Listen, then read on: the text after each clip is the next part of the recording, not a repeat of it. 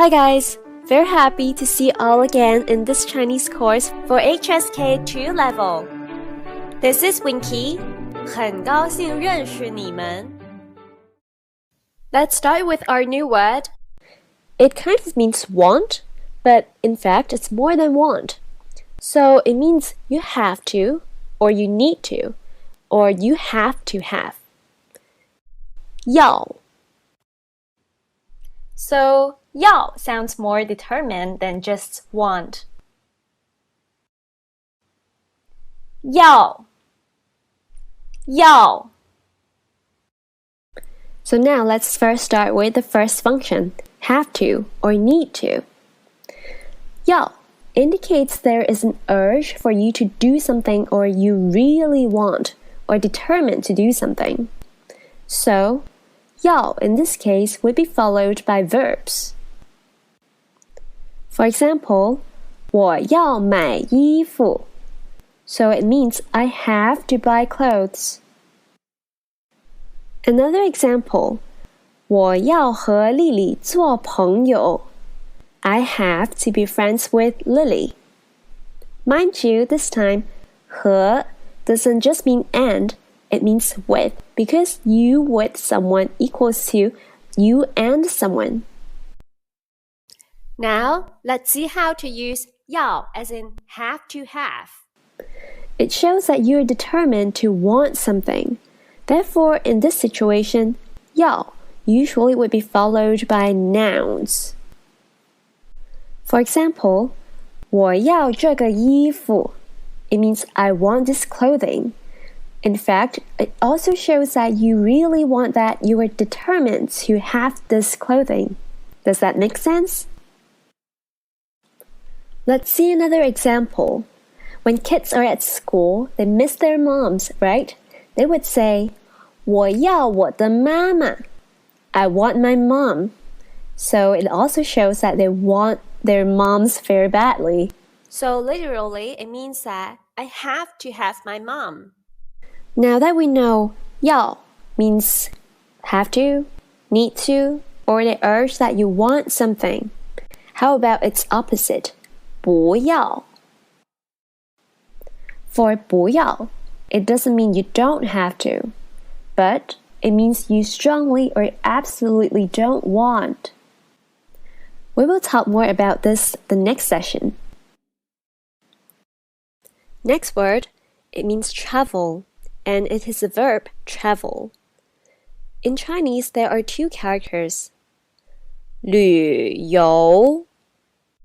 Let me give you some more information. The word 游 from 旅游 actually means swim. Therefore, you can imagine that you swim around the city when you travel. As we have said, 游 means swim. So what makes the character looks like it swims? Have you noticed from the left-hand side of the character, there are 3 dots? It is a radical of water. It looks like 3 water drops. So whenever you see this radical, it may be related to water. 旅游 Let's see our next new word. We have learned think in a way when you think rationally. So now let's see what's the new word for think when you give opinions. Or it also means feel. 觉得. Please note that when in practice, we usually would make the 的 in no tone. So we would say 觉得. And one more note, hope you don't feel too surprised. The character 觉 actually is the same character from 睡觉, which means sleep. So it is like the same character but with different sounds. In fact, this is not new to other Chinese characters. 觉得 To serve as a reminder, we have previously learned another think, which is 想. However, for this think, it only means you think rationally.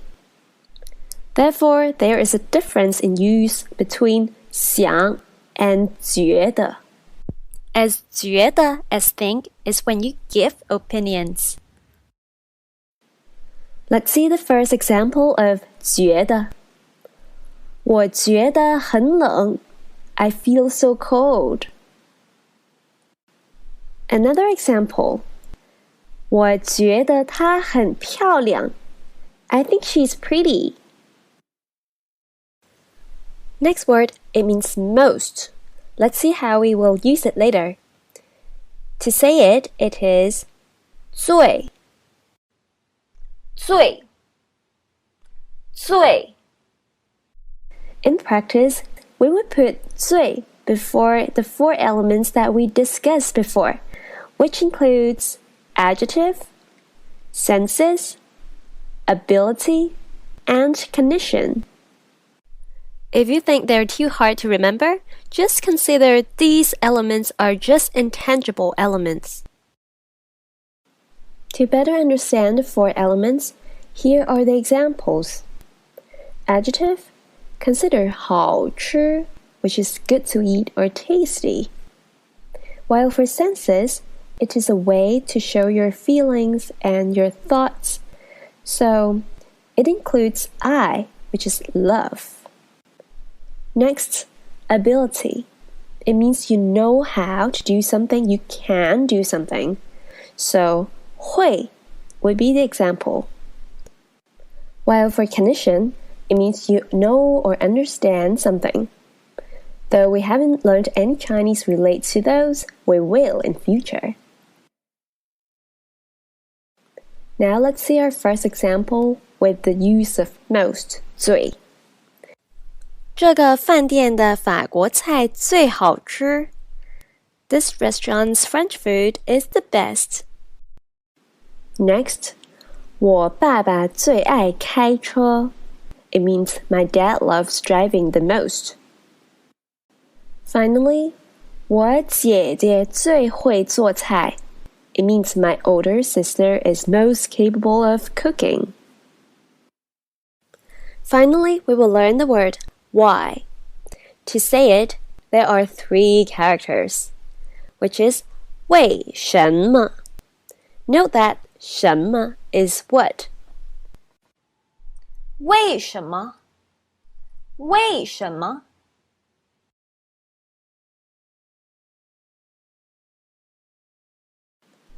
我要去北京旅游。I have to travel to Beijing. 你觉得什么时候去最好？ When do you think is the best time to go? 9月去北京旅游最好。September is the best time to travel in Beijing. 为什么呢？ Why? 9月的北京天气不冷也不热。The weather of Beijing in September is not cold nor hot. "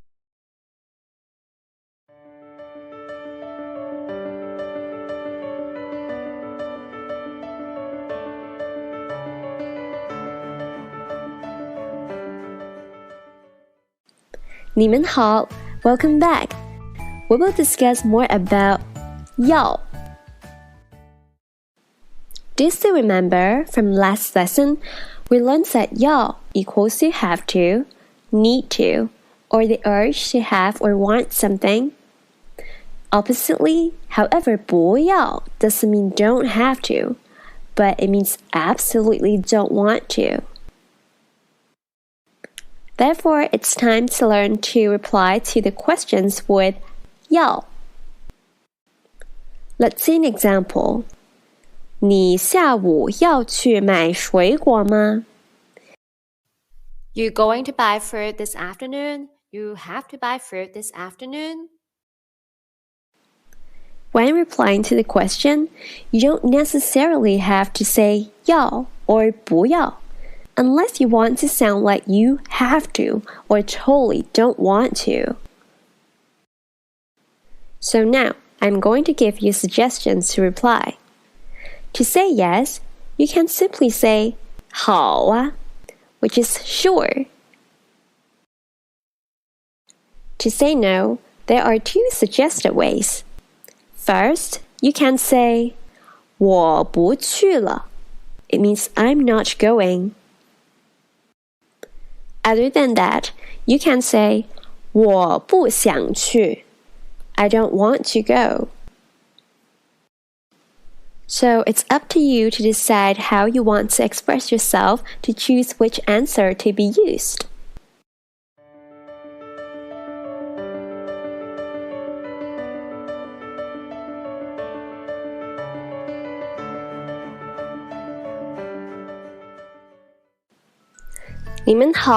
Welcome back. The topic is, what sports do you like? Let's learn our first word, sports. It is a noun, while it can also be a verb when it means exercise. And we say 运动. For your additional information, 动 actually means move on its own. 运动，运动。 Next word, it means kick. It is a verb, and in Chinese it is 踢. 踢，踢。 Now that we know kick, what about football?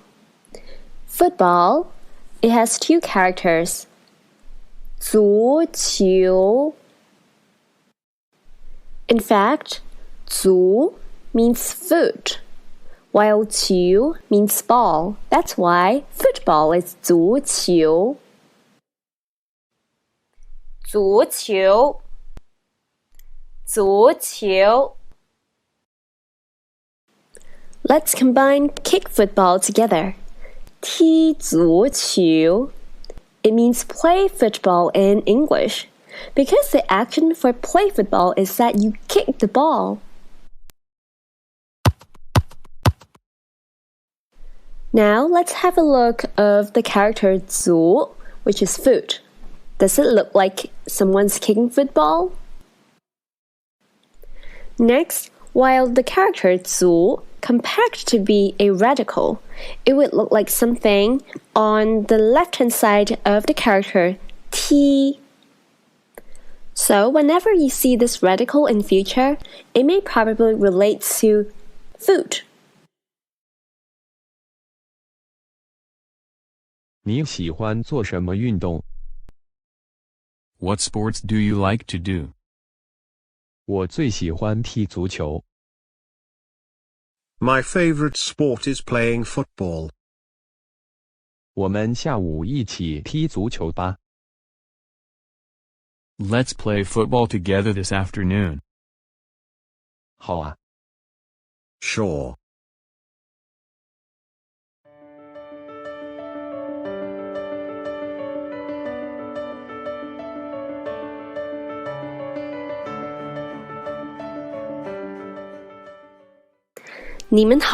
Hi guys, welcome back. And today's topic is buy new chairs. We have only got one new word for this lesson, new. In Chinese, it's 新. 新，新。 Now that we have learned another new adjective, let's see the formula of using adjective. When you want to say adjective to noun, you have to link the in between. For example, new clothes, you would say 新的衣服. Another example, tasty dish, 好吃的菜. But there's one more information. When the adjective that you use is just one character, the usually can be omitted. Unless you want to make emphasis on the adjective, the will still be there. So, for example, usually when you want to say, he is my new friend, you can simply say, 他是我的新朋友.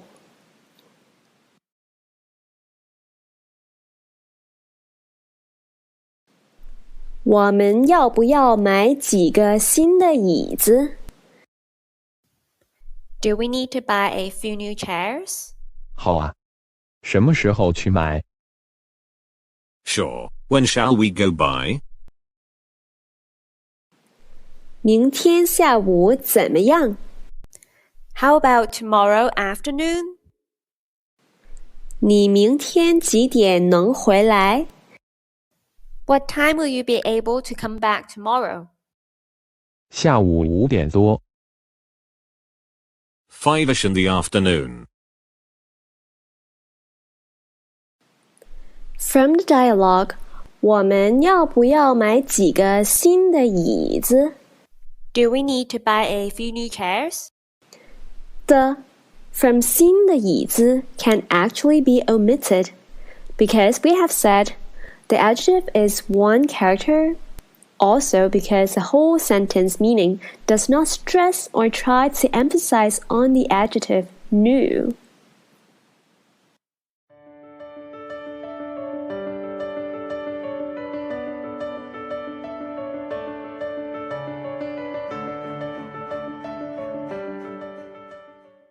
This is our last session for our lesson 1. It is lesson 1.5, which the topic is Which part you think it looks prettiest? Let's start with learning a new word, eyes. In Chinese, 眼睛眼睛眼睛 Have you noticed from the left-hand side of both characters, 眼睛 have the same radicals? It is actually from the character called 目. Well, by looking at the character 目, does it look like an eye? Yes, it is actually imaging an eye in a vertical way. So in future, if you see characters with this radical, it may be related to eyes.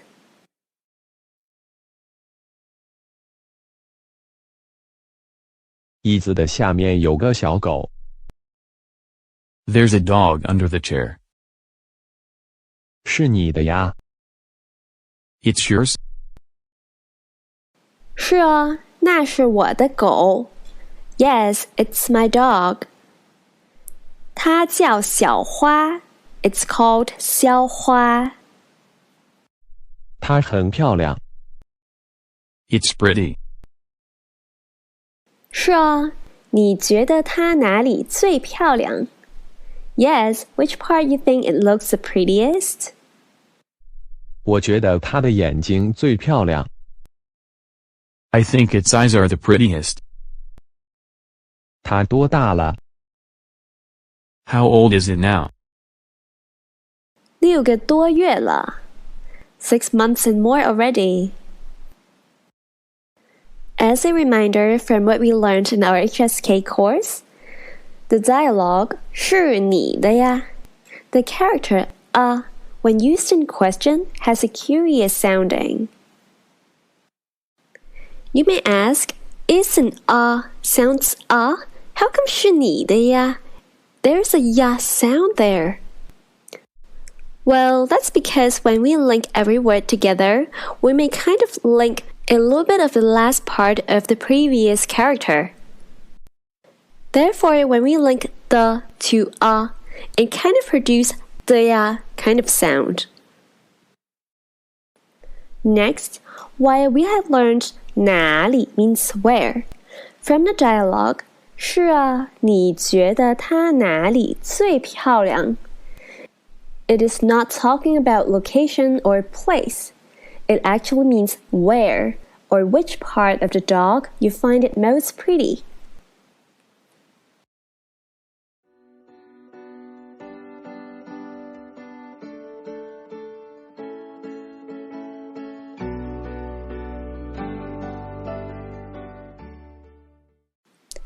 Hi guys, 你们好.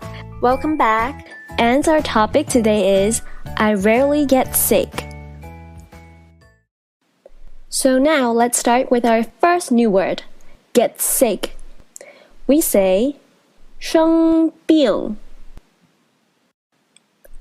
生 actually refers to grow, birth, and develop, while 病 on its own means illness or disease.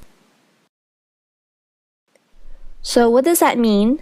For example, 我生了一个大病.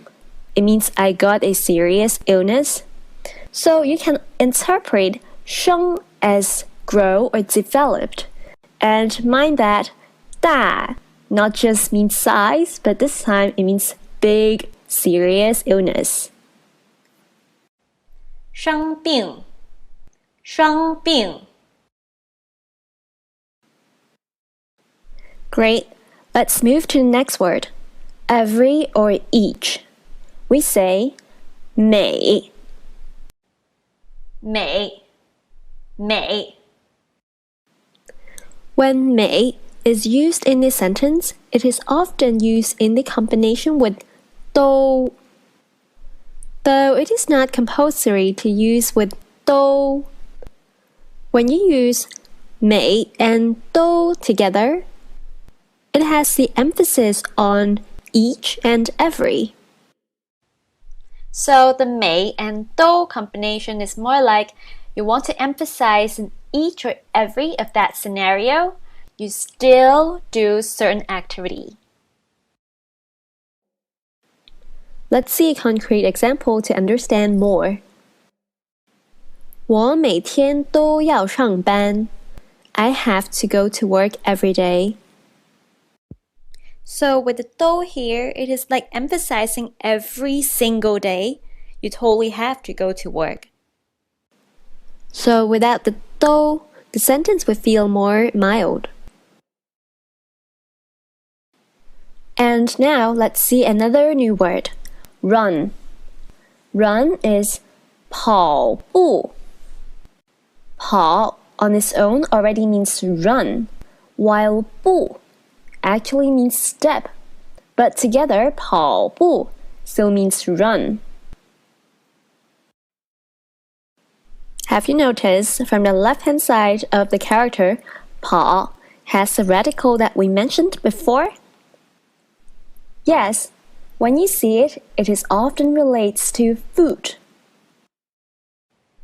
跑步，跑步。Next part, let's have an overview of how to use 跑步, run. We have mentioned 跑 is actually the short form from 跑步, Which 跑 is the main verb for run. So what's the difference between 跑步 and 跑? Well, 跑步 is often used at the end of sentence, while 跑 is often used in the middle of sentence. That's because the main verb for run, which is 跑, the main verb, it has to be followed by something. Either 跑步, or it could be 跑 for a long time, for anything. Does that remind you of the situation 学 and 学习, which is learn? So both of their situations are pretty similar. Now let's see an example. 我非常喜欢跑步. I like running very much. So you can notice when running is put at the end of sentence, you would use 跑步 instead of 跑. However, let's see another example. 我跑了很久了. I have run for a long time already. So, when run is in the middle of sentence, we use 跑. Is that clear enough? Now let's see another new word. Get up. It's 起床. For 起, it actually means up, while 床 on its own means bed. So it kind of means get out from your bed. 起床，起床。For our final word for today, it's out. We say 出. We have already learned 去 means go. So let's combine with 出去 means go out. 出去出去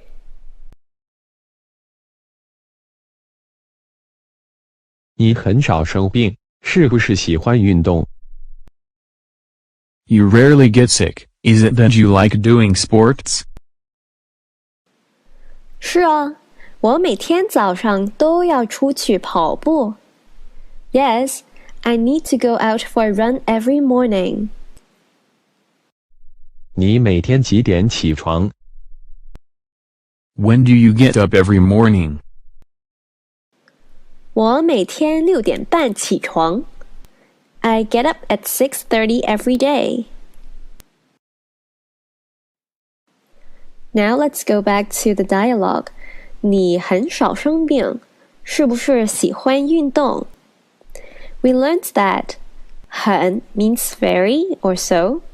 少 means few. So 很少 together means very few or little when it is in terms of quantity. However, it means rarely when you're talking about time or frequency.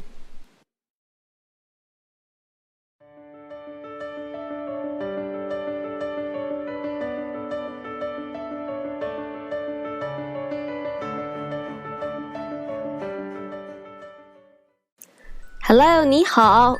Welcome to lesson 2.2. It would be a short lesson, and the main thing is to talk about the use of every or each. The word 每. Similar to English, For example, every day or every kg. or each day each kg. In Chinese, you would say 每, followed by a measure term. Let's see our example. Every person or each person. 每个人 What about every month, each month? 每个月 Let's see some more examples. Every week. Each week. 每个星期 And finally, we say every year. Each year. 每年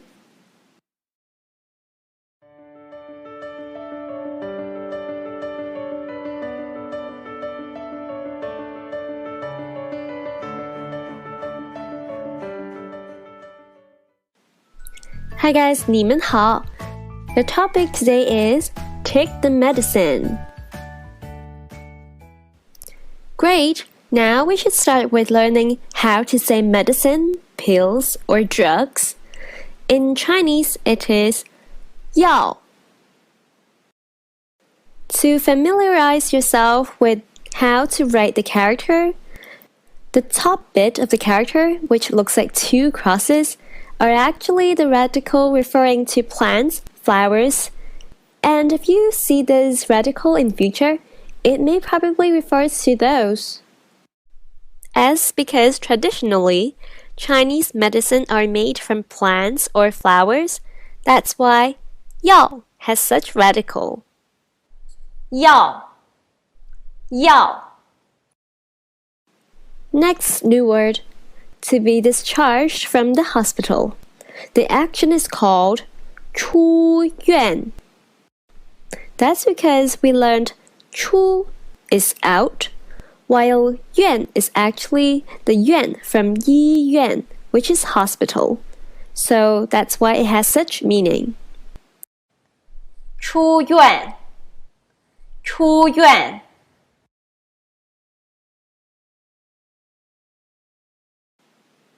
吃药了吗? Have you taken medicine yet? 现在身体怎么样? How's your health now? 吃了，现在好多了。 Yes, it's much better now. 什么时候能出院? When can you leave the hospital? 医生说下个星期。 The doctor said next week. Now, let's have a short discussion about some dialogues we learned. 吃药了吗? Have you taken medicine? So, in English, we may say take the medicine, but in a Chinglish way, we say eat medicine because the action you take in the medicine is you eat it. So, it only refers to pills. But if you're talking about some medicine, you drink it, you would say 喝药. Is that clear? So for this case, we would say 吃药. Great. Let's see another case. 吃了，现在好多了. From the dialogue, 好多了. What does that mean? 好, we learned it means good. 多 means a lot. While 了, it has a function of change of state here, so it is comparing to before. So it kind of means now. Therefore, in total, 好多了 means much better now.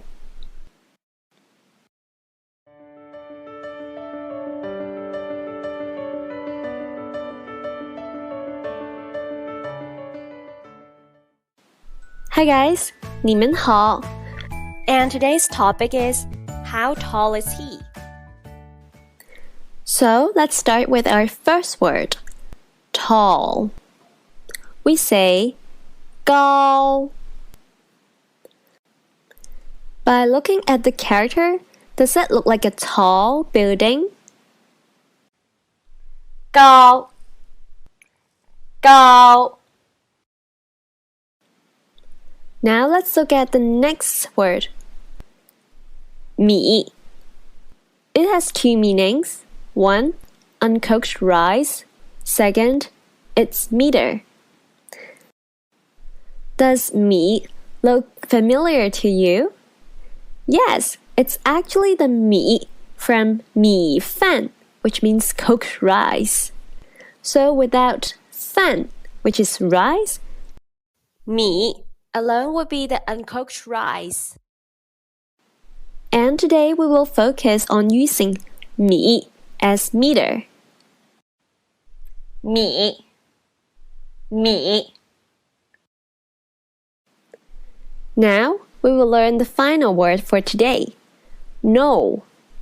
We say 知道. Oh, we also learned another know before, which is 认识. So what's the difference between 认识 and 知道? Well, 认识, we mentioned that it means know, but often refers to knowing someone or familiar with something. And for the new know, 知道, it's more like you know a fact, you know an information. 知道知道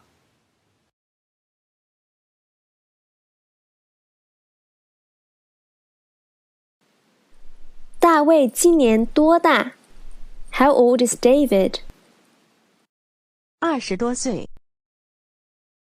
20-something years old. 他多高呢? How tall is he? 1米8几， 180 and a few.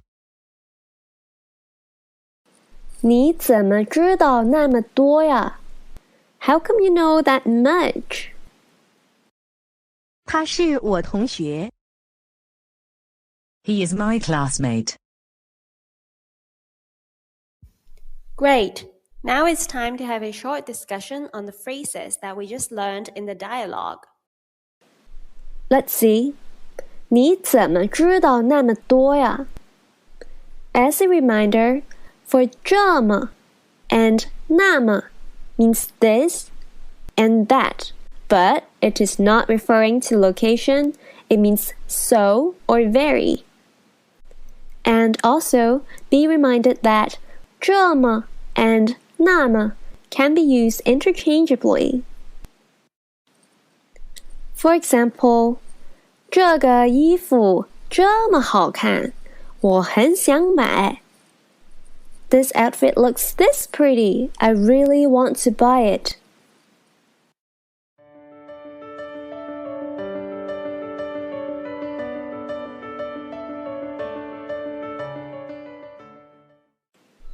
Hi guys, 你们好.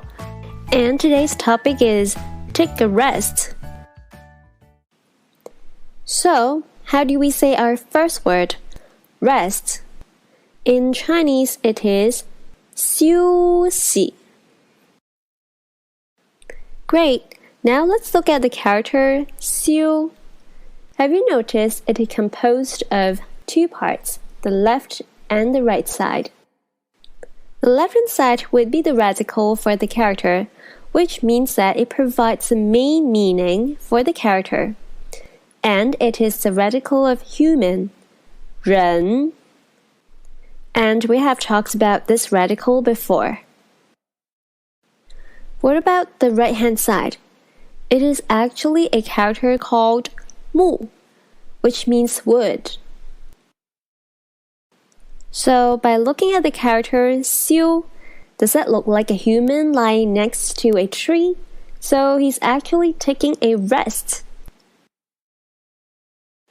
For your information, 木 can actually be a radical. For example, you can see this radical from 椅子, chair, 床, bed, and 桌子, table. Are they not all wood related?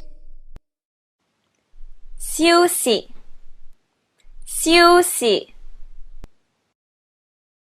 Let's move on to the next word. Restaurant. 饭馆. We have learned another restaurant, but this one is a new one. And be reminded that 饭 on its own means rice, while 馆 is actually a word related to place. In case you're interested, according to Northern Chinese people style, they would like to add r after 饭馆 to make it 饭馆. Which style do you like better? 饭馆饭馆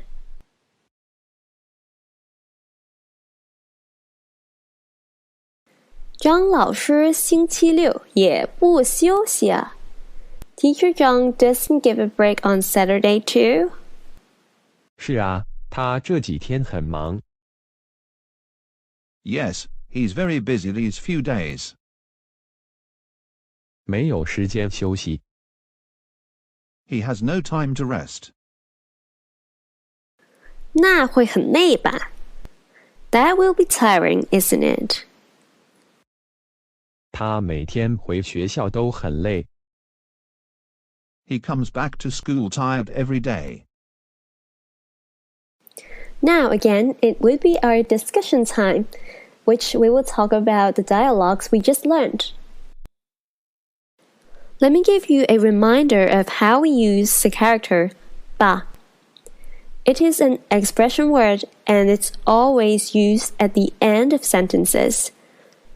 When it is used in question, it's used when you want to bring out assumption and asking for confirmation.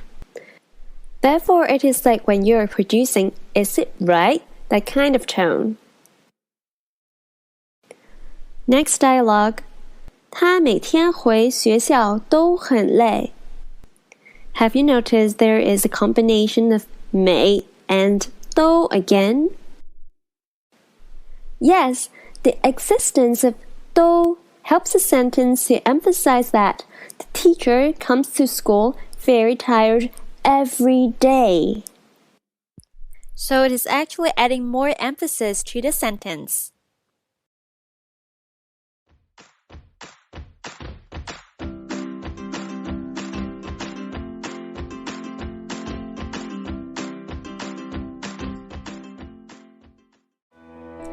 Hi guys, 你们好. To provide you with an opportunity to practice speaking, I have created a conversational Chinese practice for you for every 2 lessons. The video clips will include the grammar, the sentence structure, and the new words within the two lessons. And the conversation also imitates a real-life conversation, which will have two scenarios, and in each scenario there will be a few questions. The question would be spoken out by me, and you would try to listen and respond. If you couldn't hear what the question is, that's fine, because there is a slide that tells you the question. In Pinyin, in English, and also in Chinese characters. After that, you can then respond. But only look at the slide when you don't know what the question is, okay? Great, so let's start our speaking for lesson 1 and 2.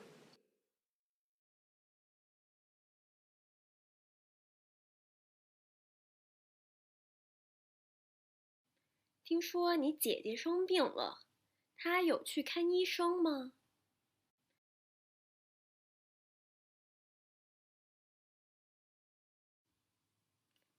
你知道她生什么病了吗？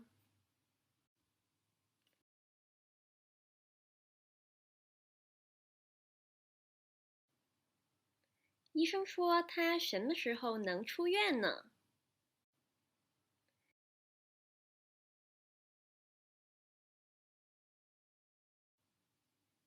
她现在好一点了吗？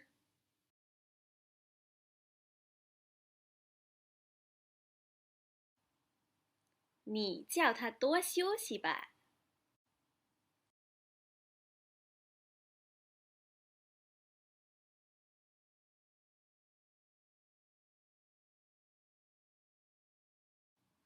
为什么你昨天没和我们踢足球？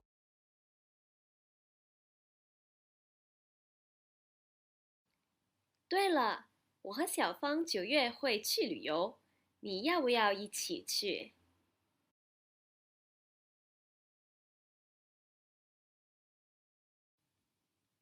那你觉得去哪里旅游最好呢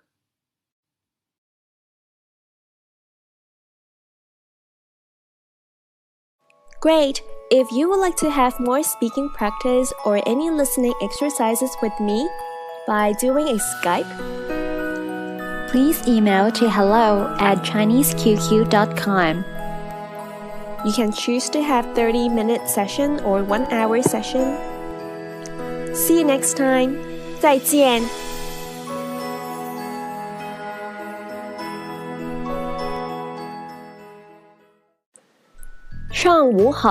Good morning. And we will focus on how to reply with 是 or 不是 today. Let's start with a reminder. We have learned before 是 has two meanings. One is or am or are, and two, it means yes. So today we will learn how to use yes to reply to a question or statement. While we have also learned before, replying 是 as yes is used when you agree or confirm on a question or statement. For example, when person A says, 这个衣服很漂亮, this clothing is pretty. While B wants to agree on this statement, he would say, 是, yes. Let's further discuss that more. With that said, you would use 不是 if you want to disagree on something, right? Let's see our example. When person A says, 你不喜欢看电影，是吧? You don't like watching movies, is that right? Or isn't it? Person B, when he wants to agree on the question, meaning he doesn't like to watch movies, he would say 是 as yes. And oppositely, if he doesn't want to agree on the question, which means he likes watching movies, he would say 不是. So you can notice there is a difference between how you reply on such questions in English and in Chinese. Because in English, if you don't like watching movies, you would always say no, isn't it? And now it is your turn to do the practice. If person A says, 你今天不来我家吗? You're not coming to my house today? How are you going to answer?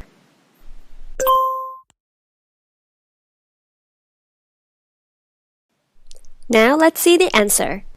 If you agree on the question, which means you are not going to A's house, you would say 是. Oppositely, when you don't agree on the question, which means you are going to person A's house, you would then say 不是.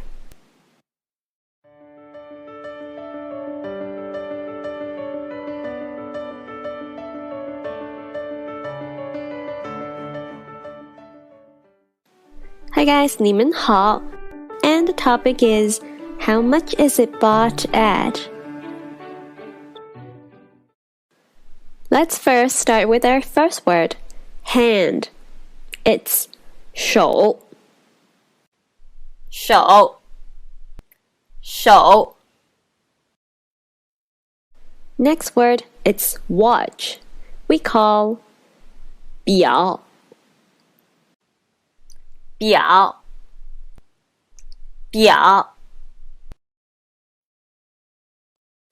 So what about 手, hand, plus 表, watch?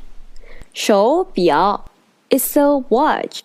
You can just consider it as hand watch in a Chinese way of saying.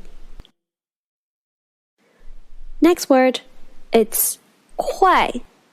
What does that mean? It is very familiar. Actually, we have learned it before. For the first meaning, it means renminbi. Now, for the second meaning, which is new to us, it is a measure term. And how do we use it? Well, it is quite similar to English a piece of. So it is best used for small objects or flat objects like watch, small cake, board, etc. 快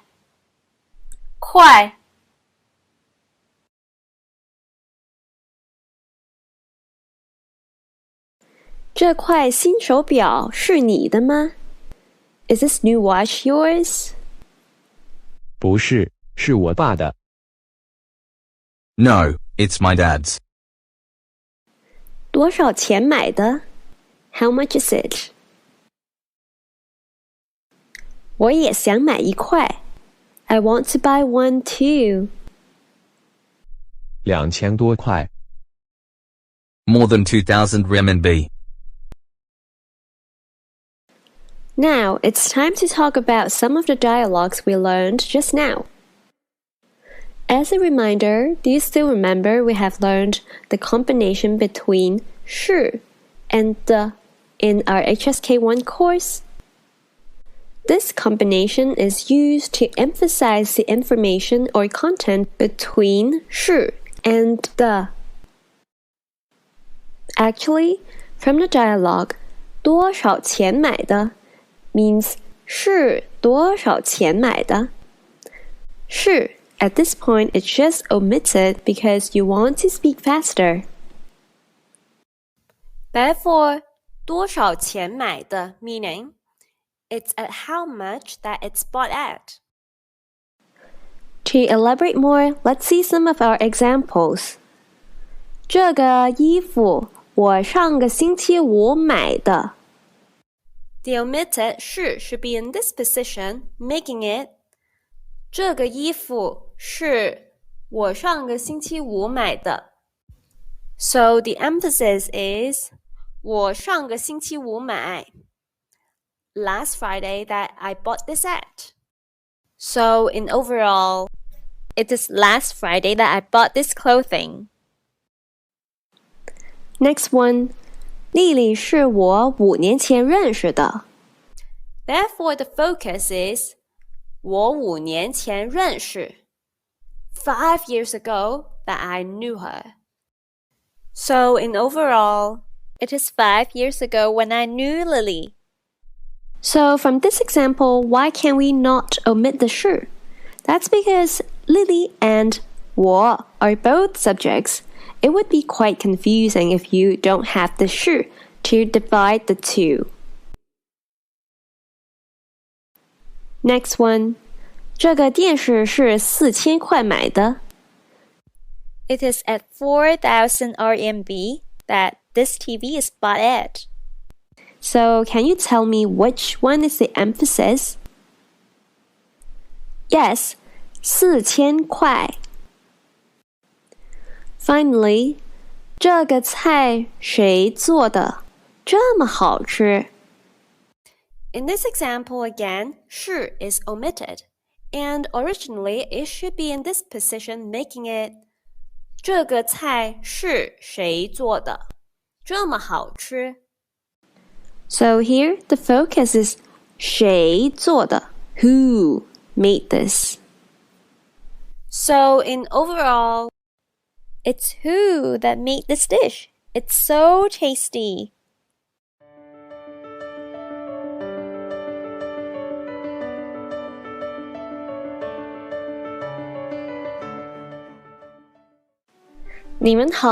Hi guys, and our topic today is delivering. Let's start with our first word. It means deliver, give, or for. When it is used as give or for, it is not the same as 给, which we have learned before. As this time, you will usually use this word for giving someone a gift, which means that it is the action for giving someone something, but it's for free. 送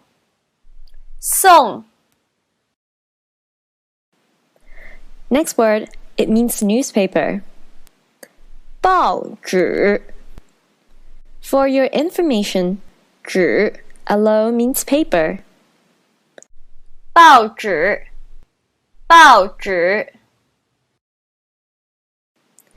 Another new word, it means cow.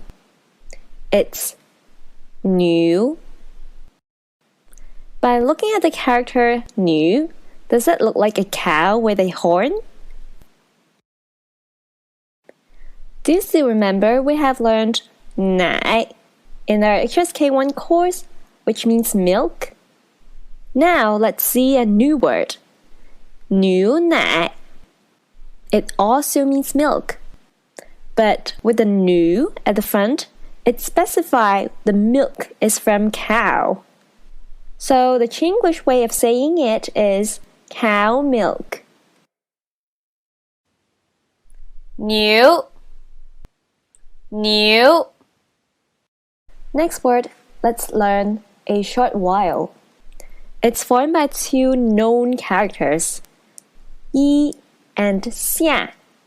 Now together we say 一下. We will also discuss how to use it later. 一下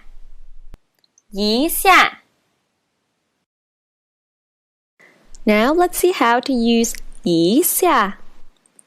To use it, you would say verb first and then followed by 一下. This would make the whole meaning do that verb for a short time or quickly. And the most common words that would be used are look, ask, think, and etc. Great! Let's see some examples to familiarize yourself with verb 一下. 想一下. It means have a thought or have a short think. Next one, 问一下同学. It means have a ask or quickly ask my classmates. Other examples, 休息一下. Have a rest, have a short rest, rest for a short while, etc. Next one, 去一下那个商店. So it means quickly have a visit of that store.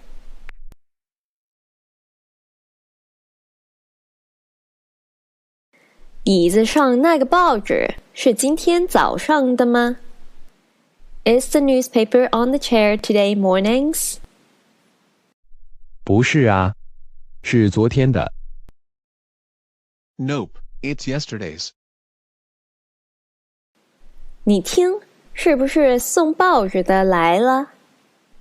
Listen, is it that the one delivering newspaper has come? 好的，我去看一下。Sure, let me have a look. 不是，是送牛奶的。No, it's the one delivering milk. Now it's time for a short discussion of a few dialogues we just learned. 是不是送报纸的来了？ It actually equals to 是不是送报纸的人来了？ It's because for 人 we all know we are talking about 人 person, so we can just omit it. Also, from the other sentence, 送牛奶的 it actually equals to 送牛奶的人 again because we know we are talking about 人 person, so we can just omit it. So great, it's your turn now. Let's try. The scenario is, given that we know there are a number of cups or a few cups on the table, and you would like to ask me which cup do you like? How are you going to ask without the use of cup?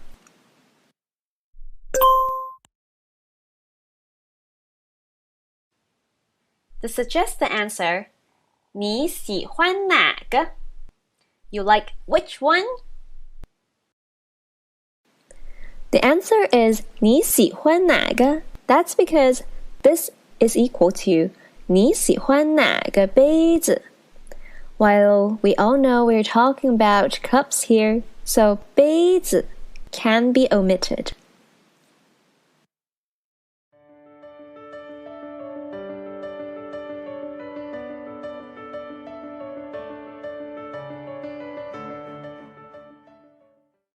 Hi guys, 你们好. And today we are going to learn another way of saying side. Let's first start with learning how to say side. 边. If you still remember what we have learned in our HSK 1 course, we have learned another way of saying side, which is 面. Actually, 面 and 边 are interchangeable most of the times. 边 边 We also have another new word for this lesson. It's next to or beside. We say 旁旁 Great, now it's time to learn how we use 边. For example, top, we learned 上面, and now we can also use 上边. Next, for bottom, we used to say 下面, and now we have another option, which is 下边. How about left-hand side and right-hand side? We learned that left-hand side is 左面.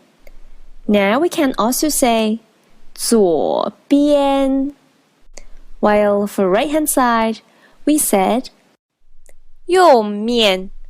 Now we can also say 右边. So it doesn't really matter 边 or 面 you use. Either one will work. We used to say front as 前面. Now we can also say 前边. How about the back?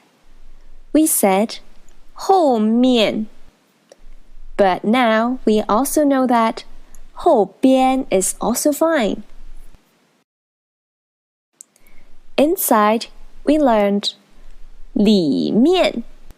And this time we can say 里边.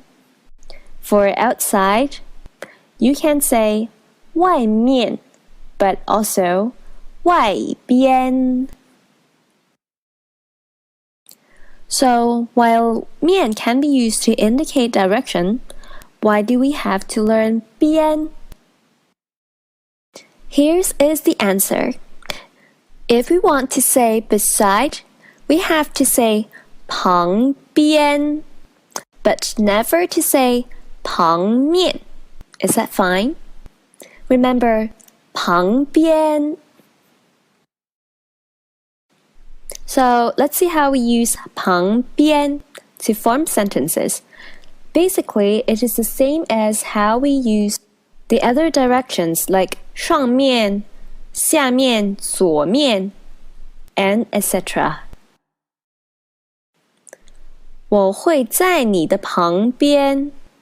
I'll be by your side. And if it is in short form, we would just say 我会在你旁. If you don't remember how to form these direction-related sentences, you can always go back to our HSK 1 course.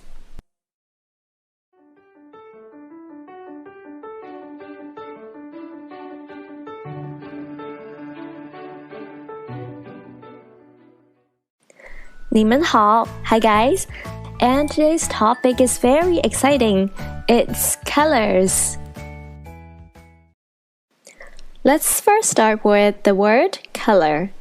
In Chinese, it's 颜色. Among the two characters, 色 would be the important one. That's because 色 on its own also means color. 颜色 颜色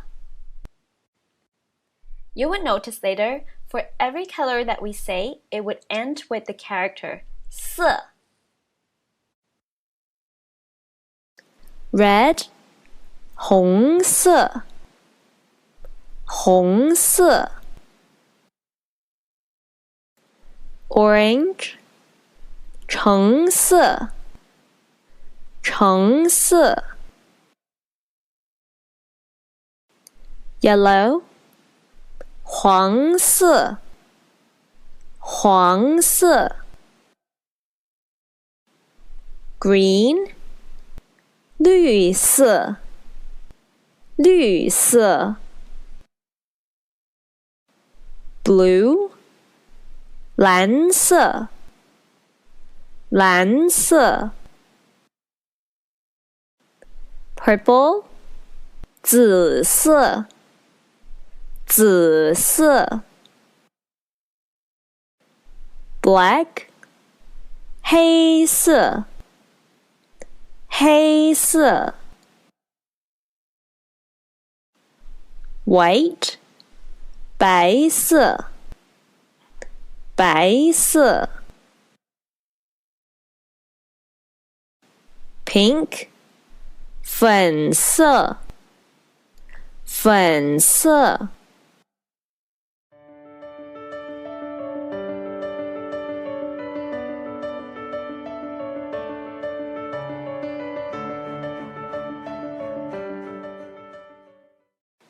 Hi guys, 你们好. And today our topic is the room is really pretty. We can start with our first word, house or property. 房子房子房子 Next word, room. Similar to 房子, they both have the character 房.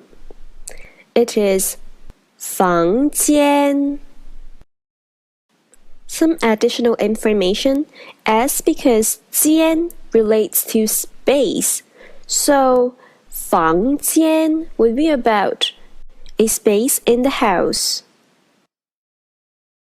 房间房间 Our final and the most important word for today, real or really. It's 真 真 真 Now, let me introduce you 真的 真的 is the same as 真, which both mean really. However, 真的 provides more emphasis in tone compared to 真. As we also learned before, 的 actually would produce a confirming sound. So therefore, in this case, it's actually making the whole phrase more emphasis. So what's the difference between 真 and 真的? While actually for most cases, 真 and 真的 can be used interchangeably. Let's see the following examples. 我真不想去 is the same as 我真的不想去 which means I really don't want to go. Next one, 我真不喜欢狗 the same as 我真的不喜欢狗 I really don't like dogs.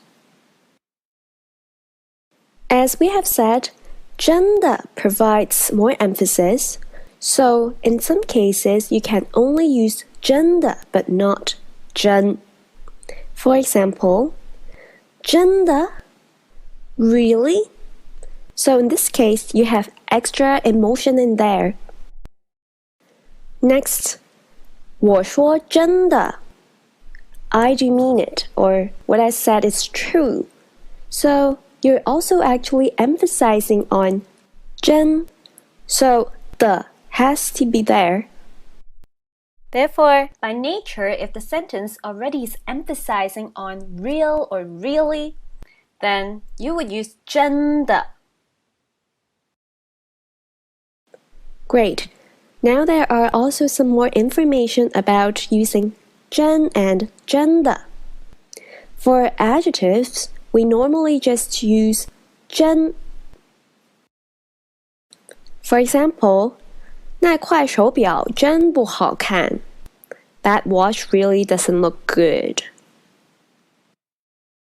Next, 这些苹果真好吃.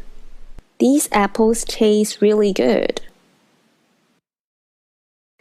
Getting back, unless you want to emphasize on the adjective, you can use 真的 by then. Let's see how we use it. 我真的非常不高兴. I'm really not happy. 他女朋友真的很漂亮. His girlfriend really looks very pretty. You can notice the sentence has the word 很, 非常, or etc. Therefore, 真的 is always used. That's because these words by nature are already adding emphasis to the sentences.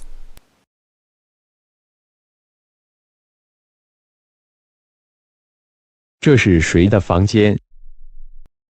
Whose room is this? 这是我和我丈夫的. It's me and my husband's. 旁边那个小的房间是我女儿的. The small room beside is my daughter's. 我们去看一下吧. Let's go and take a look. 你女儿的房间真漂亮。 Your daughter's room is really pretty. 都是粉色的。 It's all pink. 是啊， Yes. 粉色是我女儿最喜欢的颜色。 Pink is my daughter's favorite color. Now it's the discussion time of the dialogues. From the dialogue, 都是粉色的. It's all pink. So now I'm going to introduce you a new meaning of 都. We learned that it means all or both. But because 都 means all, it can also mean completely or totally. Therefore, when you use 都 in future for something not countable, you can use 都 as wholly or completely to address that.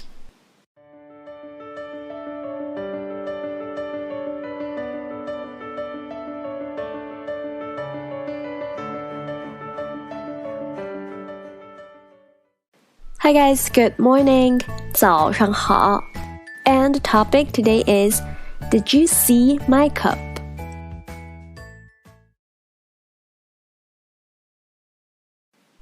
你看见我的杯子了吗？ Have you seen my cup? 这里有几个杯子， Here are a few cups. 哪个是你的？ Which one is yours? 左边那个红色的是我的。The red one on the left is mine. 给你。 Here you are.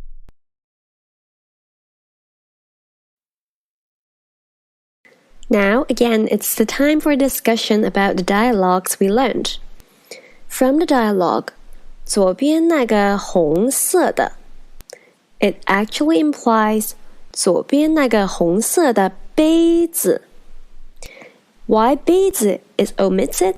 That's because we all know we are talking about 杯子 so it can be eliminated to make the whole sentence quicker.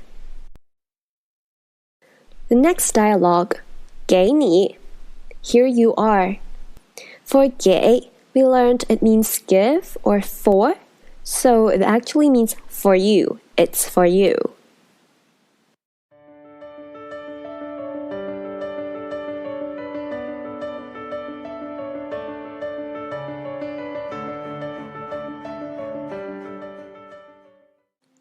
Hi guys, 你们好.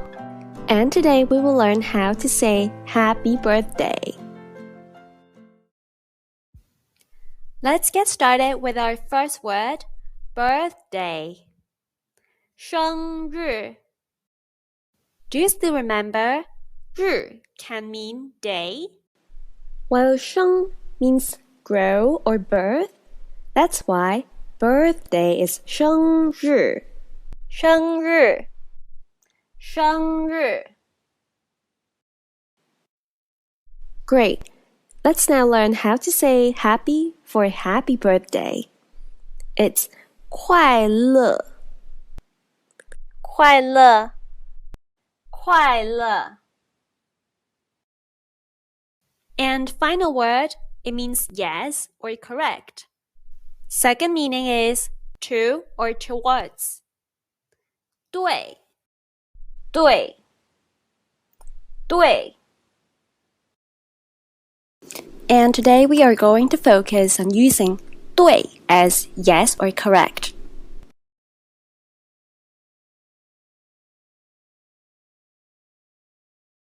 生日快乐 Happy birthday! 这是送给你的， This is for you. 真谢谢你. Thank you so much. 这是什么? What is this? 是不是一本书? Is it a book? 对，这是我们写的， Yes, it's written by us. 太谢谢你们了. Thanks so much. 很好. Let's get started with a discussion of the dialogues we just learned. 生日快乐 is happy birthday. In fact, when we want to say happy festivals, the happy is 快乐. For example, Happy New Year. 新年快乐. As a reminder, from the dialogue, 这是送给你的. This is for you. The 是 and the combination is here to emphasize the content in between 是 and the, which is 送给你. So, why 送给你 means for you? As we have said, 送 means to give or for, but referring to something given for free, hence a gift, while 给 simply means give or for, but doesn't specify if it's free or not. Therefore, 送给 together is giving for free. In case you would like to know the short form and you want to say give you something for free, then you can say 送你. On the other hand, if you want to say you give someone something but not specifying if it is for free or not, then just say 给你. Now, let's say a word that we just learned, 对. It has a couple of meanings and one of them is correct, yes. So the use of 对 is pretty similar to 是, which means yes. For example, 这是你的吗? Is this yours? To say yes, you can say 是 or 对, which suggests yes or correct. Next example, 这个电影真好看. This movie is so good. So if you would like to agree with the statement with an exclamation, you would say 是啊, which is yes. Similarly, you can also do 对呀, as in correct. Finally, about the last dialogue, 这是我们写的. It is written by us. And I've repeated myself for so many times about the combination of 是 and 的. So this time it's emphasizing 我们写. In total, the sentence would mean this book, it is us who wrote it.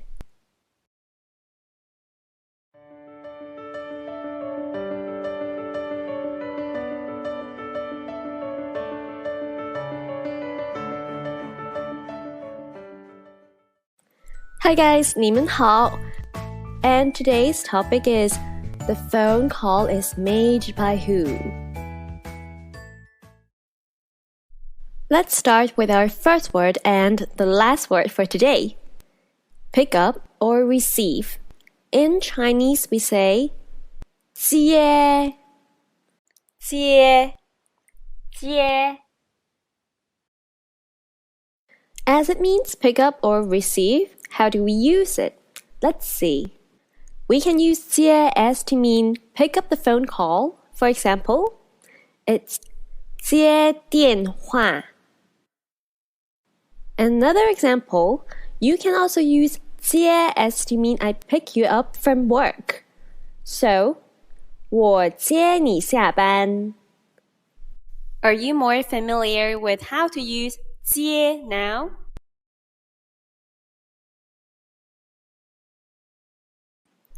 老公，今天上午有你一个电话。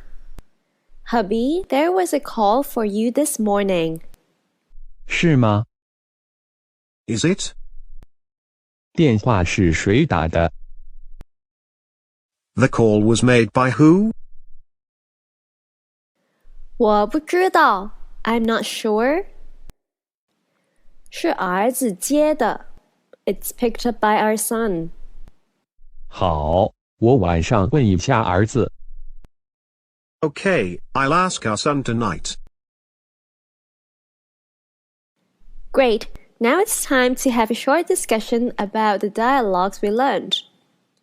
From the dialogue, 今天上午有你一个电话. Do you still remember we used to learn a place, 有 something, to mean there is something in that place? So, the same structure can also be used in this case. 今天上午有 would make it sound like in this morning there is ... Now let's move to the same sentence but another part. 你一个电话. It actually means 你的一个电话. The is just omitted, which in overall means your phone call. But you may ask, why there is 一个? Well, it is just to specify the number of phone calls for you. Therefore, in reality, if you don't want to specify the number, you can just eliminate 一个. Moving on to the next dialogue. 电话是谁打的? Some of you may be confused of why not use 打给 but use 打. Let me give you a reminder. Do you remember when we say make phone calls or make a phone call, we say 打电话. Therefore, 电话是谁打的? The direct translation actually means the phone call is who made. So with the word made here, you will know 打 is a right character to use. So what about 打给? How to use 打给?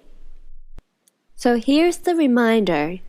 打给 would link to someone. because 打给 someone's means call someone. So don't mix up 打给 would be for people, 打 would be for 电话. Does that make sense?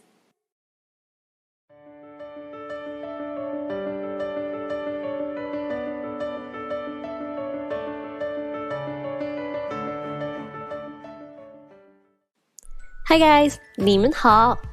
And today our topic is, when did you start playing football? Great, now we can start with our first word, start.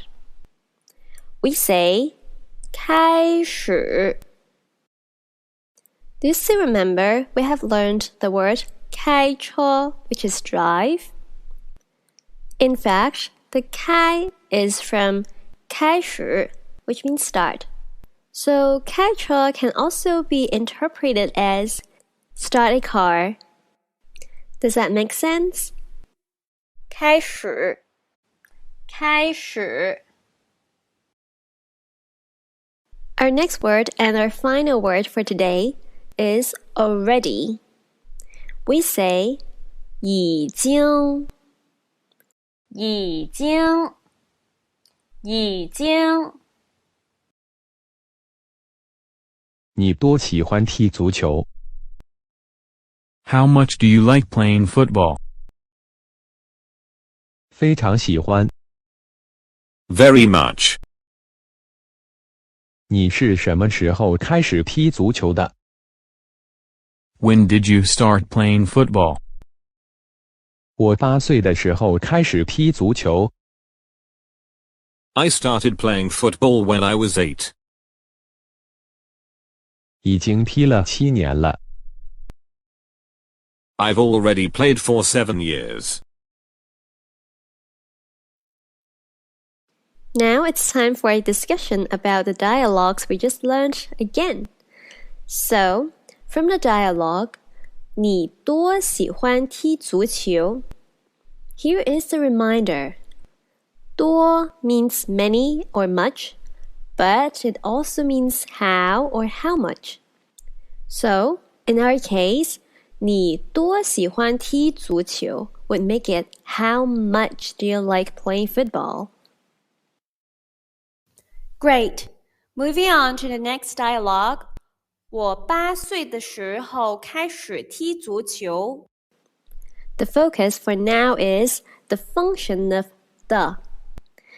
In our HSK1 course, we did mention that the has a function meaning that. And how do we do it? In this case, when you want to say the time when I was 8 years old, which the time in Chinese is 时候. And that would be the. And I was 8 years old is 我8岁. You would simply put 我8岁 at the front. And then followed by the. And finally, 时候. As we have said, for these kind of sentences or structures, the English way is just the opposite way of Chinese way. If this is too complicated for you, I have a second way for you to form these sentences. As we all know, the is a possessive word, right? For 我8岁的时候, you can just imagine it means I, 8 years old's time. So it basically means the time when I was 8 years old. Is it much easier? Which way do you like? To familiarize yourself with these kind of sentences, I have a few examples. Let's have a look. 我吃饭的时候. Imagine you're saying, I eat meals time. So it means the time that I was eating or when I was eating. Next example, 我买的水果. You can just think it means I buy fruit, which means the fruit that I bought. Next one, 我喜欢的运动. You can just imagine it means I like sport. So the real meaning is the sport that I like. Finally, 我认识的人. The direct translation is I knows person. So it basically means the person that I know.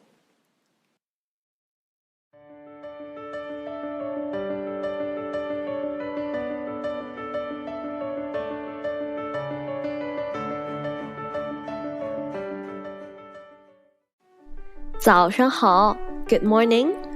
And today's topic is, how long have you been working here? Let's start our first word, long. We say 长. Do you remember in the previous course, we learned long is 久? But don't forget, 久 only means long time. However, 长 can be used for anything that means long. In terms of length. So, if you want to say long time with 长 instead of using 久, you have to say 长时间, long time. 长 Next word, help, which is a verb. 帮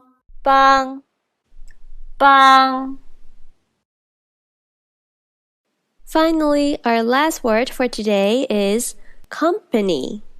In Chinese, 公司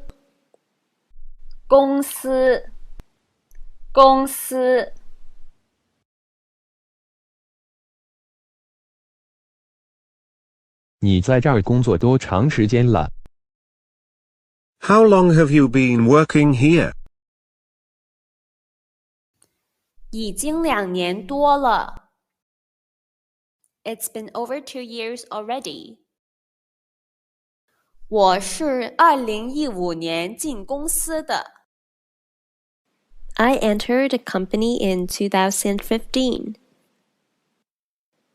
你呢? What about you? 我是去年来的。 I came last year. 你认识张小姐吗？ Do you know Miss Zhang? 认识啊，我们是中学同学. Yes, we are secondary school schoolmates. 这个工作也是他帮我介绍的. This job is also referred by her. Great, so now again it's time for a discussion about the dialogues we learned. Let's start with the dialogue. 你在这儿工作多长时间了? How long have you been working here? Firstly, do you still remember the sentence structure rule that we learned in our previous course?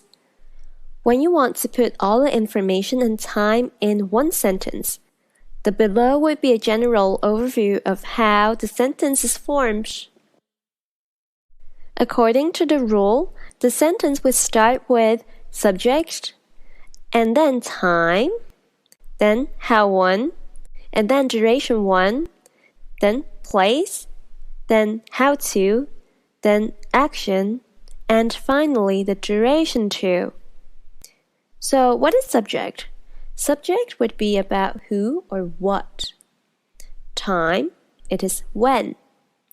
For how one, it means how to get to the place. Duration one, it would be the time needed to get to the place.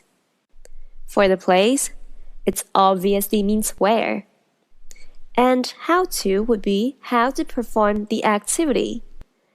Action would be the activity itself, and finally, duration two would be how long the activity lasts. Therefore, from the dialogue, it's actually based on the sentence structure rule. You can see 你 is the subject, and 这儿 would be the place. 工作 means the action, and finally, 多长时间 which means how long. so which is the duration too? Finally, let's quickly have a look of the dialogue. 这个工作也是他帮我介绍的。This job is also referred by her. So, 帮我介绍, it means help me to introduce. "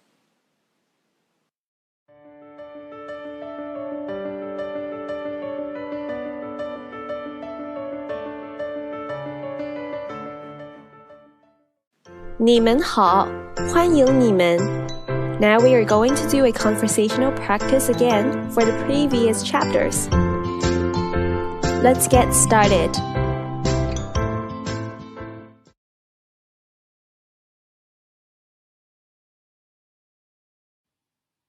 你每天是几点起床的？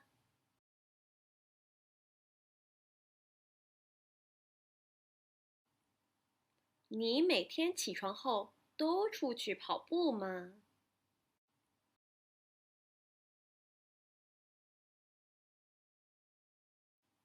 跑多久呢？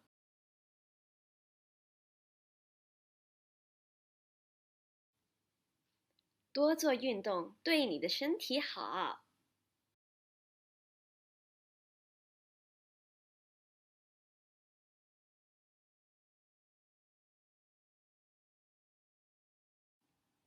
旁边那块手表是你的吗？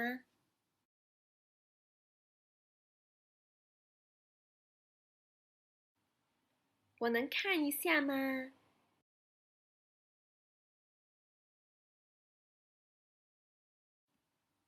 这块手表是谁送给你的？真的很漂亮。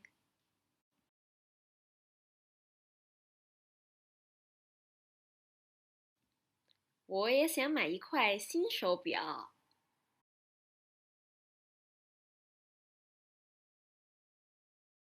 Great! If you would like to have more speaking practice or any listening exercises with me by doing a Skype, please email to hello@chineseqq.com. You can choose to have 30-minute session or 1-hour session. See you next time. 再见.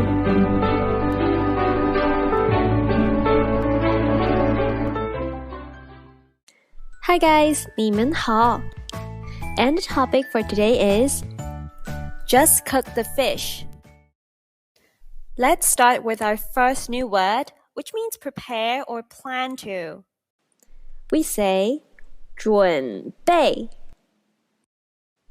准备准备 Another word, which means fish, it's simply called 鱼. See, does the character of fish resemble a fish? 鱼鱼 So now let's see our final word for today, which has a couple of functions. First, it means just, but it shows emphasis on the sentence. Second, it acts as a supporting word, which we will learn later. 就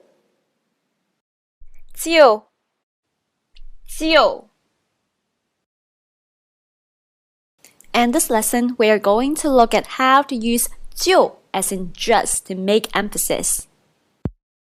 As today we will focus on using 就 as just, which makes emphasis on the sentence. Let's see some examples. 今天晚上就去这个饭馆吧。Let's just go to this restaurant tonight. Next example. 我就不想学习开车。I just don't want to learn driving. Another example. 你叫我做，我就不做。You asked me to do it, I'm just not doing it. So, do you get the feeling of how to use 就 to make it just and also to make emphasis on the sentence? One tip for you is that it sounds like you're determined without much hesitation. You just want to do something. Also, 就 is an adverb, which you would put 就 before a verb. 今晚去饭馆吃饭，怎么样？ Let's go eat at a restaurant tonight. How does that sound? 我不想去外面吃。I don't want to eat outside. 我想在家里吃。I want to eat at home. 那你准备做什么？ So, what are you planning to cook? 就做你最爱吃的鱼吧。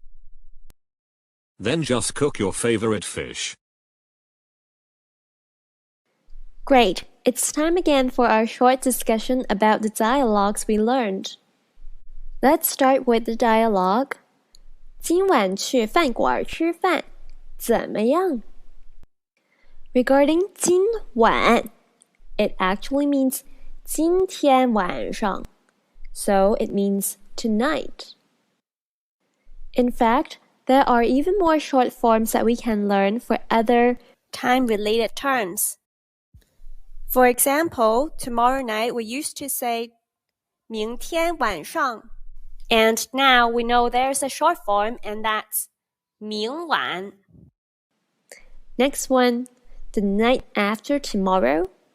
We used to say 后天晚上, and the short form would be 后晚.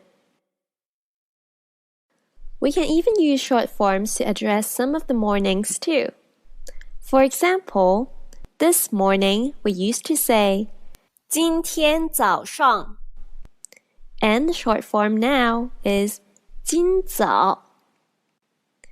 Next, tomorrow morning we used to say 明天早上, and now the short form would be 明早.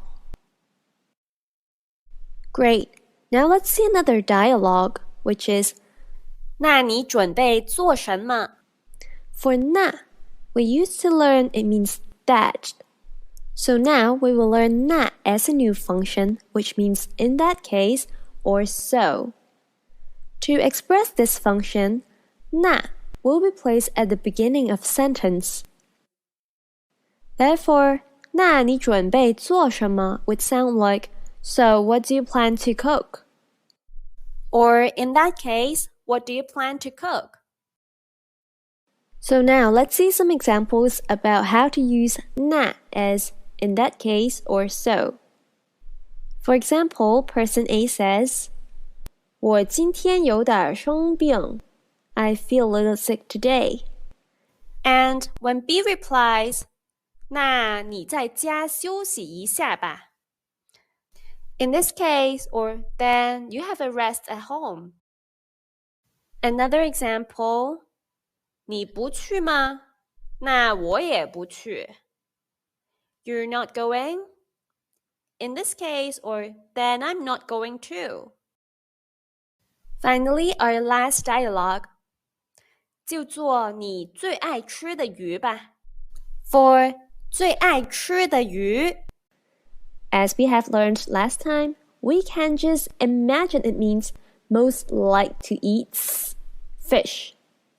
So, it means the fish that you like to eat most. Alternatively, the English structures of these kind of sentences are just the reverse way of the Chinese structures. Therefore, the reverse way of 最爱吃的鱼 is the fish that you like to eat most.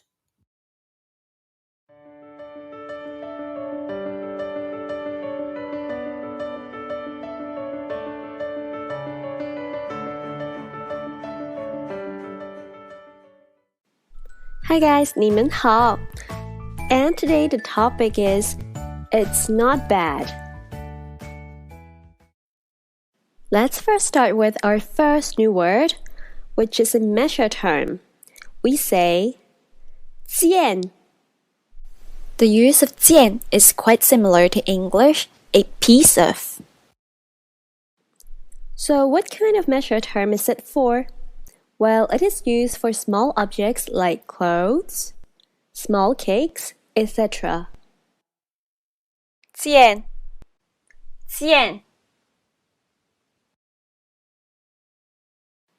Next word, it's still. Actually, we have mentioned in our HSK 1 course, but not really officially. So we say 还.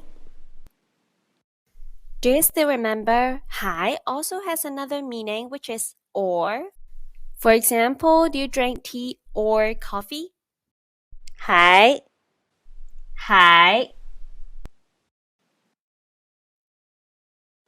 Next word, which is an important word.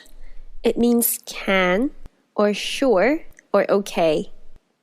We say 可以. And we will talk more about that later. 可以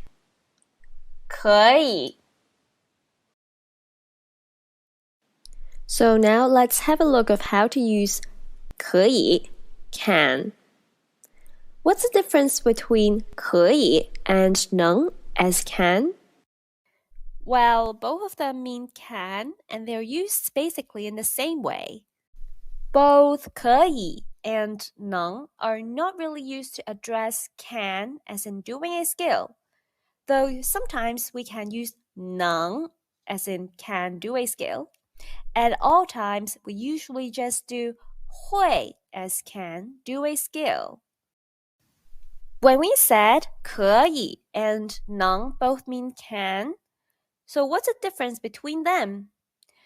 They're used basically the same way, just that 可以 is used more casually than 能. So most of the time, 可以 and 能 can be interchanged. Let's see an example. When person A says, 你能帮我买些水果吗? Are you able to help me buy some fruit? In this example, we have used 能 as in can because we have tried to ask person B to do a favor. So we want to sound serious and want to sound a bit formal.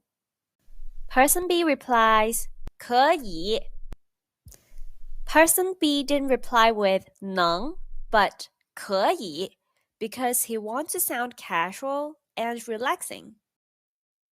as actually 能 and 可以 can be used interchangeably most of the times. Let's see another example. Person A says, 你可以给我你的电话号码吗? Can you give me your phone number? And person B replies, 可以, okay. Great. Now let's learn another new term. As we have learned, 还 is still, 可以 is can or okay. So 还可以 together would mean still okay, not bad, quite okay. With that said, This term 还可以 is used to address to things that are not very, very impressive to you, but it's just not bad to you. Let's see an example. When person A asks, 你觉得这个男人怎么样? What do you think of this guy or this man? If you reply, 还可以, it actually means, well, it's still alright, not bad, but it's not really impressive. Let's move on to our new word, which is wrong. We say 错. Have you noticed wrong is the opposite of correct? Which therefore 错 is the opposite of 对. 错错 Moving on, let's learn another new term. 不错. While 不 means not, 错 means wrong. The two of them together would mean quite good. Therefore, the use of 不错 sounds like it's better than 还可以. Let's get back to our previous example. 你觉得这个男人怎么样? What do you think of this guy? If this time your reply is 不错, it actually means quite good. So the answer is better than 还可以.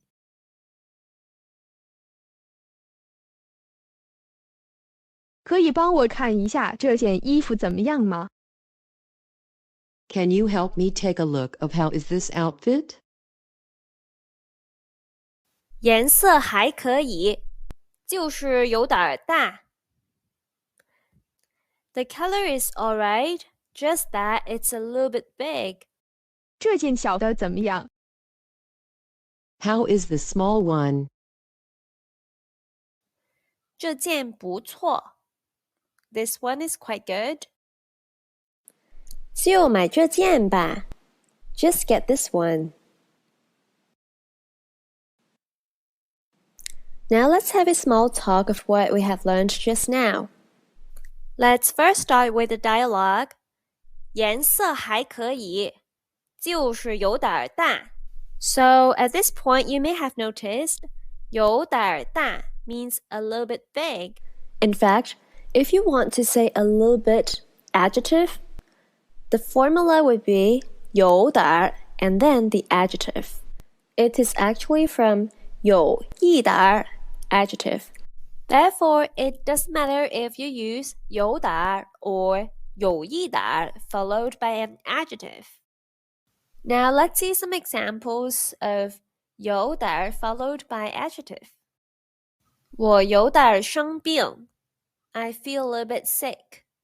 At this point, the sick is an adjective. Example 2. 她有点累. She's a little bit tired. Finally, let's see the line. 这件小的怎么样? Well, actually, 这件小的 the long form would be 这件小的衣服. 衣服 is just eliminated because we all know we are talking about 衣服.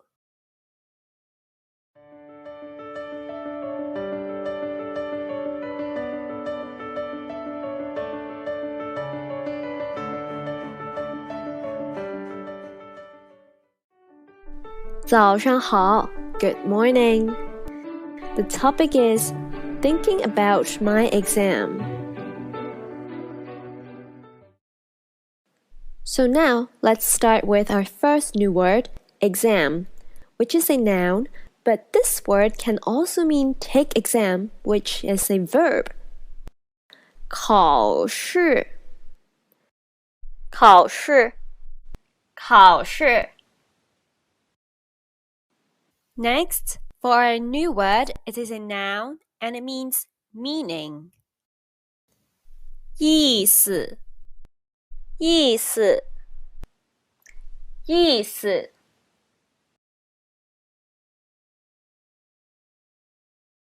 今天去不去打球？ You going to play ball today? 这2天有点儿累， I feel a little tired these 2 days, 不去打球了。 so I'm not going. 你在做什么呢？ What are you doing? 是在想昨天的考试吗？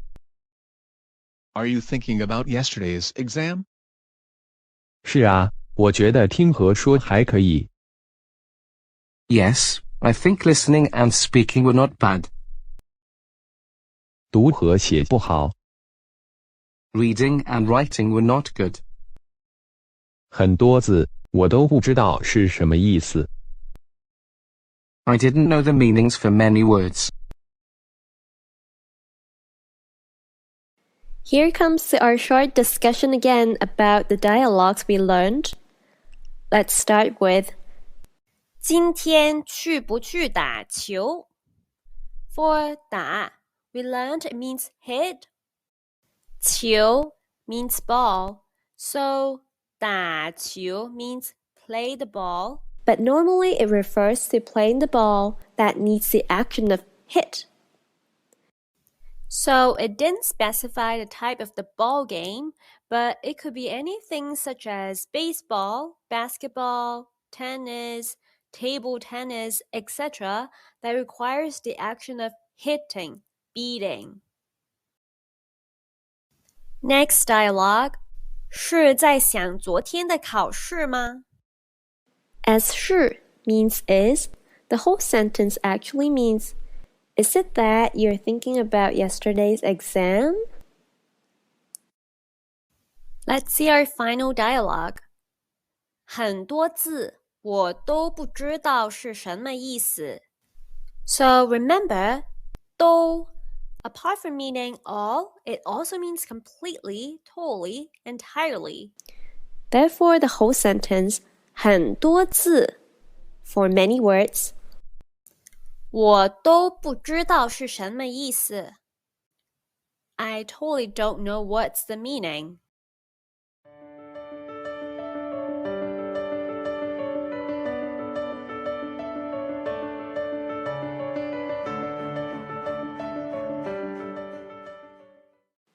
Hi guys, 你们好。 Today's topic is drinking too much coffee isn't good to your health. Let's first start with our new word. It means in the past or ago. In Chinese, it is 以前. For 前, does that sound familiar to you? Yes, 前 is a word that we have learned before. It means front or ago or before. In fact, though we said 以前 means in the past or ago or before, when it is used as ago or before, the function is exactly the same as 前 alone. 以前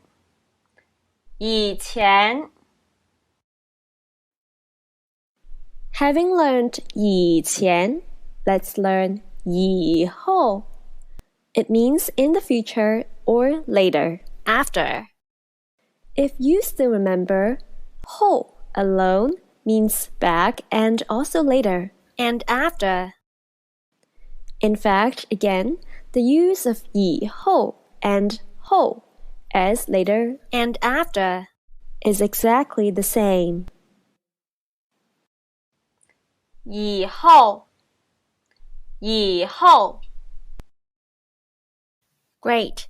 Let's see how we use 以前 as in the past. Example, 我以前很爱吃鱼. I like to eat fish a lot in the past. So, how about using 以前 as before or ago? 他5年以前是大学生. He was a university student 5 years ago. Again, as we have mentioned before, to mean before or ago, there's no difference between 以前 or 前. You can use either one. Great. Now let's see how we use 以后. Let's first start with using 以后 as in future. For example, 我以后要做老师. I have to be a teacher in the future. How about using 以后 as later or after? 医生说我3天以后可以出院. The doctor said I can leave the hospital 3 days later. So just a reminder, when you want to say later or after, it doesn't matter if you use 以后 or just 后. Both would still work. And for now, let's talk about the word 杯. It's an old word which means cup, mug, glass. But today I would like to talk about 杯, the new function as a measure term for drinks. For example, 给我一杯牛奶. Give me a glass of milk. Another example, 这儿有一杯茶. Here's a cup of tea. Moving on, let's have a discussion about the word 对. Previously, we have learned 对 as yes or correct. Second meaning is towards. And today, we're going to talk about using 对 as to or towards. Let's see some example. 我老公对我很好. My husband is good to me. Another one. 看太多电视对眼睛不好. Watching too much TV is not good to eyes. 休息一下吧. Take a rest. 要不要喝杯咖啡? Want to drink a coffee? 不喝了。No. 我已经喝2杯了。I've already drunk 2 cups. 是啊 Yes. 咖啡喝多了对身体不好. Drinking too much coffee is not good for health. 好的，我以后少喝一点儿。Sure, I'll drink less in future. 每天喝1杯。1 cup a day. Great, now it's time for a discussion about the dialogues we learned. Let's start with 咖啡喝多了对身体不好. For 喝多了, 喝 means drink, 多 means a lot, while for 了, it is a change of state, so it means already. Therefore, 喝多了 together means drink too much. Moving on to the next dialogue. 好的，我以后少喝一点儿. So, for 少喝一点儿, it means drink a little bit less. With that said, let's look at the structure of saying 少 followed by a verb, which it would mean do that verb less. For example, 你少点出去. It means go out less. So what about the opposite? If we say 多 followed by a verb, what does that mean? It means do that verb more. For example, 你多做些运动吧. Do some more sports.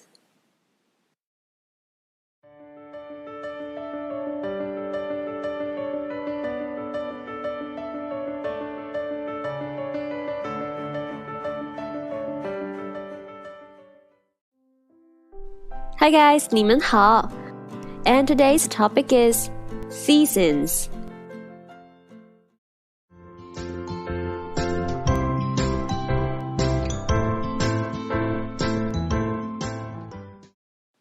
Spring, 春天, 春天.春天。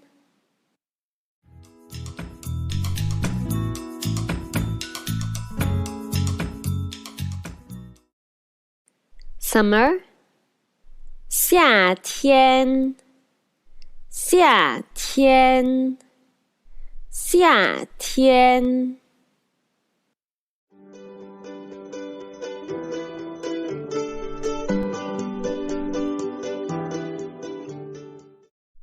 Autumn 秋天秋天秋天。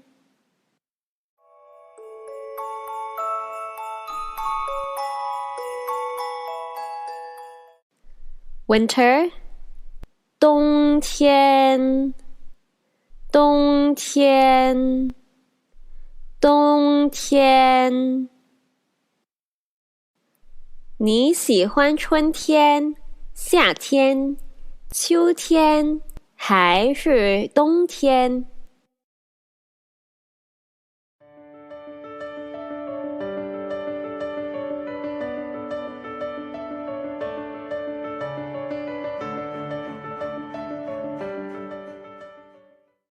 ？Hi guys, 你们好。Welcome to our new lesson, which is about cutlery. Let's start with spoon. It's 勺子勺子勺子。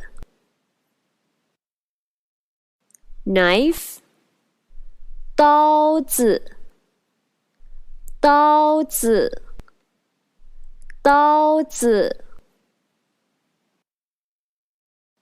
Bowl 碗碗碗。Fork 叉子叉子叉子。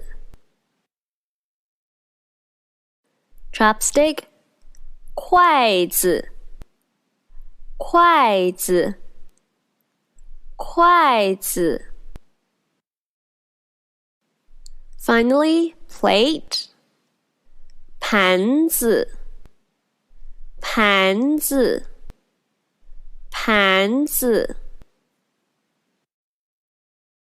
For the below exercise, I would speak in Chinese and would ask you to find a few cutlery from the picture.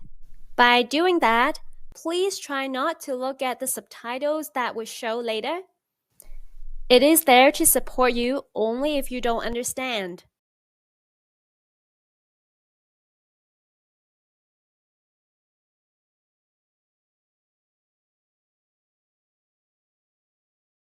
"哪儿有筷子？哪儿有筷子？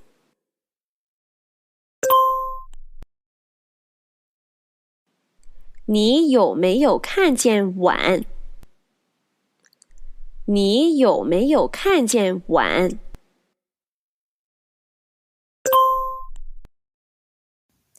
有没有叉子呢？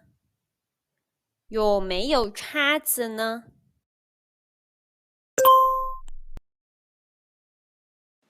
我的勺子呢？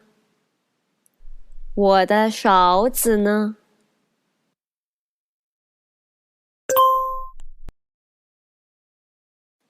盘子在哪里？盘子在哪里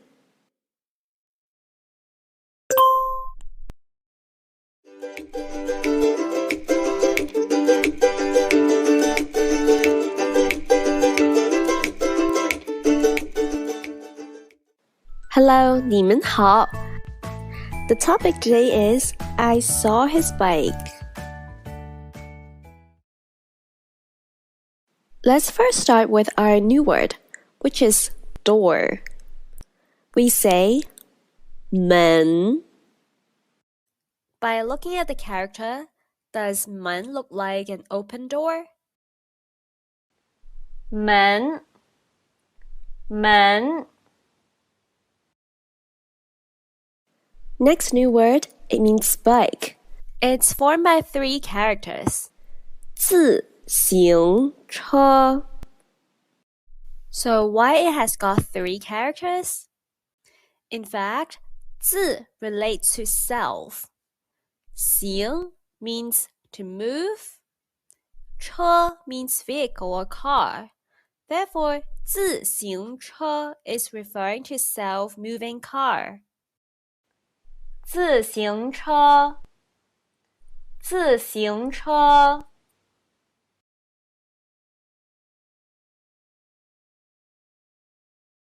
你知道大卫什么时候会来学校吗？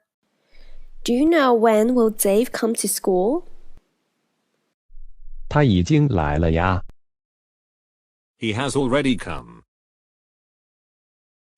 你怎么知道他来了？ How come you know he has come? 我来学校的时候， When I came to school. 在门外看见他的自行车了。I saw his bike outside the door. Great. Finally, let's have a short discussion about the dialogue we learned. Let's do a quick reminder. From the line, 在门外看见他的自行车了。门外 It actually means 门的外面。门外 is just a short form. But both would mean outside the door.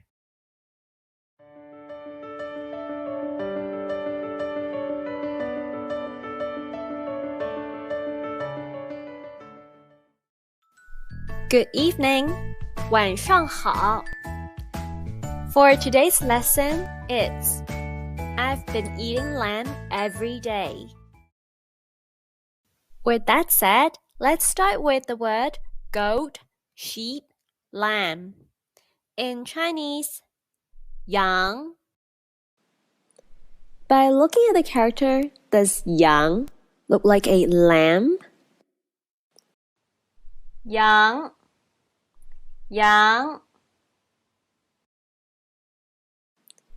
Now let's see how to say meat. It's 肉 肉 Therefore, for lamb that we eat, the lamb meat is 羊肉. So how about beef?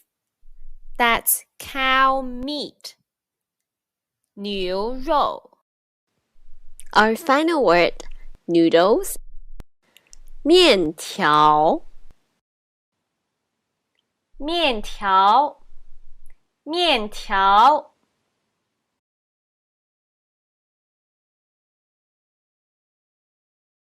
今天的羊肉这么好吃， Today's lamb is such tasty. 你怎么不吃呢？ How come you don't eat? 我这个星期天天都吃羊肉。I've been eating lamb every day this week.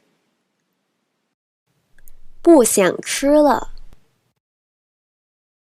I don't want to eat anymore. 那你还想吃些什么？ So what more food you still want to eat? 来一点面条吧。Let's have some noodles. Now let's take a look at the dialogues. 今天的羊肉这么好吃。Today's lamb is such or so tasty. Do you still remember? 这么 means this, but it's not direction. However, it's used as in showing emphasis. And usually, you would do 这么 followed by an adjective. Therefore, 这么好吃 means this tasty or such tasty. Next dialogue. 我这个星期天天都吃羊肉。I've been eating lamb every day this week. So, what is 天天? It means every day.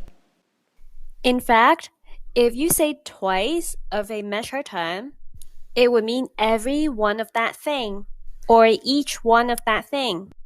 This method of saying the measure word twice would equal to 每 followed by measure word. Both methods mean every one of that. Let's see some example. We'll start with 件件. It means every one of that thing. Because 件 is usually for things like clothing, small cakes, etc. 件件 could refer to every or each clothing, every or each small cake, etc. Next one, 本本.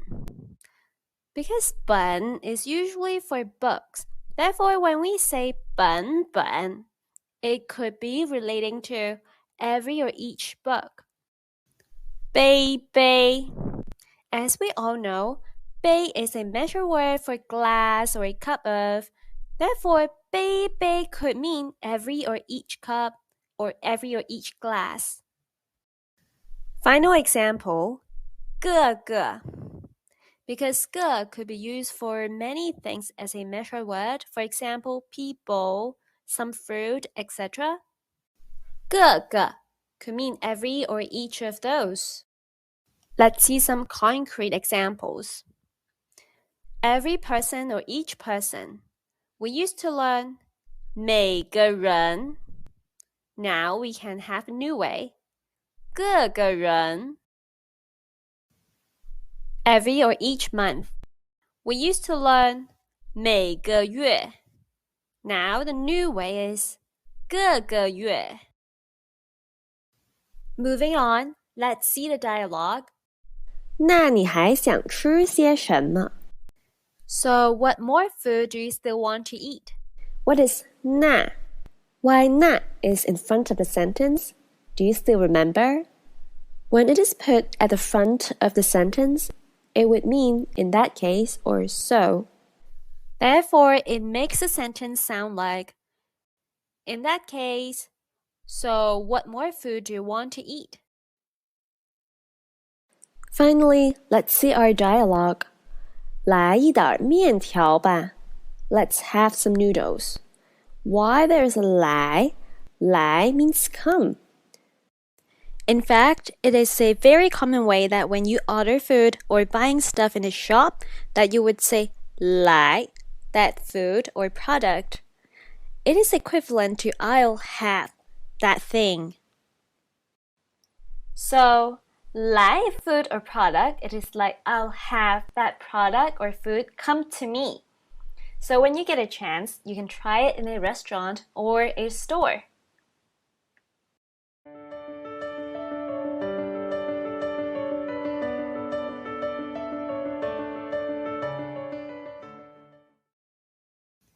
Hi guys, 你们好.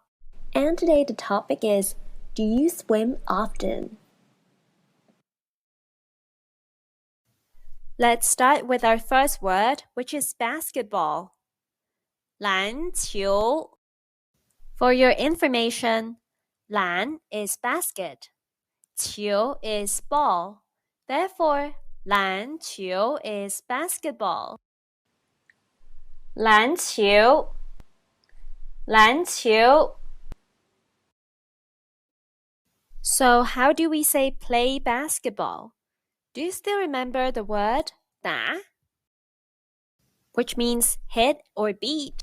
Yes, that's a verb for meaning play basketball because you use your hand to play it. When 打 is linked with 篮球, then it would mean play basketball. Great! Next word that we are going to learn today is swim, which is 游泳. It is a verb. And by looking at the character, do you still remember the radical of water we learned? Both the characters 游 and 泳 have this radical because they are related to water. 游泳. 游泳. Great! So now it's time to see how to use 游泳. Well, the situation is pretty similar to how to use 跑 and 跑步 and 学 and 学习. So, 游 is also the short form for swim, 游泳. So, what's the difference of application between 游 and 游泳? That is, 游泳 is often used at the end of sentence, while 游 is more often used in the middle of the sentence. Let's see an example. 我已经游了2个半小时了。I have already swum for 2.5 hours. Next example. 我今天不想去游泳了。I don't want to go swimming today anymore. Next word we are going to learn is because. We say 因为因为因为 As we know 因为 we definitely have to know how to say so or therefore, right? It is 所以所以所以 Moving on, let's talk about 因为 because and 所以 therefore. In fact, the two are often used as a combination, which is to make a sentence because of something and therefore something happens. Let's see an example. 他因为生病了，所以没来我的生日。He was sick, so he didn't come to my birthday. And today we also have to learn how to say often. And there are two ways to say it. First is 经常 Second would be 常常. So in fact, they are both the same. 经常经常常常常常 And the final word for today is kilogram. And we say 公斤公斤公斤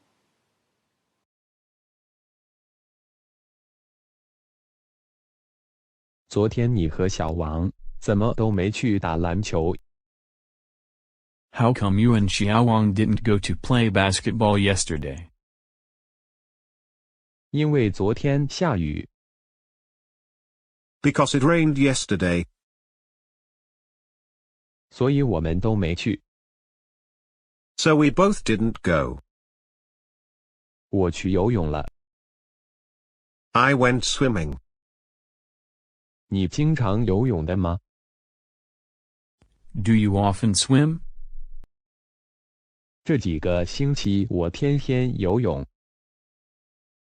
I swim every day these few weeks.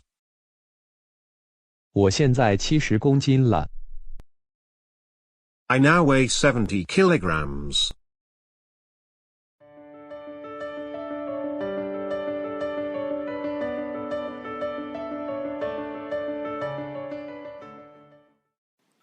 Hi guys, 你们好.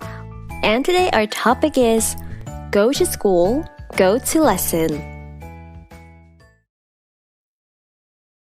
Great, now let's start with our first word, which is go to school. How to say go to school? Do you remember how we say go to work? Which is 上班. So, pretty similar. Go to school would be 上学. While 学 is a character from 学校, which is school. 上学上学 So what about finish school or get off school? We don't say 下学. We would say 放学. For your information, 放 means let out. So 放学 kind of implies students are let out from school. 放学放学 Next word, how do we say go to lesson or go to class? Well, pretty similar to go to school or go to work. Go to lesson would be 上课, which 课 actually means lesson. 上课上课 This time, when we want to say finish class or finish lesson, we can say 下课.下课下课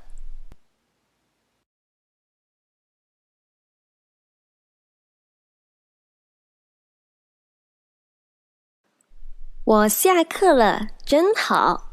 It's so good. I finished lesson. 是吗？你上什么课了？ Is it? What class did you have? 我上英语课了。I had English lesson. Let's look at the line. 我上英语课了。Do you remember 汉语 means Chinese language? Therefore, for 英语, 英 is from 英国, which means England, and 语 it relates to language. So, 英语 is English language, and 英语课 is English lesson. 妈，我上学了。 Mom, I'll go to school now. 好的，你今天几点放学？ Sure, when are you finishing school today? 我去学校接你。I'll go to your school to pick you up. 我4点放学。 I finished school at 4.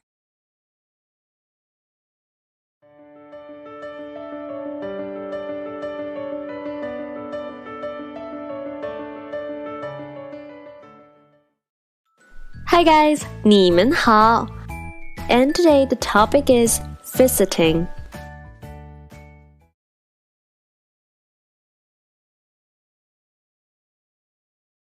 这几天怎么没看见小王？ How come I couldn't see Xiaowang these few days? 他去北京了。 He's gone to Beijing. 真的？是去旅游吗？ Really? Is it for traveling? 不是， No. 听说是看他奶奶。 Heard it's to visit his grandma.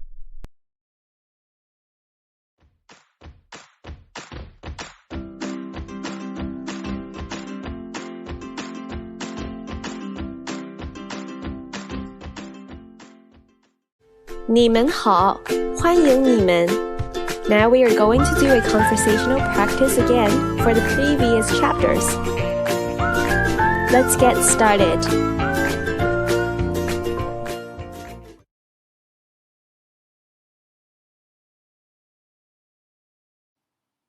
你已经16岁了，还要父母送你上学吗？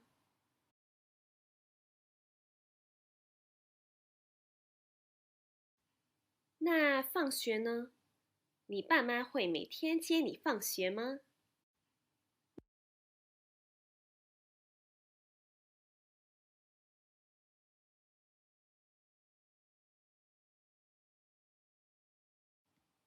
听小丽说，你经常做运动，你会打篮球吗？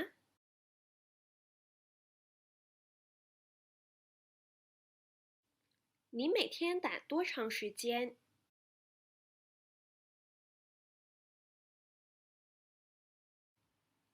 那你也常常游泳吗？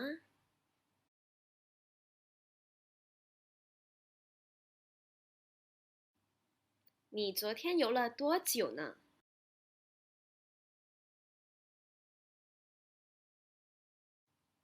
你是因为常常做运动，所以身体这么好吗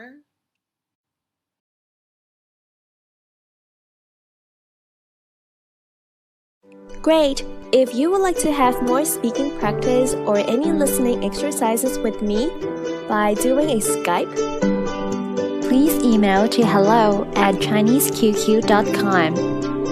You can choose to have 30-minute session or 1-hour session. See you next time. 再见.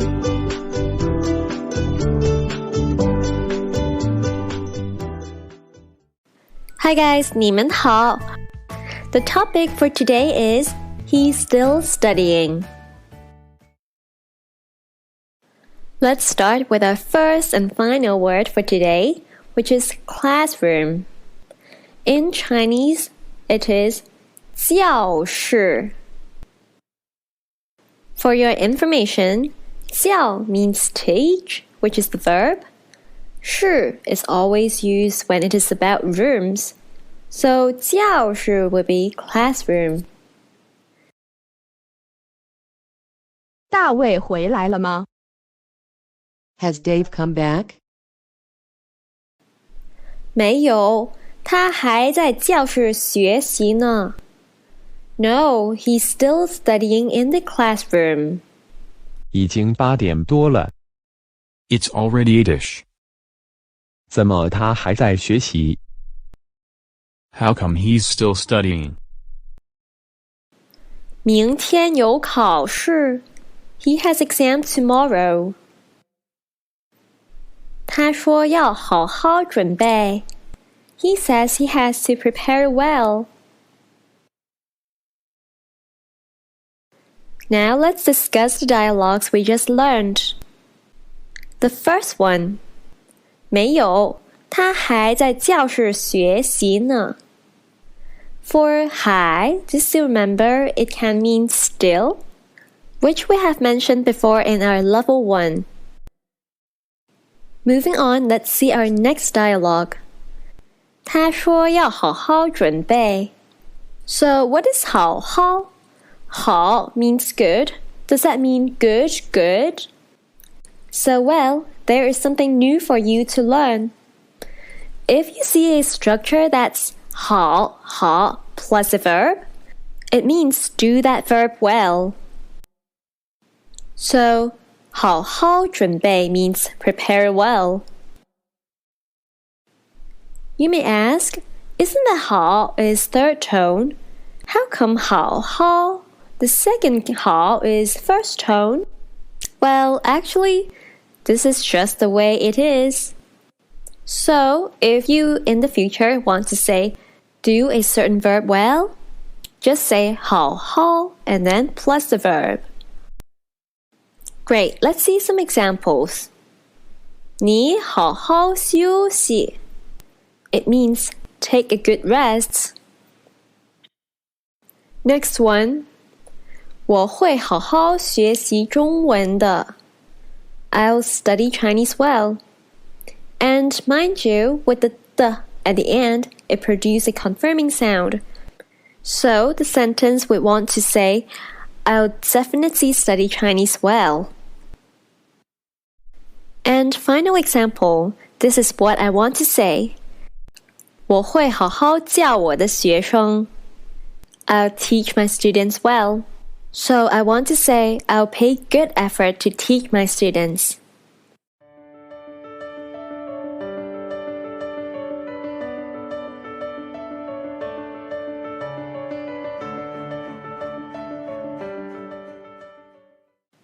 Hi guys, welcome, 欢迎.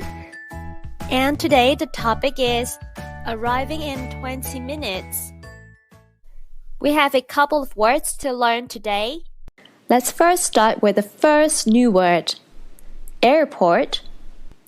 机场. 机, do you notice it's from 飞机, which is airplane? And 场, it's often a place related. Usually it's an outdoor place. 机场机场 Next word, it means road or route or path. It is 路. Do you notice from the character 路, the left-hand side, which is the radical of the character, It's the radical of foot. we have talked about that before in our topic of football. 路路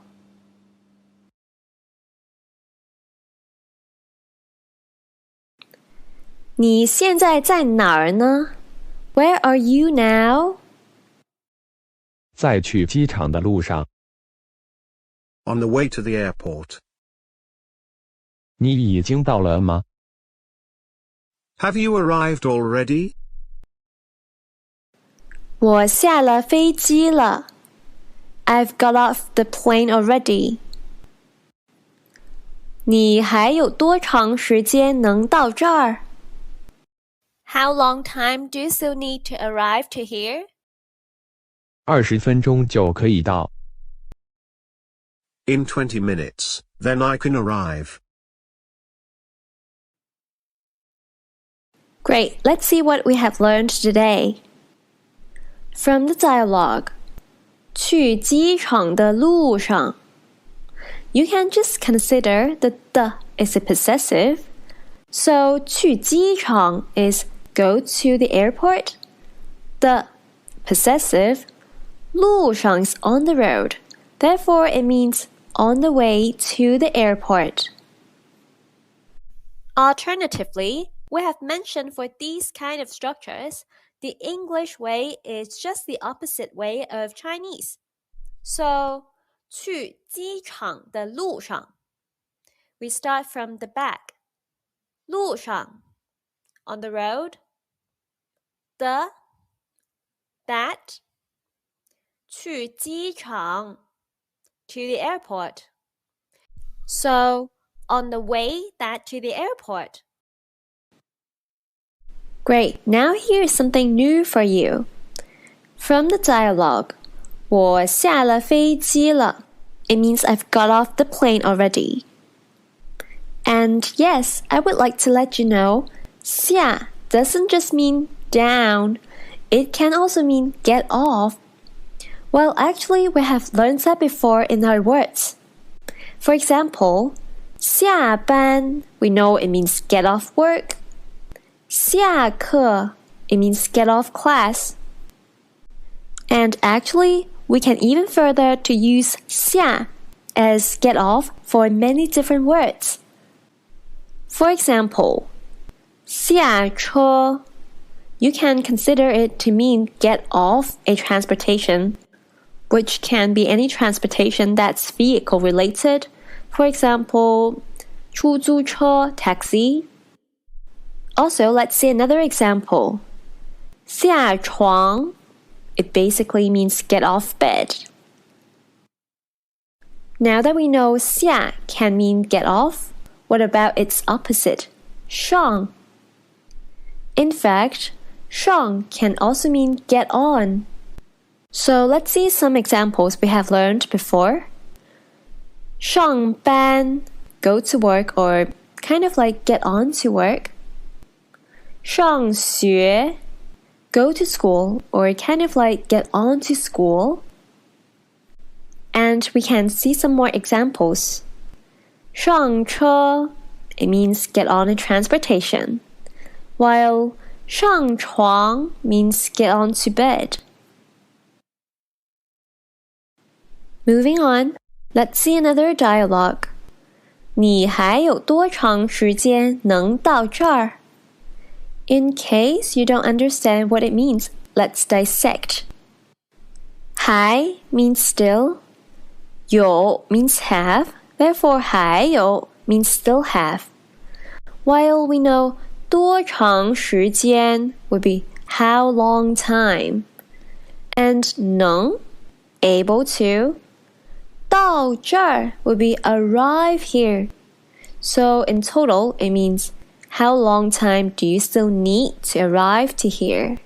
As it actually means how long time you still have to make you able to arrive to here. Moving on, we have come to a very important topic. The new function of 就.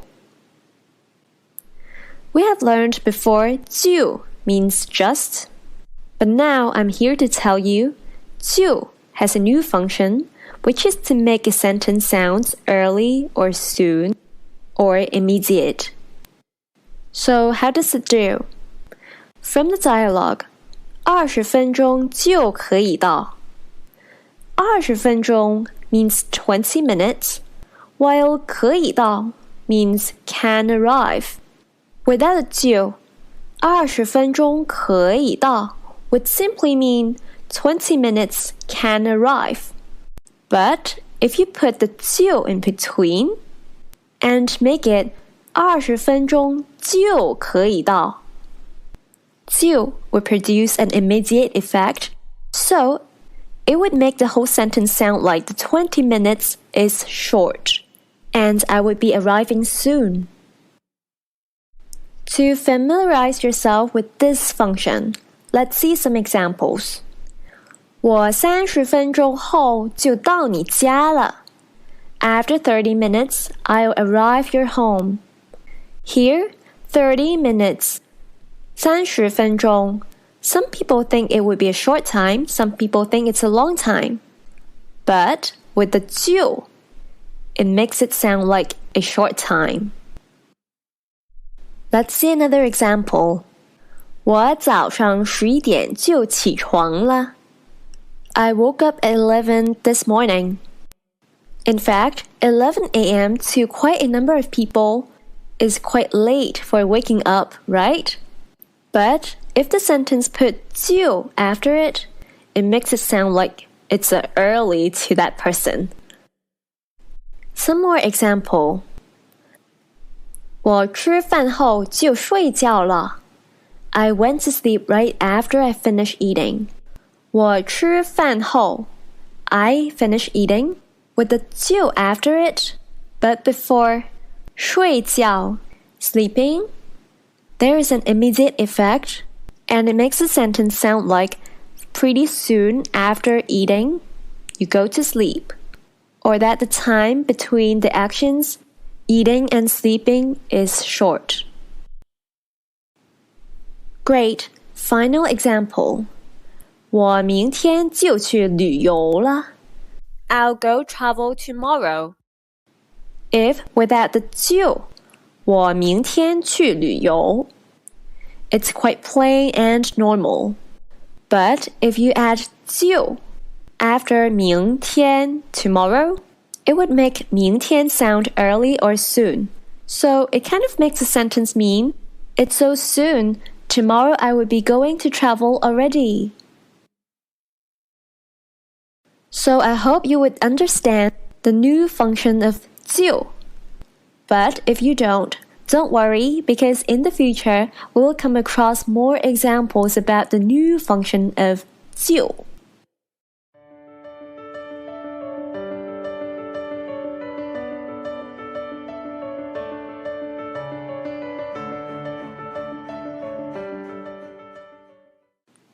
Hi guys, welcome, 欢迎.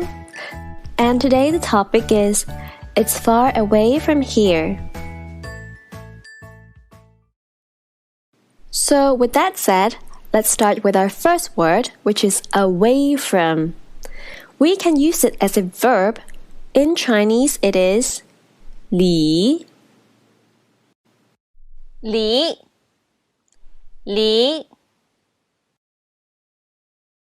Next one, to match up with the topic, let's see how to say far. It's an adjective. It is 远远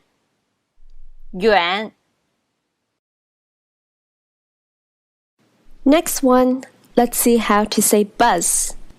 It's 公共汽车. Wow, there are 4 characters. Let's see what means what. Well, 公共 actually means public, while 汽车 it means car. And in short form, people just normally say 公车. Is it much easier? 公共汽车，公共汽车。We have a couple of more new words today. Let's learn fast, quick, or slow. To say fast or quick, we say 快. Have you noticed the character and the sound sounds like 快, the currency of renminbi that we learned? Exactly. It's the same sound and looks similar. 快，快。 Next one, slow. It's 慢. 慢，慢。 Finally, our last word, walk or go. It's 走. 走，走。 Great! Now it's time to learn something very important. You would learn sentences like A is far away from B after this. And the critical word here is 离, which is away from. Before we start, the structure for this whole sentences would be A, 离 B, plus some information. While for the information, it can be things like adjective, the time needed, transportation needed, etc. Let's learn how to do it by seeing examples. First one. 我家离公司非常远. To direct translate it, it means my home, away from, company, very far. Therefore, it means my home is far away from my company. Let's see another example. 这里离学校要坐公共汽车. To direct translate it, it means here, away from school, need to take the bus. Therefore, it means from here to school, it needs to take the bus. Let's see some more example with other information. 这离饭馆要5分钟. The direct translation is here, away from the restaurant, takes 5 minutes. So, it means from here to the restaurant, it takes 5 minutes. And finally, this example would tell you don't always have to talk about places. 现在离上课的时间还有15分钟. So it means now, away from the lesson's time, there is still 15 minutes.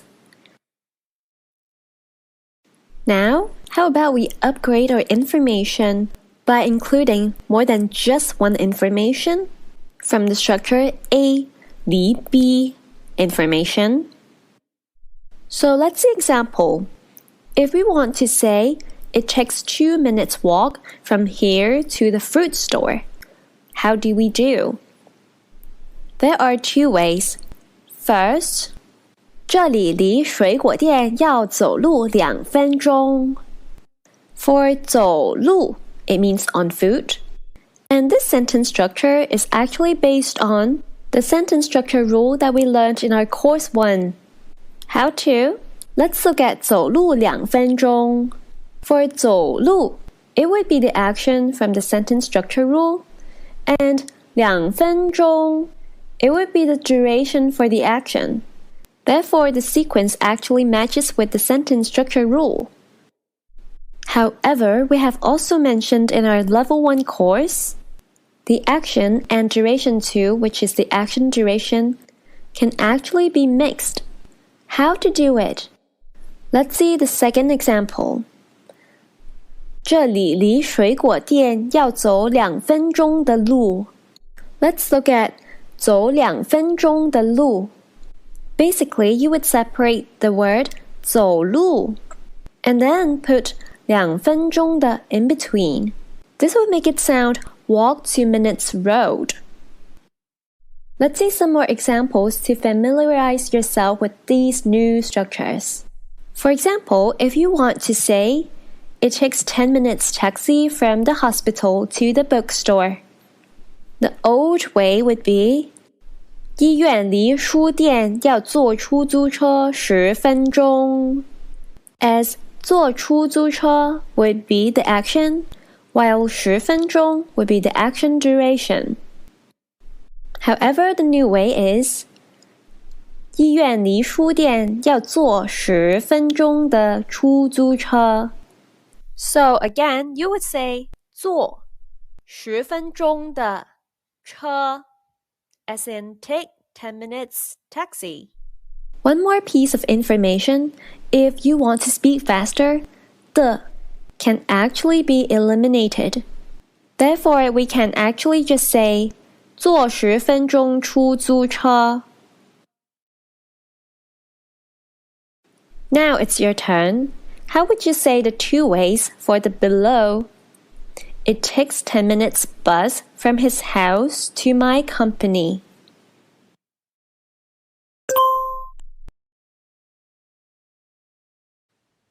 他家离我公司要坐公共汽车10分钟。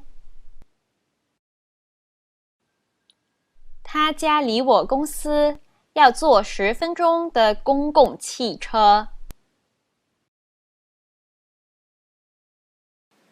大海，你的家离公司远不远？大海, is your home far away from the company? 很远。Very far. 坐公车要1个多小时呢。It takes over an hour's bus. 真的呀 Really? 坐公车这么慢 Bus is so slow. 你怎么不开车呢 How come you don't drive?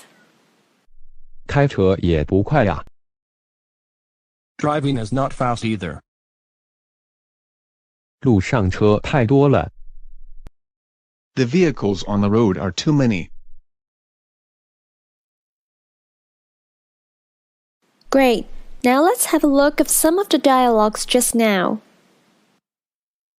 坐公车这么慢 With 这么, it means this, so it means the bus is this slow. So it kind of means the bus is such slow. Moving on to the next dialogue. 路上车太多 It actually means 路上的车太多 Just that the is eliminated. So for direct translation, it means on the roads, cars, too many. Therefore, obviously, it means the vehicles on the road are too many.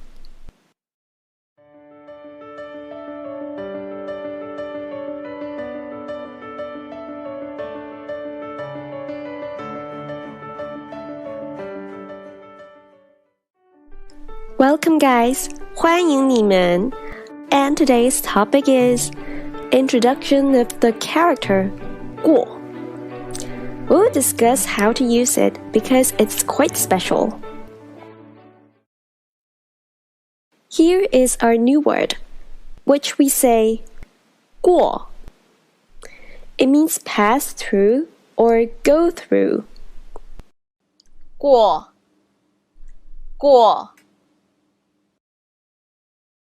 So in general, this character 过 can be used in two ways. The first way is it would become a verb.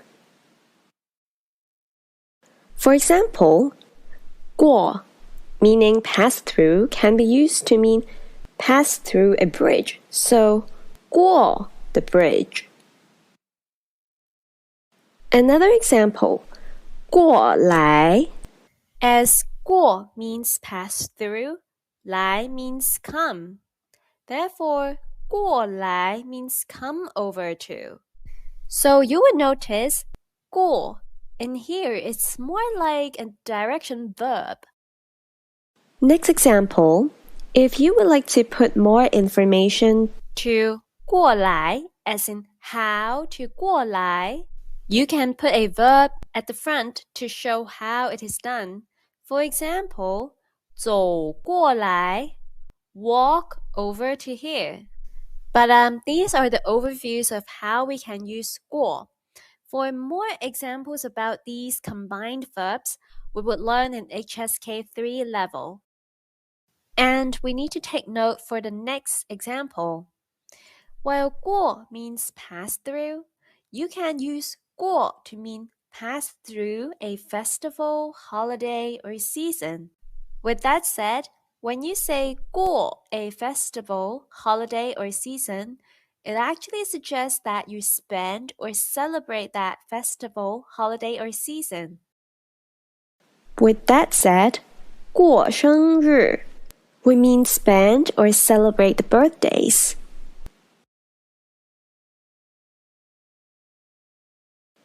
你的生日快到了 Your birthday is soon coming. 你准备怎么过呢 How do you plan to celebrate it? 和你过啊 Spending with you. Now it's time to learn how to use 过 as another function, which 过 is used to express past experience. And to do that, we need to put 过 after a verb, which is quite similar to how you do with 了 for showing past tense. So what actually is past experience? It is when you want to say you have done that thing, so basically you have experience doing that thing. Let's see some examples. 我吃过中国菜 Which means I have eaten Chinese food before. Therefore, it's focusing your past experience as in you have tried eating Chinese food before. Now let's see another example. 我去过北京旅游 I have traveled to Beijing before.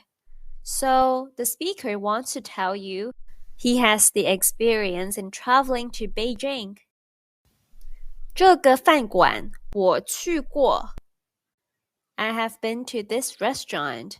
Or the direct translation is, for this restaurant, I have been to it. So this sentence using 过 is showing the past experience again. 我已经吃过饭了 I have already eaten. So the focus is not already, but eaten. Because 过 is to show past experience as in you have eaten.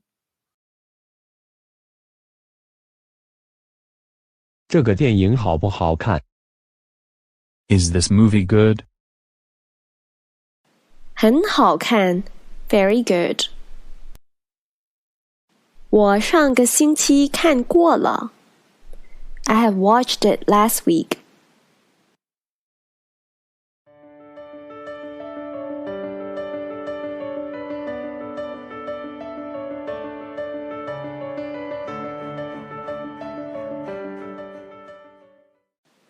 Hi guys, welcome to you. 欢迎你 And the topic is spending birthdays.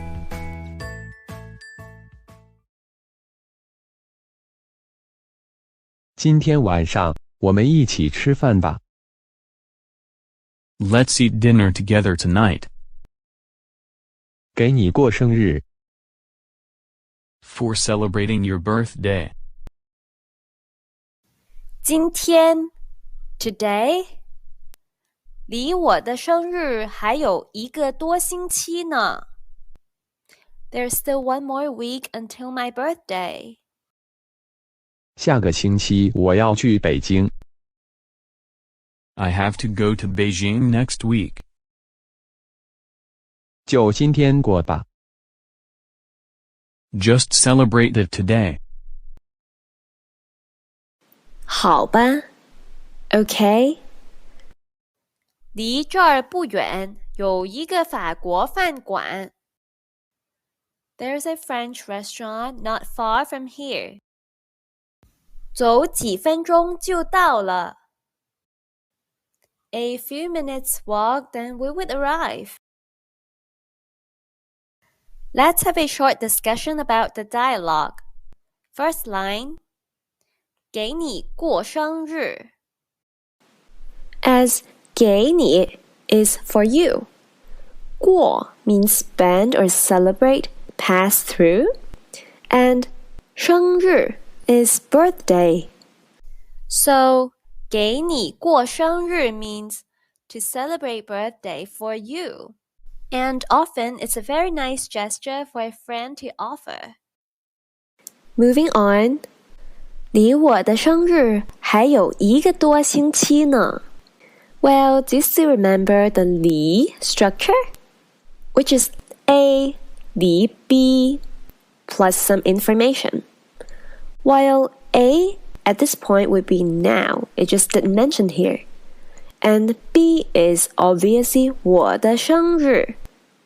Finally, information is 还有一个多星期. And from the next dialogue, it also has this structure. 离这儿不远有一个法国饭馆. In this dialogue, there is no A. It just simply skipped to 离 B, which is 这儿. And finally, information is 不远. Great. The next two dialogues would be a reminder of how we use 就. Let's see the first one. 就今天过吧。就 in this case would mean just, showing emphasis. Therefore, 就今天过吧. Just celebrate it today. While for the next dialogue, 走几分钟就到了. So this time, 就 produce an immediate or early sounding. So 走几分钟, walking a few minutes, 就到了. Then you would arrive pretty soon. So making the few minutes sound really short. Finally, we have something new to learn. Replying with 好吧. Well, similar to 好 or 好啊. 好吧 would be used to agree on a suggestion. And it means okay or sure, but a little bit different from 好啊. 好吧 has a less enthusiastic sound. So sometimes when you're unwilling to do something that people suggest, you can use 好吧. And remember the tone, you have to make it like 好吧. Yes? Let's see some examples. 我们一起去看奶奶，怎么样？ Let's go visit grandma together. How does that sound? When you reply okay, you can say 好吧. And note that because my tones sound like enthusiastic, so it doesn't sound like I'm too unwilling to do it. Next example. 回家后给我打电话吧. Give me a call after you're back home. Let's see the response. 好吧. Okay. So we can hear that the tone is neutral, but because we use 好吧 instead of 好啊, it would sound like less enthusiastic. And maybe even a bit unwilling to do it.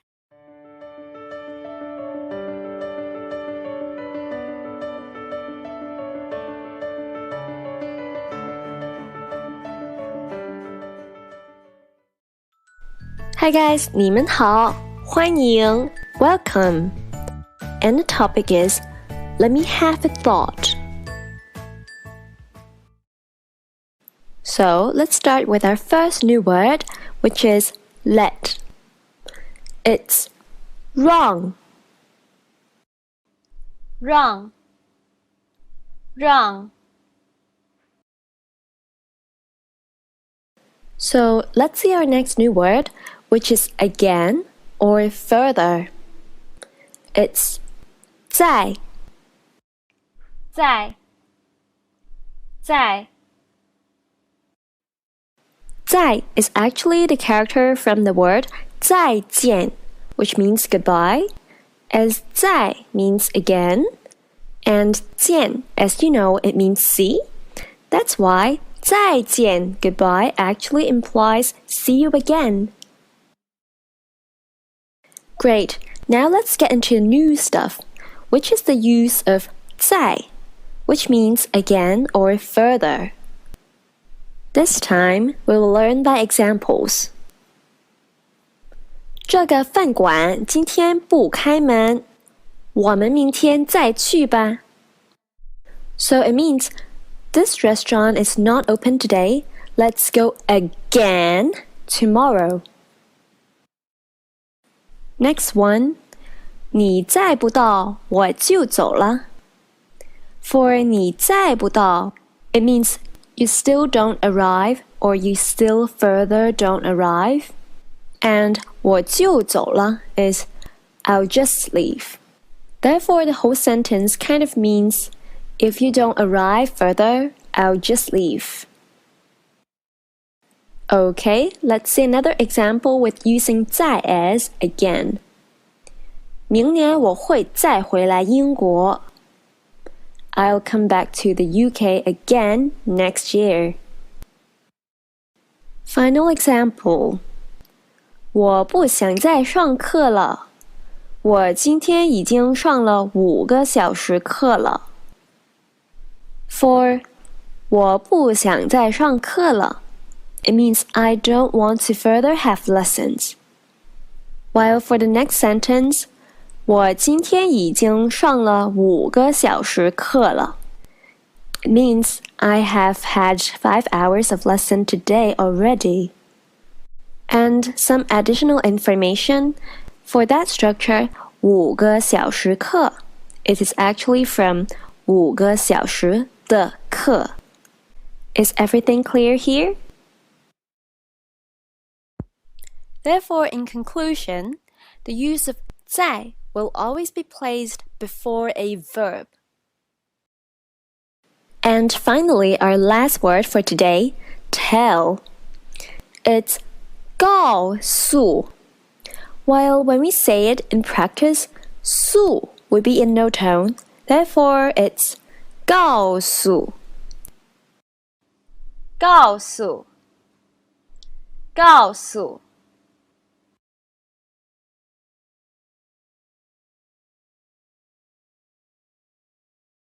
下午我们一起去吃饭，怎么样？ Let's go eat in the afternoon. How does that sound? 今天下午我没有时间. I don't have time this afternoon. 明天再去吧. Let's go again tomorrow. 那你想去哪儿吃？ So where do you want to eat at?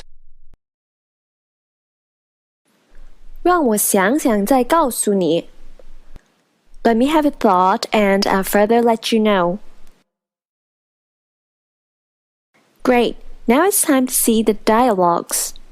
For 明天再去吧, you would notice that 再 actually in here means again, and also it kind of implies continue to do that thing. Therefore, the whole sentence means let's go again tomorrow. However, 再 would be used as further in other situations. Let's see the dialogue. 让我想想再告诉你.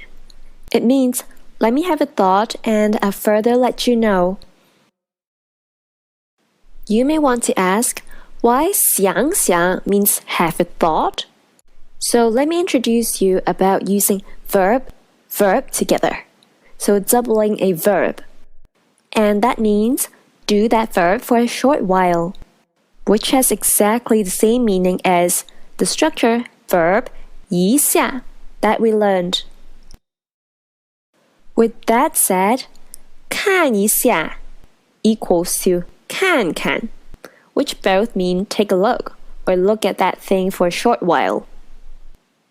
And also, 想一下 equals to 想想, which means have a thought. Some more examples. 休息一下 equals to 休息休息, which both mean take a rest. And finally, 听一下 equals to 听听, which means listen for a bit. Are these new structures interesting?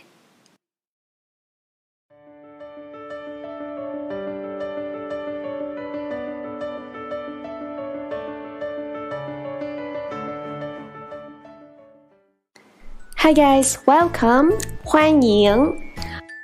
And the topic is, what's the matter?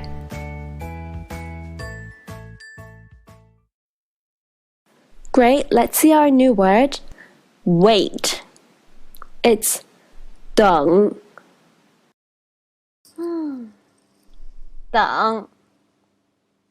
等 Next one, it's find. 找. By looking at the character, it looks really alike to the character of me or I, which is 我. Do you think so? 找 Our final new word for today, it's matter or thing. 事情. In practice, the character 情 would be said in no tone. Also, 事 alone is often used as short form of 事情. 事情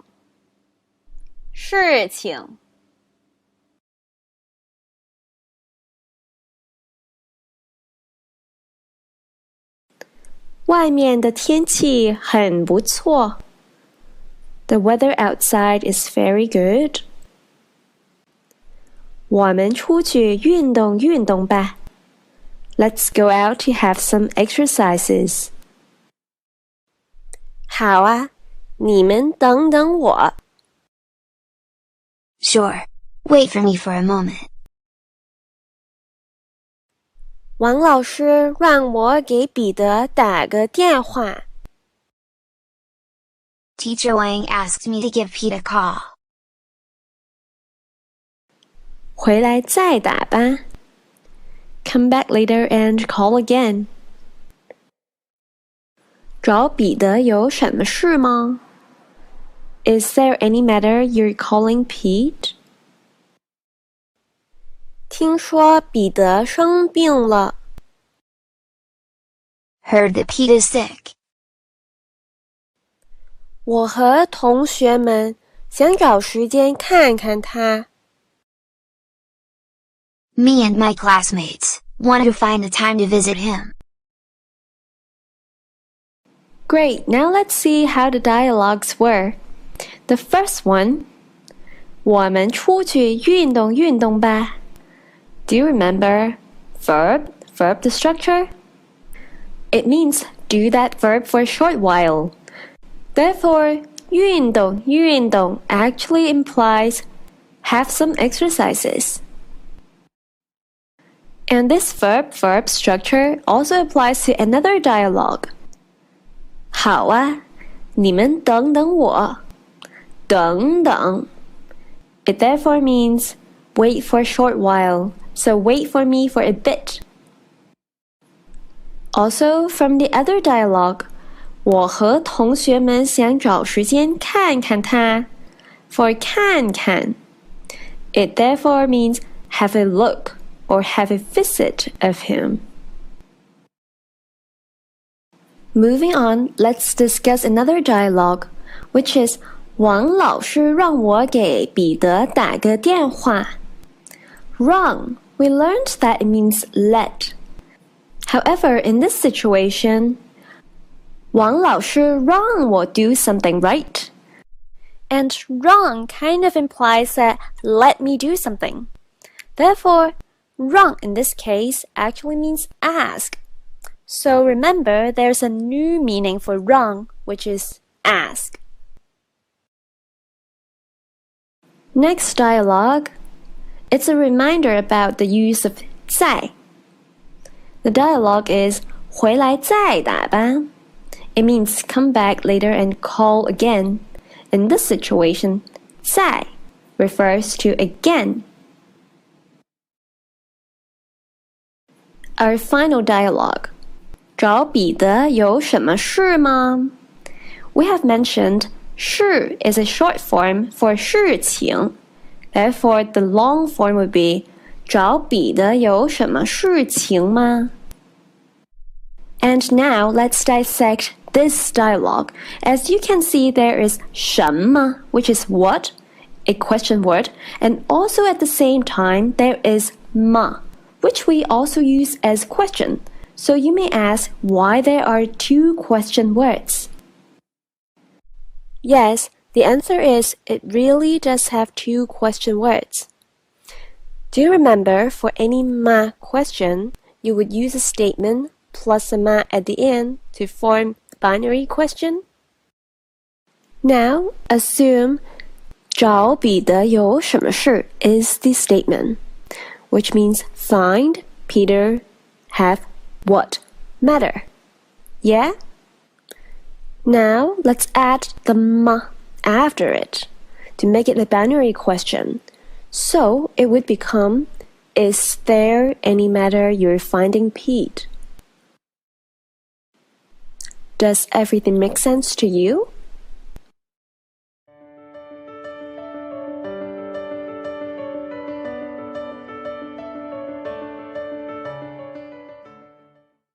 Hi guys, 你们好. Welcome to our new lesson. And today's topic is servicing people. Great. Now let's see our new word, which is servicing people. We say 服务员. So what does 服务 mean? On its own, it actually means service. While for 员, it often refers to people when you're talking about an occupation. Therefore, 服务员 is often describing people who are in the service industry. For example, the waiter or waitress in the restaurants. Also, it can include any hotel staff as well. 服务员，服务员。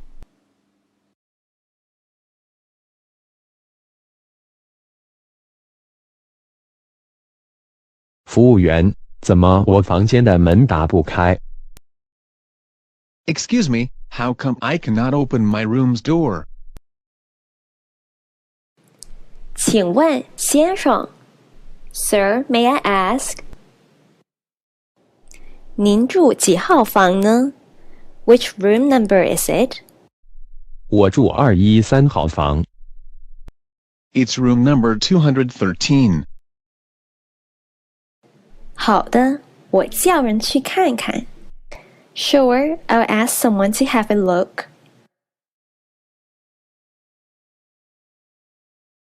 Great. Now it's time to discuss about the dialogues we just learned. Let's start with 服务员，怎么我房间的门打不开? For 打开, what does that mean? We already know 打 means strike or hit, and 开 means open. So 打开 actually has the action of push open. And you would notice the whole verb is actually verbs of result completion. If you put the negation word 不 in between the two words, making it 打不开, it would change the meaning to cannot open or cannot push open. Moving on, let's see another dialogue. 您住几号房呢? For 几号房几 means what number or how many. Hao, we always know it's a short form for number. And 房 actually is a short form for room too, which is 房间. So, altogether it would mean which room number. Next, if you're answering what number or building number, etc. that you're living in practice, you don't say the whole number, but say the number by number separately. So you can see from the dialogue, it's room number 213. He says, 我住213号房. Now we can do a little practice. For example, the room number is 123. What would you say? You would just say 1, 2, 3, which all numbers are separated. Isn't that easy?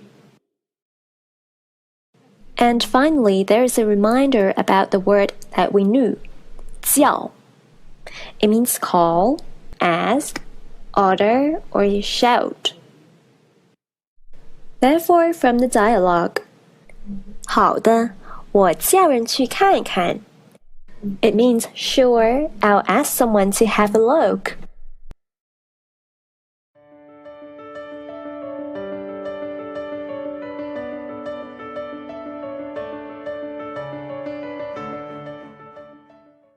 你们好，欢迎。The topic is, this clothing is a little expensive.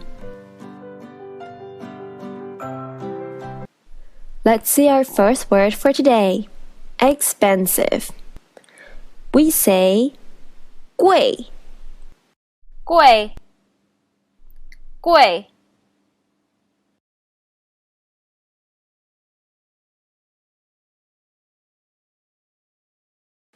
请来看看这些衣服怎么样? Please come and have a look of how these clothes. 这件白的有点长。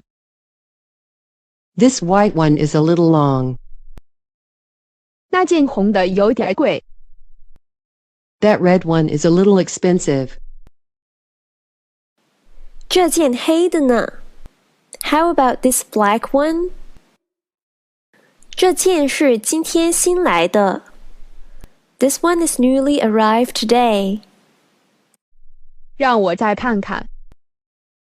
Let me further have a look. 好的，没关系。Sure, no worries. Great, now it's time to look at some dialogues again. We will start with the structure when we want to say a little bit of a particular adjective. Do you still remember when we want to say an intangible thing such as adjective? When we want to say a little bit of that, we have to use 有点. If you don't think you remember, you can always go back to our level 1 last lesson.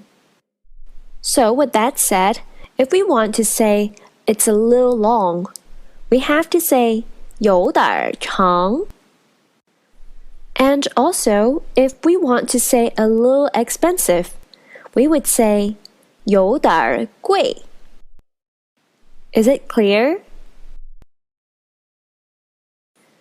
Moving on to our next dialogue. 这件是今天新来的. Well, there's a reminder about the structure 是 and 的 again.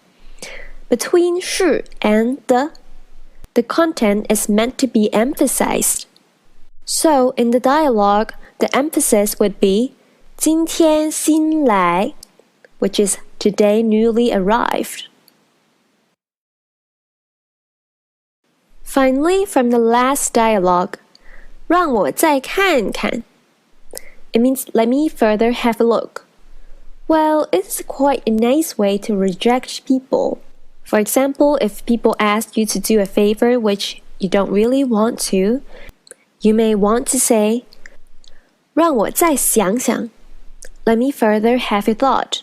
So you can take your time to think about it and it's up to you to get back to that person or not. You can try that also in future.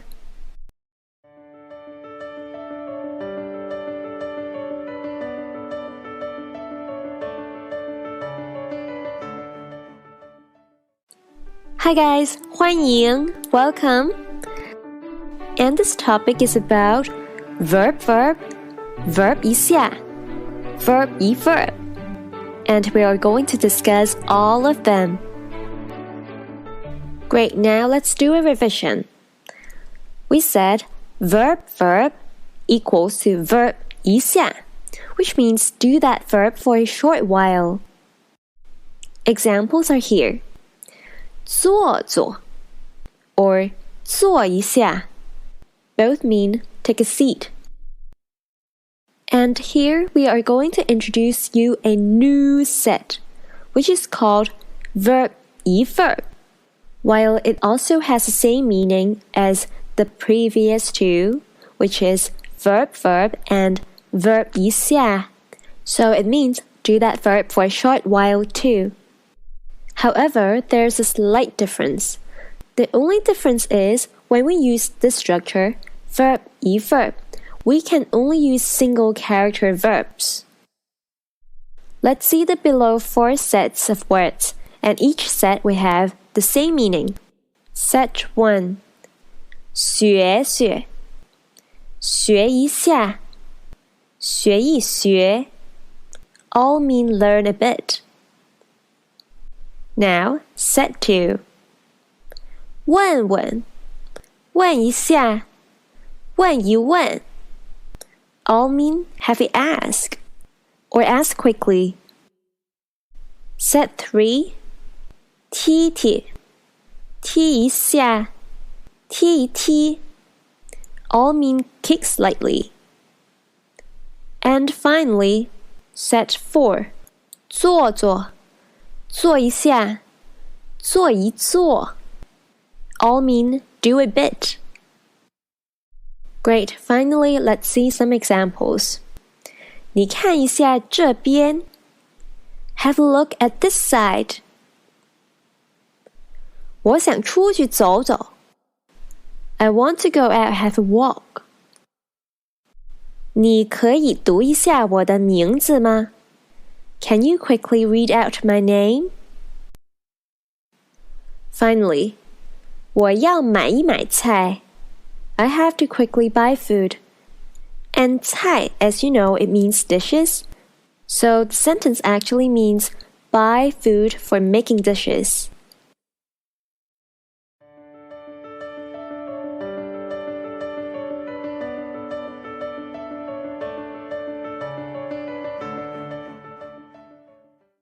"你们好，欢迎你们."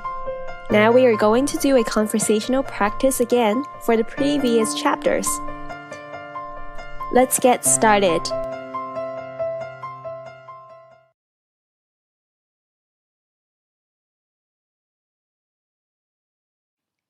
离小丽的生日不到1个星期，我们明天给她过生日，怎么样？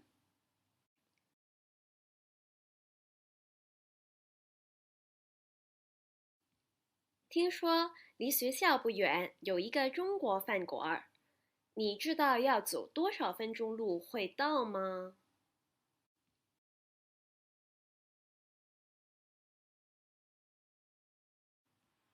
公车呢？坐多久公车会到呢？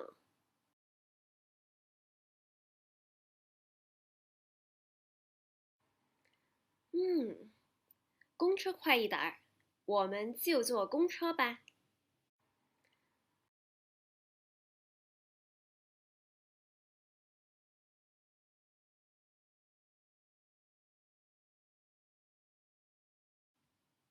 你打电话给吴小姐有什么事情呢？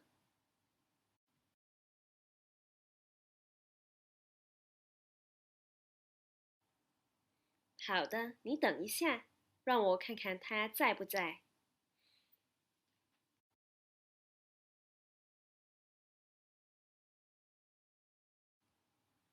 对不起，吴小姐上午出去了。你下午再打来吧。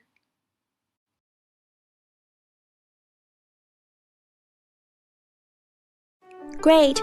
If you would like to have more speaking practice or any listening exercises with me by doing a Skype, please email to hello@chineseqq.com. You can choose to have 30-minute session or 1-hour session. See you next time. 再见.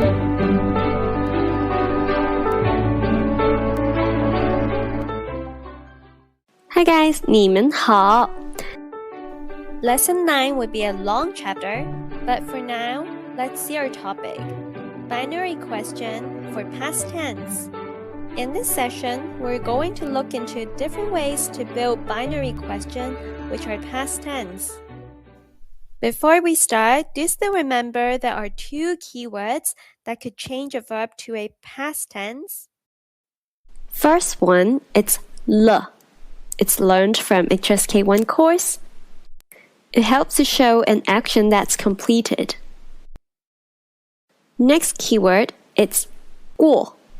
It's learned in this course, and it is a way to show past experience. Now let's see how we build a binary question with the two keywords.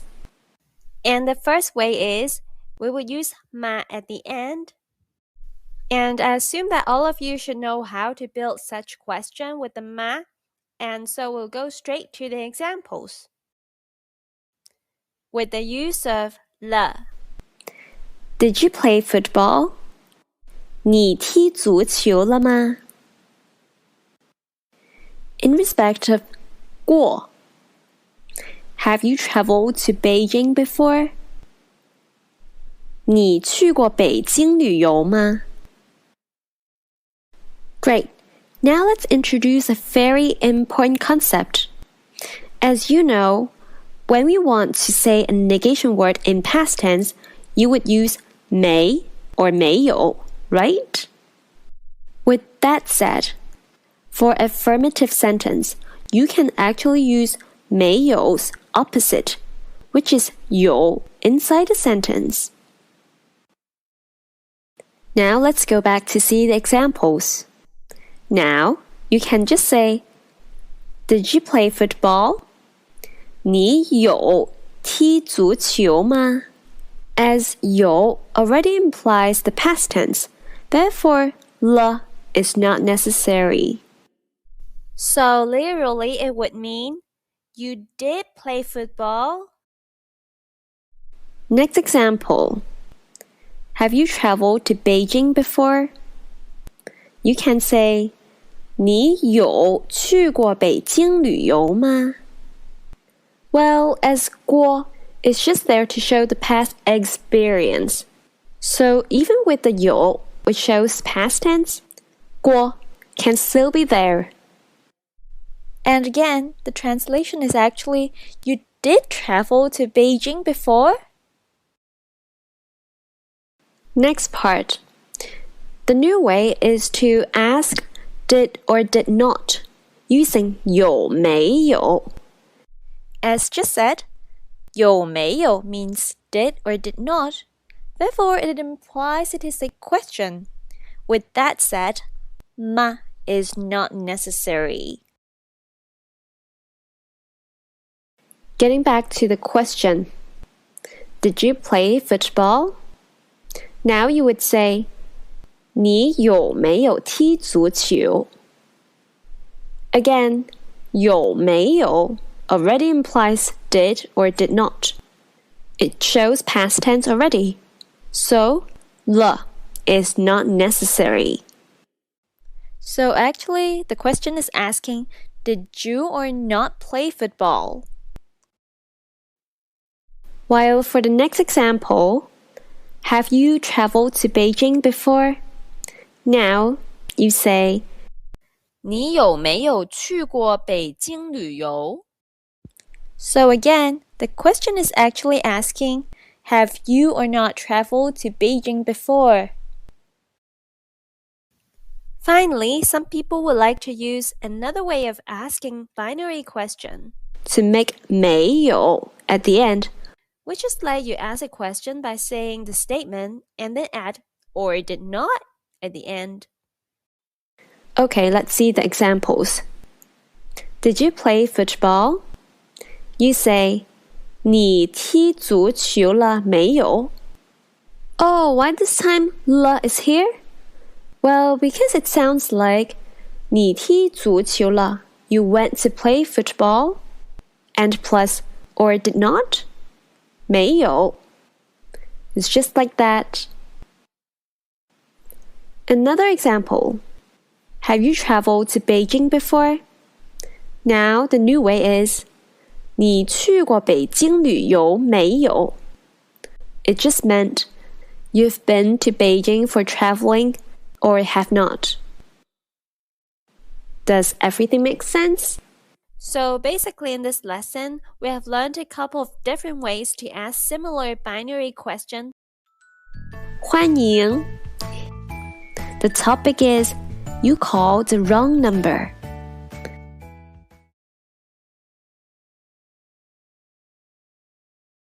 喂，你好。" Hello. 请问王文在吗？ May I know if Wen Wang is here? 对不起, I'm sorry. 你打错了, you've got the wrong number. 我们这儿没有叫王文的. There's no one called Wen Wang in here. 那好吧，谢谢。 Then it's all right, thanks. Great. Now let's have a look of how the dialogues are formed. First one, 你打错了. You've got the wrong number. For 打错, as 打, we know it means call, which is the verb for making phone calls. 错 means wrong. So basically, 打错 means call wrong, hence make the wrong call. In fact, if we say a verb and then followed by 错, it means do that verb wrong. Is it pretty clear? Let's have some examples. 你写错了我的名字. You wrote my name wrong. 你打错了电话. You made the wrong call. So this would be the long form for 你打错了. And finally, 我买错了英语书. I bought the wrong English book, or it can be interpreted as meaning I wrongly bought an English book. For a final dialogue, 我们这儿没有叫王文的. The long form is actually 我们这儿没有叫王文的人.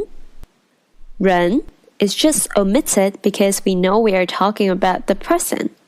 To dissect the sentence, 我们 is we, 这儿 here, 没有 don't have, 叫王文的 called Wen Wang's, 人 person. Therefore, basically it means in us here, there is no one called Wen Wang. "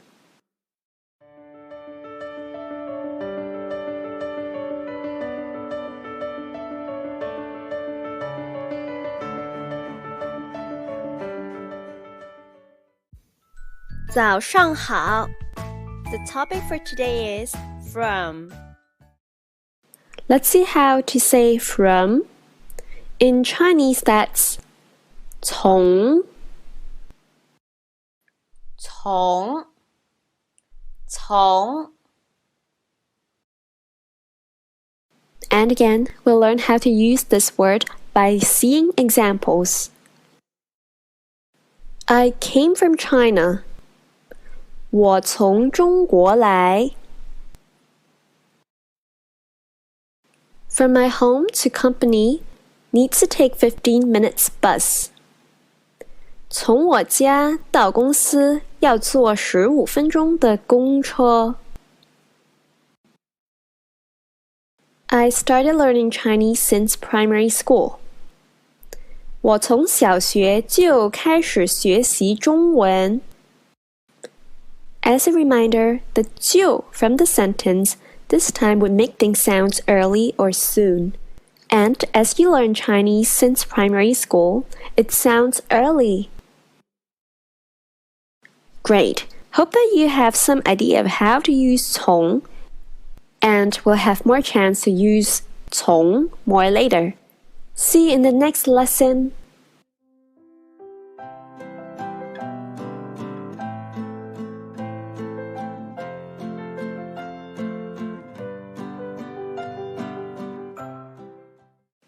Hi guys, good afternoon. 下午好.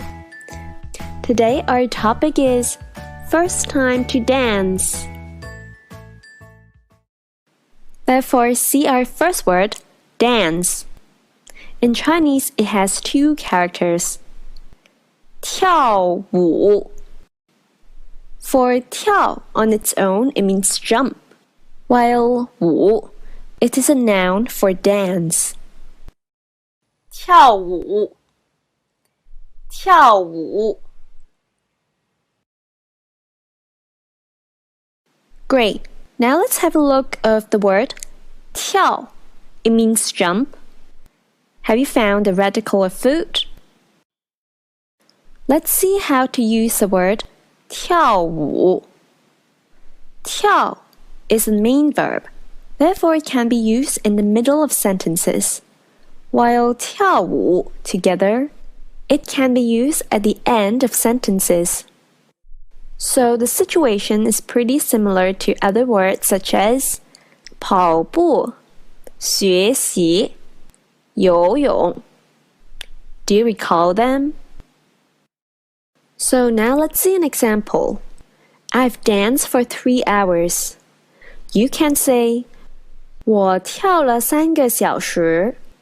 But wait, something happens. 跳 on its own means jump. This would sound like I've jumped for 3 hours, isn't it? So what do we do? Unless everyone in the conversation already know the topic is about dancing. Otherwise, it's better to add some words to make it more clear. To avoid confusion, it's suggested to add 跳舞, the whole word for dance, before 跳. The meaning is still I've danced for 3 hours, but 我跳舞跳了3个小时 is more clear in a way that I danced and have done it for 3 hours. Great, now let's see another example about using 跳舞 at the end of sentence. I like dancing very much. 我很喜欢跳舞. Next word, it's a word that used to indicate an order. It's 地. 地，地。 Moving on, let's see how to use 地 as a word indicating sequence. Using this word, it would help change the numbers to ordinal numbers. And to use it, it would be placed before the number. Let's see a couple of examples. First, we say 第一 a thousandth, 第一千 first time, 第一次 the 100th person, 第100个人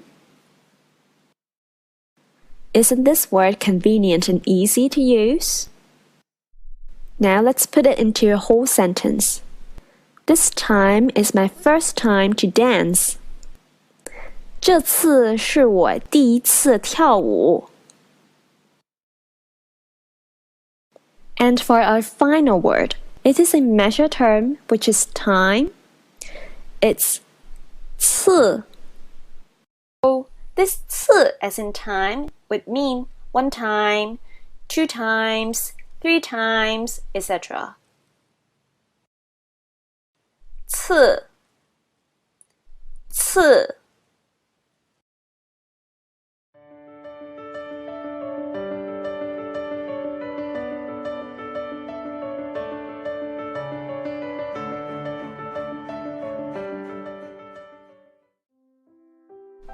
Hi guys, 你们好。Topic is, who were you with? There are a couple of new words for today. First one, hope or wish. 希望希望希望 Next word, it means follow or with.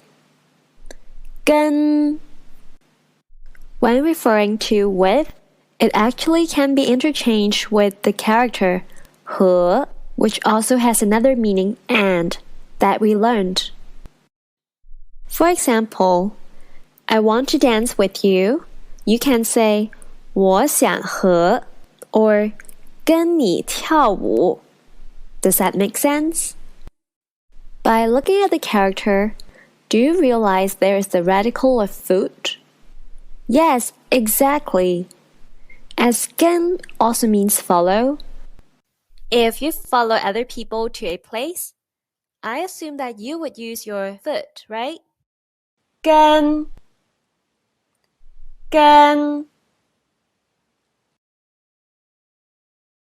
Great. Now let's see some examples relating to 跟妹妹跟我去上学. My sister follows me to school or goes to school with me. Next example.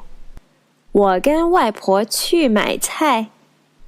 I follow my grandma to buy food, or I go buy food with my grandma. Here's a little reminder about the character 菜, which means dishes, vegetables, or cuisine. Therefore, 我跟外婆去买菜. 菜 kind of refers to food for making dishes. Next example. 他跟我在一起.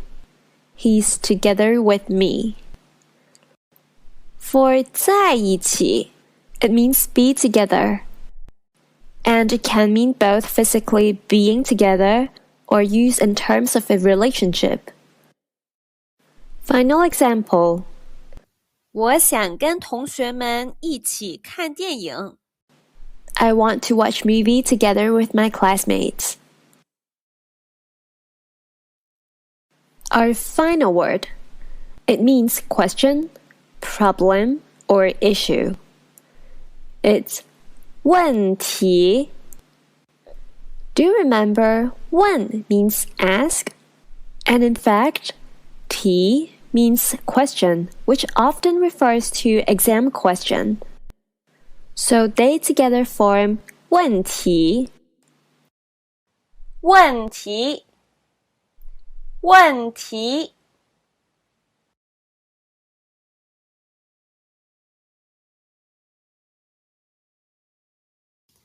思思，怎么这么晚回来？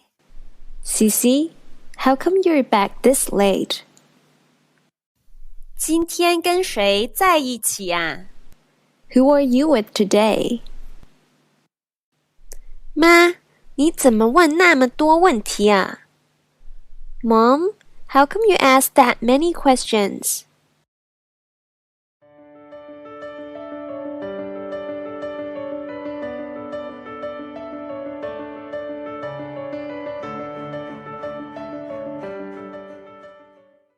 Good evening, guys.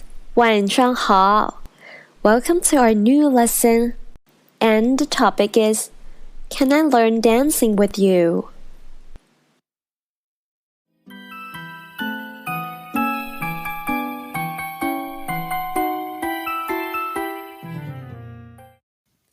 李老师，您从几岁开始学习跳舞？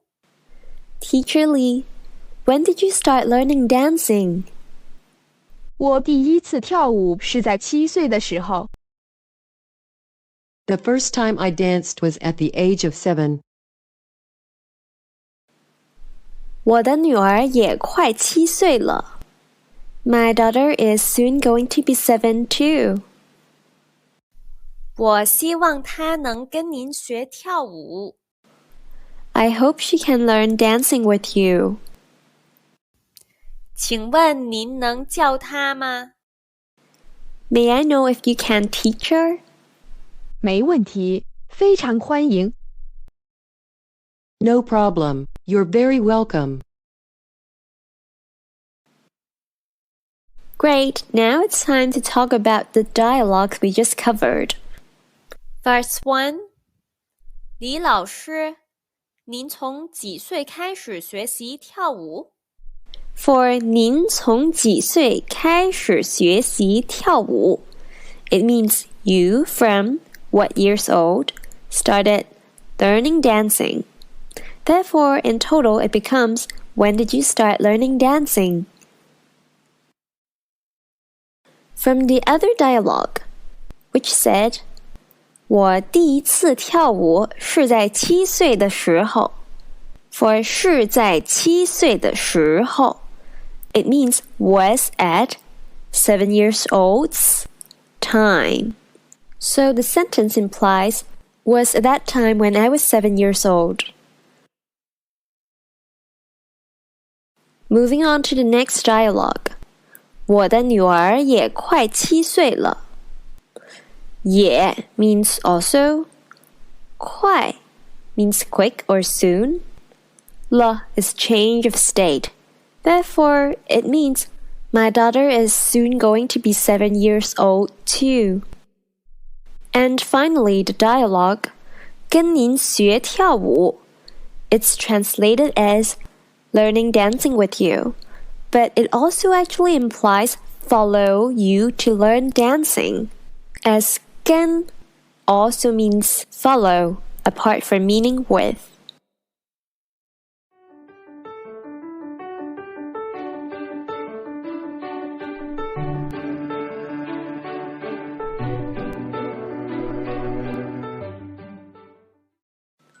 Welcome, you guys. 欢迎.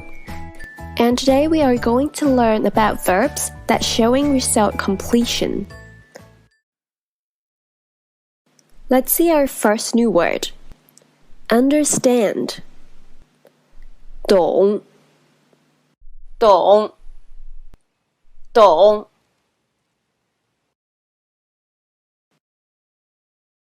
Next word. Finish. 完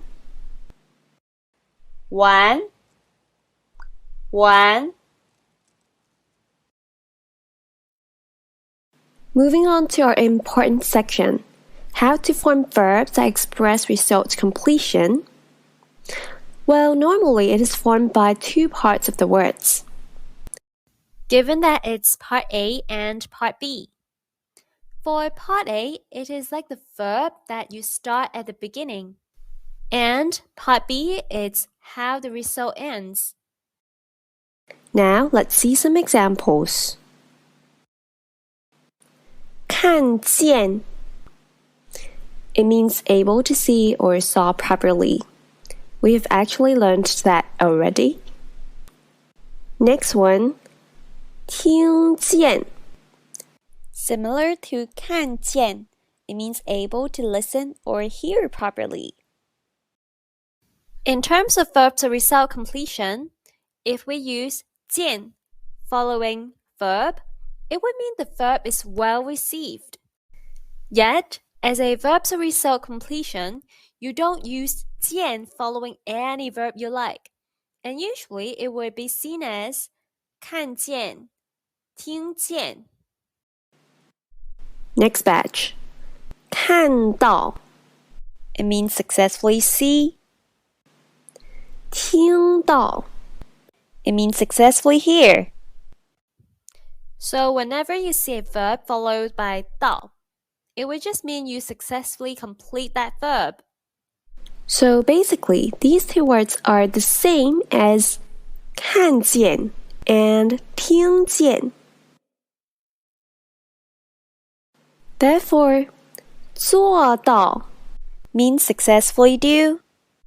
想到 it means successfully think of. So what is successfully thought, and in what situation you would use it? For example, you can say 想到 an idea. So it means you have come up with an idea, successfully thought of an idea. Does that make sense? Next batch. 找到 successfully find or successfully have found. 准备好 well prepared. So basically, in a verbs result completion, when you see verb followed by 好, it means you have well completed doing the verb. 写完 finished writing. 买完 finished buying. So, in a verbs result completion, when you see a verb is followed by 完, it means that you have finished doing the verb. Next, 听懂 understand by hearing. 看懂 it means understand by seeing. So, in terms of this verbs result completion, verb 懂, it means that you start doing the first verb and ends up understanding through the first verb. Let's see an example about the two. 我听懂她说什么了. I understand what she's saying now. You would use 听 as a verb because you listen to someone saying, right? For 看懂, example, 我看懂他写的字了. I understand his writing now. And in this situation, you would use 看 as a verb because you would look or see someone's writing. Great! Now, while we know how to say these verbs showing result completion, what's their negative form?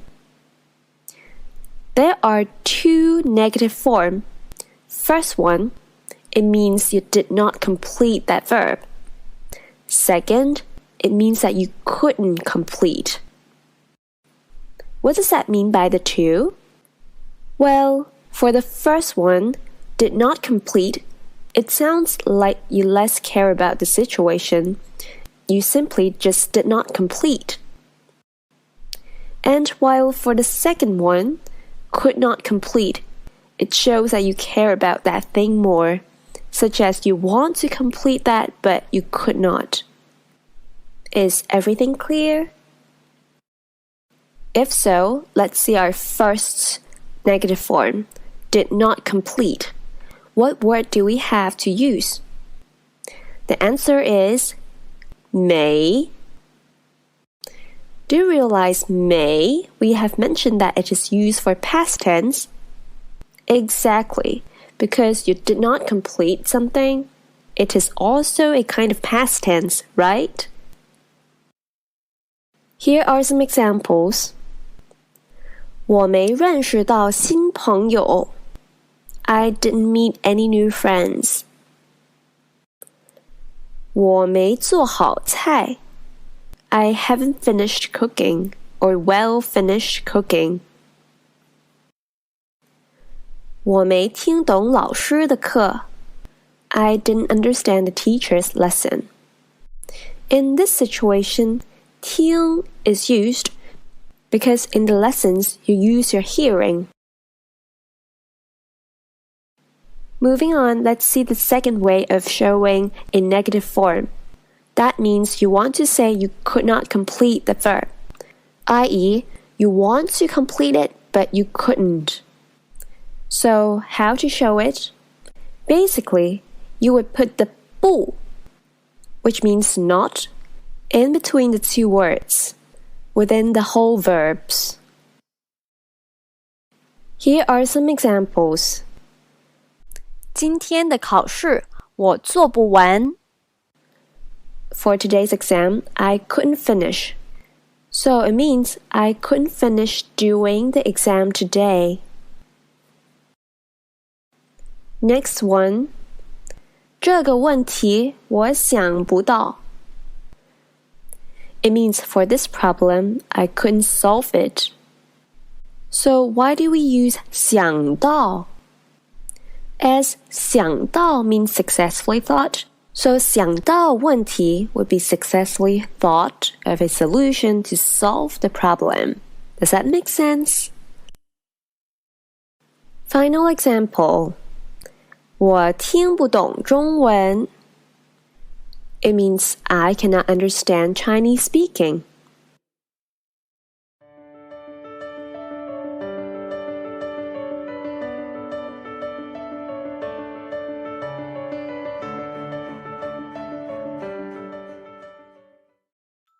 Hi guys, 你们好，欢迎 welcome.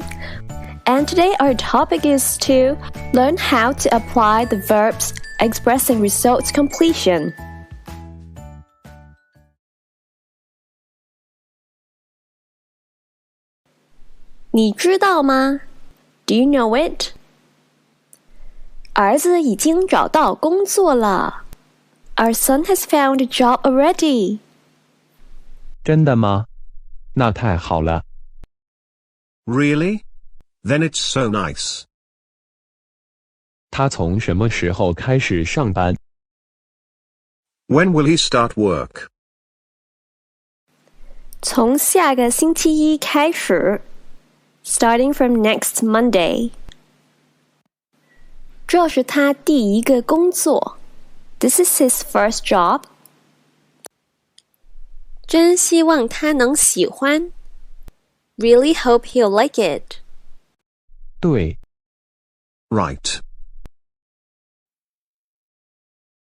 Let's see the dialogue. 儿子已经找到工作了。Are you able to find the verb that shows result completion? Yes, that's 找到, which refers to successfully found.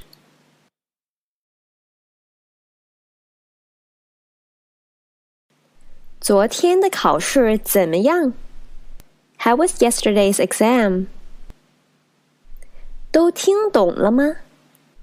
Understood all you heard? 对，都听懂了。Yes, all understood. 你呢？你都做完了没有？ What about you? Did you finish doing all or not? 做不完 I couldn't finish it. 题太多了 There are too many questions. Let's have a look at some words from the dialogues. 做不完 Do you remember 做完 means you finish doing it? When you put 不 in between the two words, it would mean couldn't finish doing it. Therefore, it shows that you want to finish doing it but couldn't. Let's see our final dialogue. 题太多了 There are too many questions. What is 题 in here? 题 actually is from 问题, which is question or problem. But 题 alone means question, but refers to exam questions or test question, etc.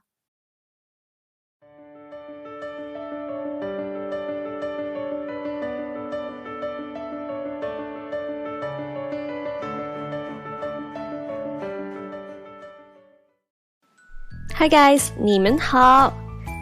The topic is good for your Chinese learning. Great. Let's learn the two words that we can say for don't or stop doing something. First one, 不要. Though we know 不 means not, while 要 means have to. 不要 will totally become don't. 不要不要 Now let's see another way of saying don't. That's 别别别 Finally, let's learn another word referring to help. This time, this help not only refers to just verb, but it can be a noun. We call 帮助，帮助，帮助。As we have learned 帮 before, which is help and it is a verb, what's the difference between 帮助 and 帮? Let's see the details. Both 帮助 and 帮 mean help, while 帮助 can be both verb and noun, and 帮 can only just be verb. When as verbs, 帮助 and 帮 can be interchanged. Let's go see some examples. 你能帮我买些碗吗? It equals to 你能帮助我买些碗吗? Can you help me buy some bowls? 他帮我介绍了这个新工作. It equals to 他帮助我介绍了这个新工作. She helped me to introduce to this new job. Great. Now how about using help as a noun? Note that we can only use 帮助. 谢谢你给我的帮助. 没有你的帮助，我不会找到这个新工作. Thanks for offering me help. Without your help, I wouldn't be able to have found this new job.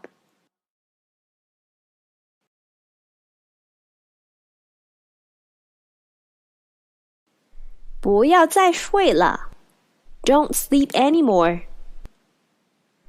你明天还有汉语考试. You still have Chinese exam tomorrow. 我都已经准备好了.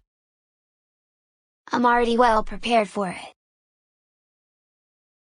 好吧，那你出来看中文电视吧. Fine, then come out and watch some Chinese TV. 多看中文电视，对你学汉语有帮助. Watch more Chinese TV is good for your Chinese learning. Great. Now it's time to have a look of a dialogue to see if you understand. First one, 不要再睡了. For 再, it means again or further. So 不要再睡了 means don't sleep further or don't continue to sleep. And 了 is just there to make a change of state, so asking you not to sleep now. Next dialogue. 多看中文电视，对你学汉语有帮助. For 对 is toward or to, and 有帮助 it means have help. It would become an adjective. Therefore, the whole sentence meaning is watch more Chinese TV is helpful to your Chinese learning. In fact, when you want to say it's helpful to something, it's often used as a combination that you say 对 something 有帮助. But mind you, don't mistake that you can use 有帮助 as helpful in every other situation. Such as, she's very helpful. You cannot say 她很有帮助. Yeah, it can only be 对 something 有帮助. Otherwise, if you say 她很有帮助, it would sound like she has help. And that would sound like she's useful, she's functionable, which is not she's helpful. And oppositely, if you want to say it doesn't have help to something, you would say 对 something 没有帮助. Is everything clear? Now let's see some examples as using 对 as to or towards. 我爸爸对我妈妈很好. My dad is very good to my mom.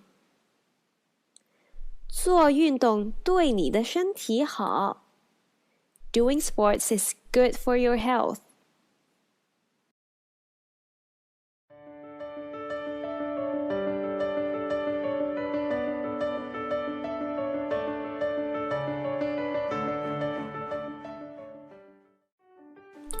Hi guys, good morning.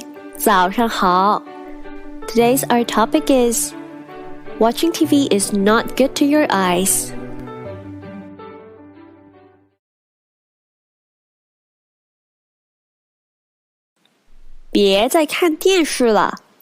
Don't watch TV anymore.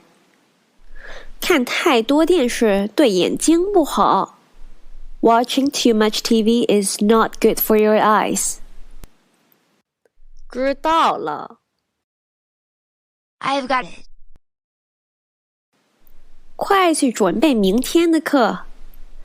Quickly go prepare for your lesson tomorrow. 好的. Sure.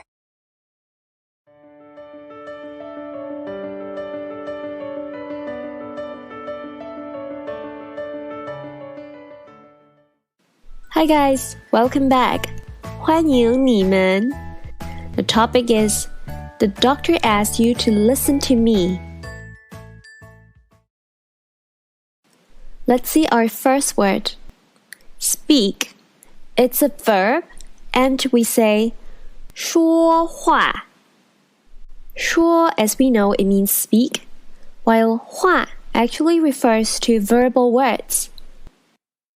说话，说话。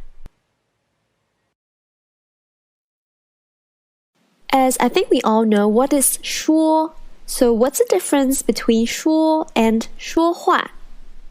Well, the both of them also is verb for speak, but 说 is the main verb and it's normally put in the middle of sentences, while 说话, together, it would be usually put at the end of sentences.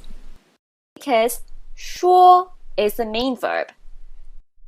Does this situation remind you of other words? Such as 游泳, 学习, 跑步, 跳舞, etc. They both share similar situations. Now let's see the example. Can he speak Chinese? 他会说汉语吗? Please stop talking. 请不要说话.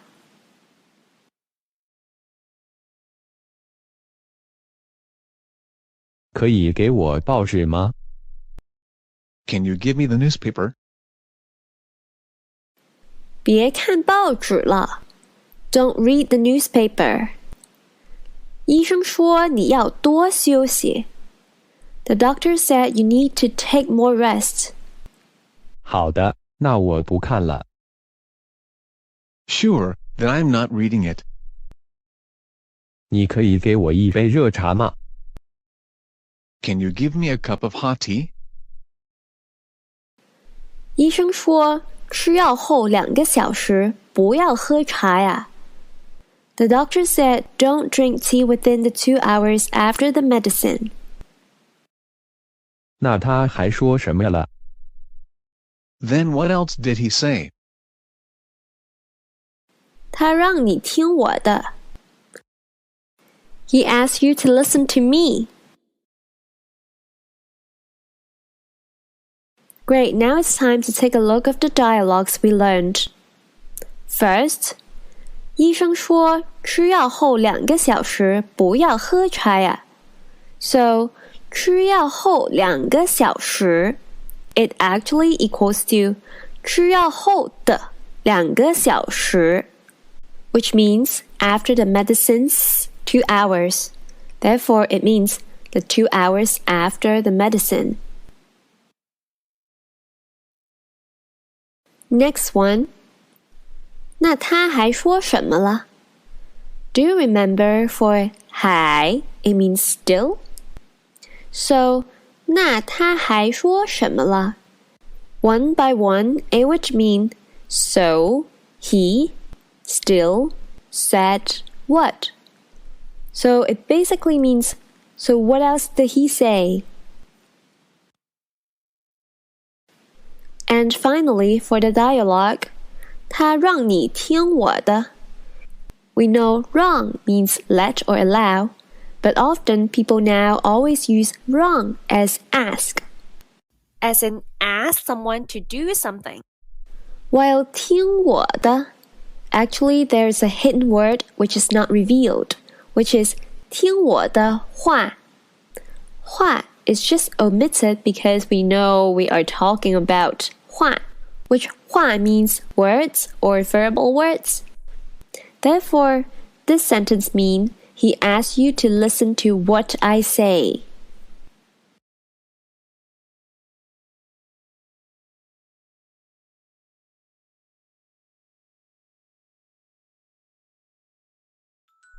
Hi guys, good evening. 晚上好. The topic is he's on his way back at the moment. Let's start with a couple of food. First one, egg. 鸡蛋. Actually, 鸡 means chicken, while 蛋 means egg. So if you say certain kind of 蛋, it would make it that certain kind of egg. 鸡蛋,鸡蛋. Next one, watermelon. We say 西瓜. For your information, 瓜 means melon. 西瓜,西瓜. And our final word. This is a word expressing right at the moment.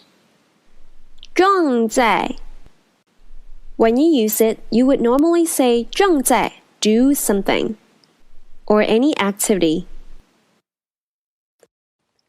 正在,正在. "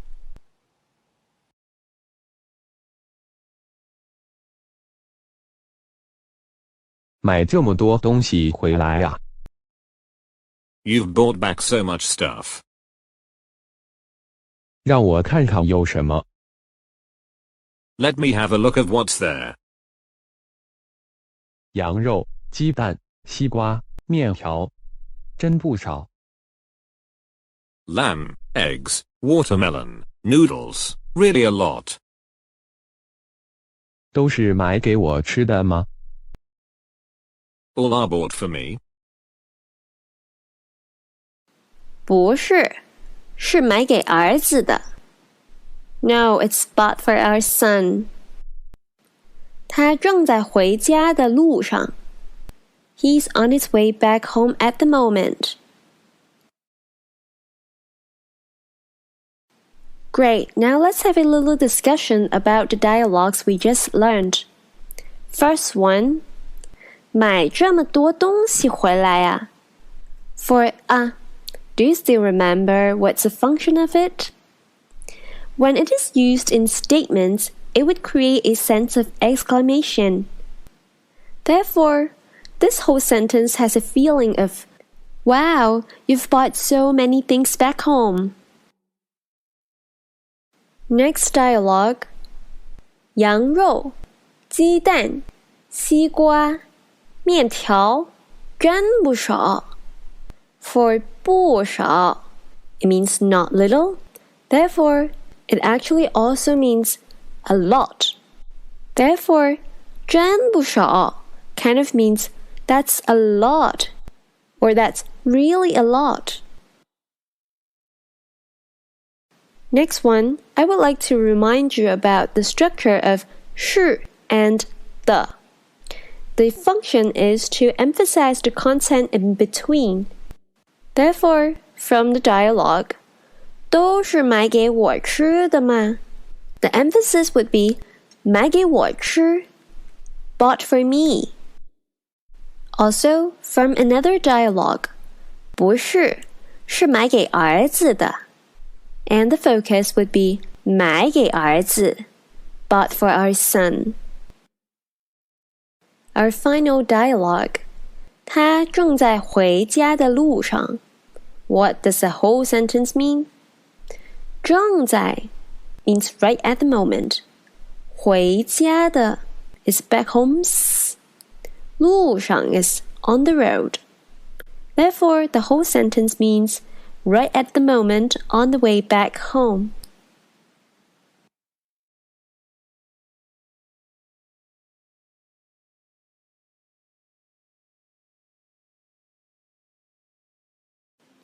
"你们好，欢迎." The topic is, have you seen my cell phone? Great. Now let's start with the word cell phone. We call it 手机. 手 means hand, while 机 is referring to device. Therefore, together they would make it cell phone. Isn't that interesting? 手机，手机。Next word, wash. It's a verb and we say 洗. From the character, have you noticed there is the radical of water? Because washing needs water. 洗，洗。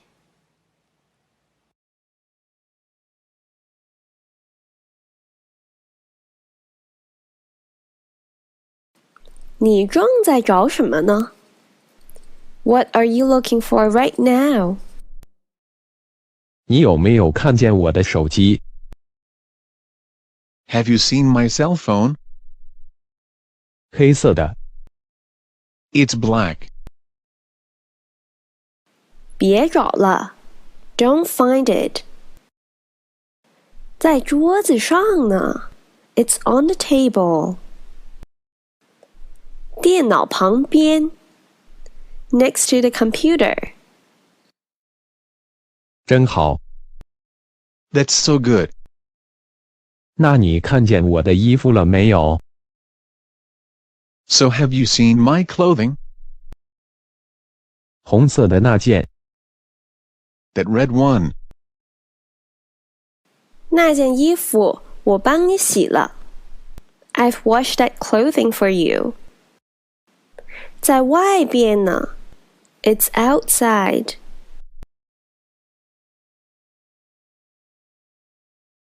Great. Now let's have a little talk about the dialogues we just learned. From the dialogue saying 黑色的.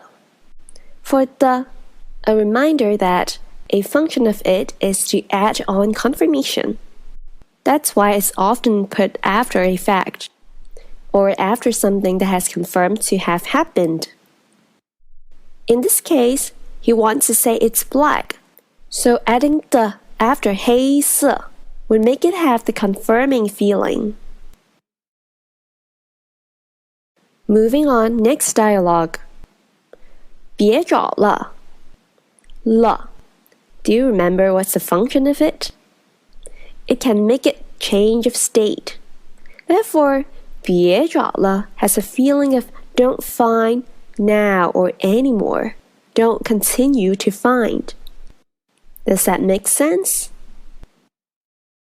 Next dialogue. 红色的那件. In this case, 红色, red color, is not a noun. It would be considered as an adjective.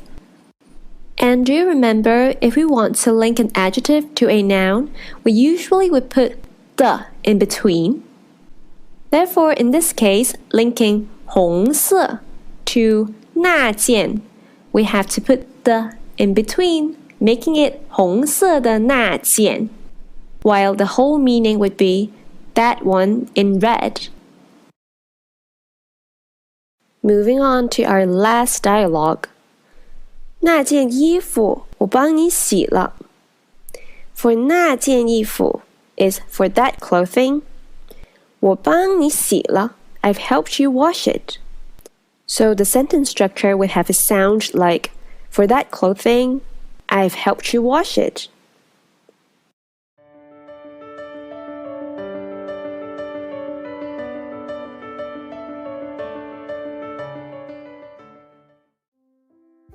"学生们，你们好."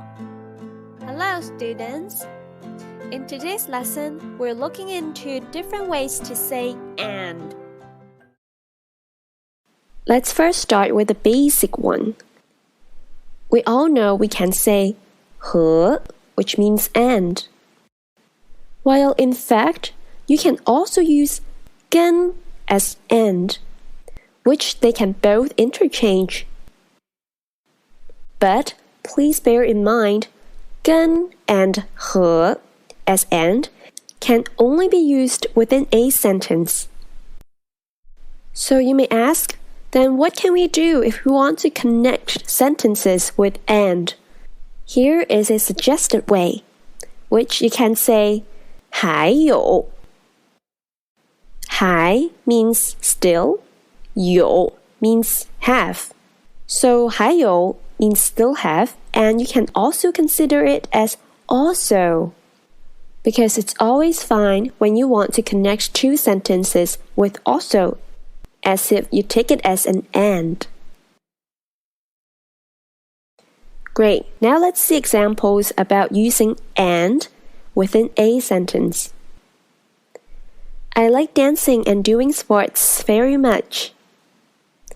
我很喜欢跳舞和做运动。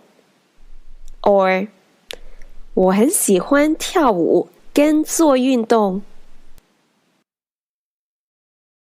Me and my parents live together. 我和我父母住在一起。Or 我跟我父母住在一起。There is a bed, a desk, and a chair in the room. 房间里有床、桌子和椅子。Or 房间里有床、桌子跟椅子。Great! So what about using and to connect sentences?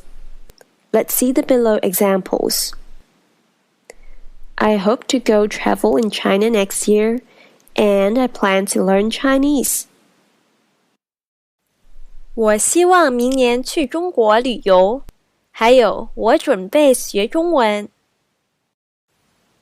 Next one, I went to learn dancing today and went to see a movie together with my little brother. 我今天学了跳舞，还有跟弟弟一起去看电影。Final one, my name is Tom and I'm a Chinese. 我的名字是汤姆，还有我是一个中国人。Are they all clear? I'll see you in the next lesson. 再见。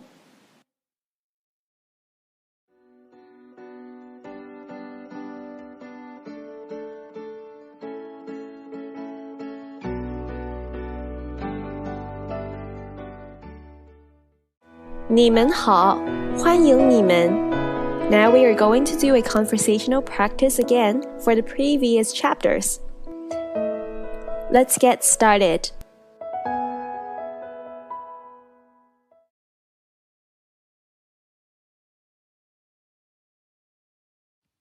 儿子，你别再看电视了。你从3个小时前已经在看电视了。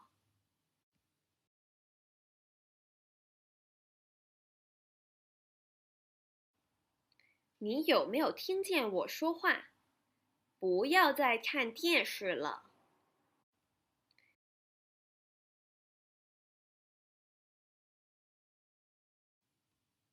你看这么多电视，对你是没有帮助的。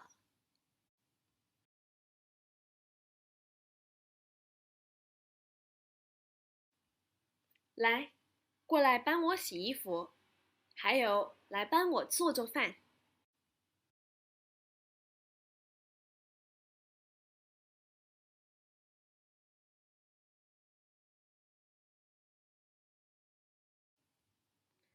昨天的汉语考试，我很多题都做错了。你呢？你的考试怎么样？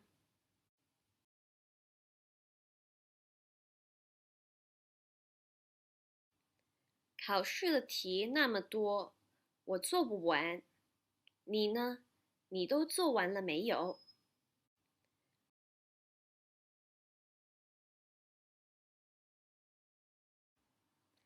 希望明天的英语考试我们都能听懂吧。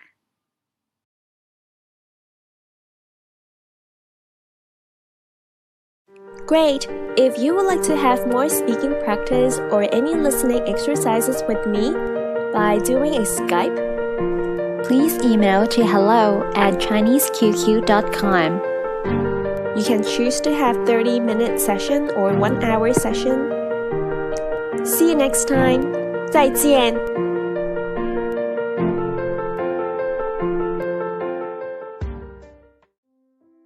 你们好，好久不见。Hello guys, long time no see. And the topic is, he has sung for a long time. Let's start with our first word, which is sing. It is a verb and we call it 唱歌. 唱 on its own actually means sing, while 歌 means song.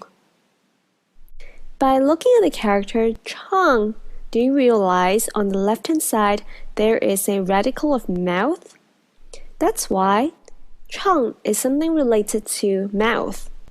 And to help you memorize 唱歌, you can call it sing song, but mind you, it is a verb. 唱歌，唱歌。Great, now let's see how we use 唱歌. For 唱, it is actually the short form of sing. But 唱歌 together is often used at the end of sentence, while 唱 alone is often used in the middle of sentence. Do you realize the situation is quite similar to what we have learned for 学习、游泳、帮助、跑步, etc.? As all of these words, the first character would be the main verb. Now it's time to see some examples. 我唱了很久. I've sung for a long time. 他在唱什么? What is he singing? 我弟弟非常喜欢唱歌. My little brother likes singing very much.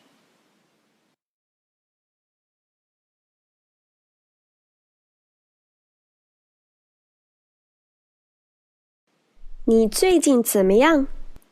How are you recently? 还不错。Quite good. 昨天和你一起去唱歌的人是谁啊? Who is that person went to sing with you yesterday? 一个朋友。A friend. 什么朋友? What friend? 是男朋友吧? It's boyfriend, right? 不是不是。No, no. 真的不是。Honestly, no. 我同学介绍的。He's introduced by my classmate. 昨天第一次见。We met the first time yesterday.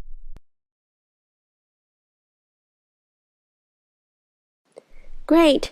Now let's take a look at the dialogues we just learned. From the dialogue, 你最近怎么样? For 最近, we learned 最 means most, while 近 means close. Well, for 最近 together, in terms of distance, we would use it as closest. But then, if we use it in terms of a period of time, 最近 would become the meaning of recently.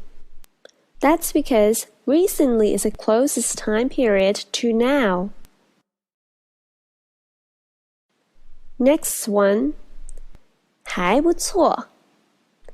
As 还 means still, and if you remember, we have said 不错 means quite good. So 还不错 together would become it's quite good. Next dialogue. 昨天和你一起去唱歌的人是谁呀？For 和你一起去唱歌的人 How should we dissect this sentence? Well, I think we have covered this kind of structure for a lot of times, but it's still good to refresh your memory, yeah? So basically, for 和你一起去唱歌 means go to sing with you. The, we can consider it as a possessive s. 人 would be person. Therefore, the whole sentence would be the person who goes sing with you. While we also learnt another way, which is to consider the as who or that. And we'll start with 人, which is person. The is who or that. 和你一起去唱歌 is go to sing with you. So the sentence would still be the person who goes sing with you. Which way do you think it's easier for you? Moving on to our final dialogue.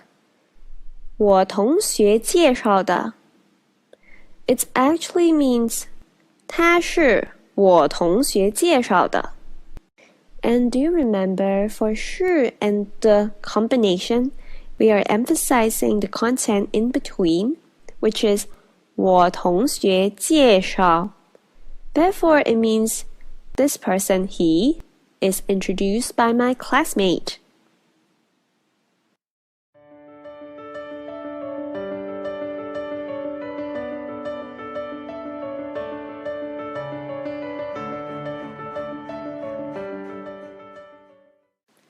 Welcome, guys. 欢迎. The topic is comparing, and in this lesson, we are going to learn how to compare things. Let's start with our critical word, which means compare to. We say 比 比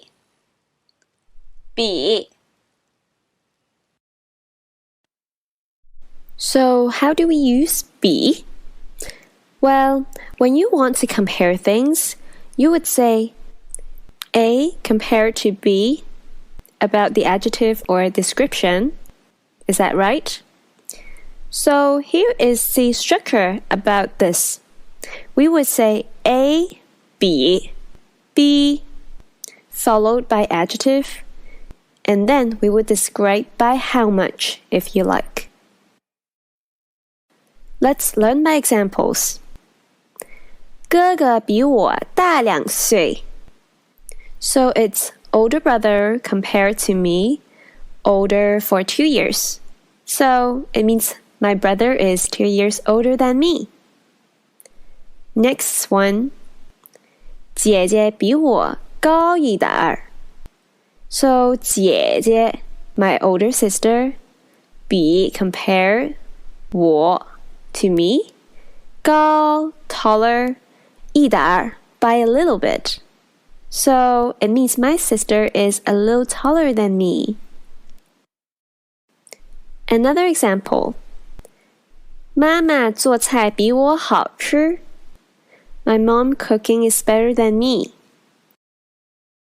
While 这个粉色的杯子比那个红色的贵很多 So basically it means this pink cup is a lot more expensive than the red one. Great. What about if we want to say something like not as in English? For example, I'm not as tall as him. So, to do this, we would say A 没有 B adjective. And by using this structure, similar to English, there is no indication of by how much of that adjective. And in this structure, why use 没有? That's because A not have the quality that B has. Does everything make sense to you? Great. Let's start with some examples. 我没有哥哥大。I'm not as old as my brother. 我没有姐姐高。I'm not as tall as my older sister. 我没有妈妈做菜好吃。My cooking is not as tasty as Mom's. And finally, 那个红色的杯子没有这个粉色的贵。That red cup is not as expensive as this pink one.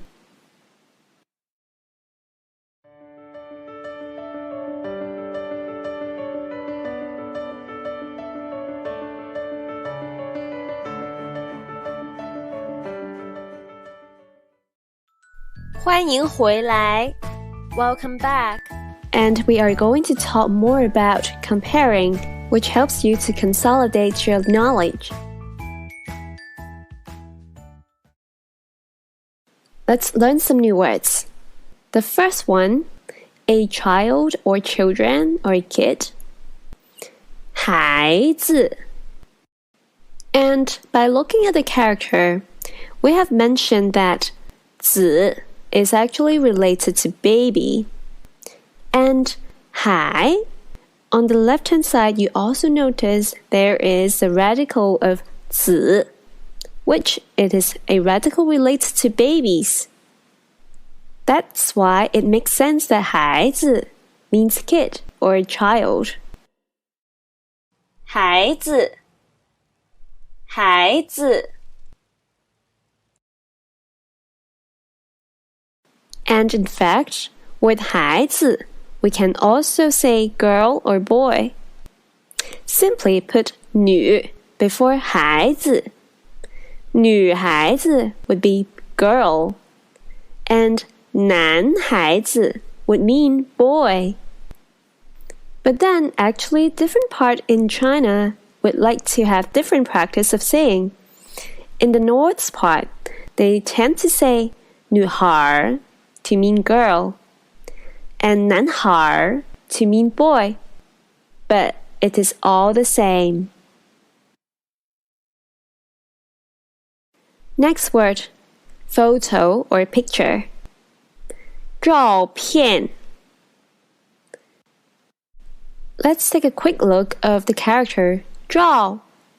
From the bottom of the character, it looks like there is heat. In fact, these 4 dots are the radical of heat. Because when you take photo, there is flash, maybe. So it's kind of related. 照片，照片。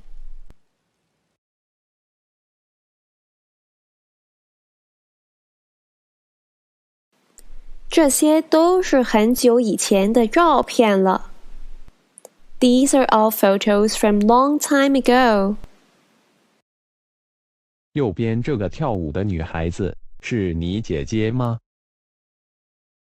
Is this girl on the right dancing your sister? 是啊 Yes. 左边这个在学写字的男孩是我弟弟。This boy on the left learning writing is my brother. 他多大了？ How old is he now? 他现在20岁了。He's 20 years old now. 我比他大4岁。I'm 4 years older than him.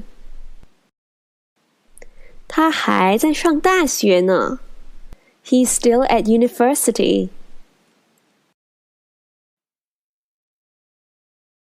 Great, let's go over the dialogues we learned. 这些都是很久以前的照片了。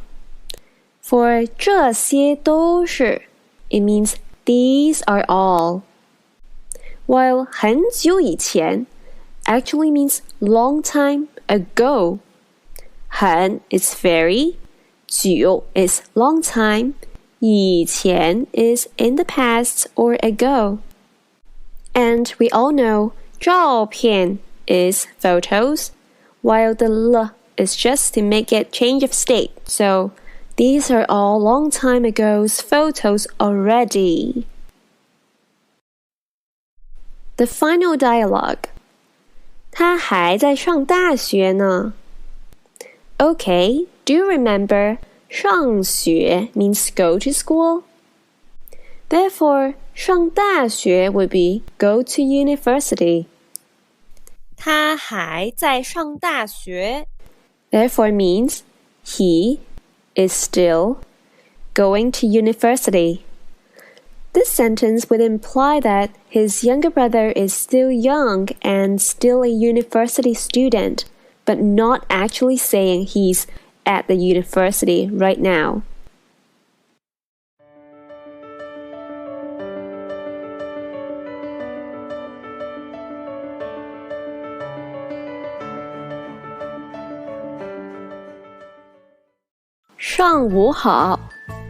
Hello, good morning. And the topic for today is It's cheaper than yesterday. Let's see our first word. We already know buy, so how about sell? To say sell, it's 卖. When comparing to buy, which is 买, they look pretty similar and they sound pretty similar. But you have to remember, buy is third tone, 买, while sell is fourth tone, 卖. 卖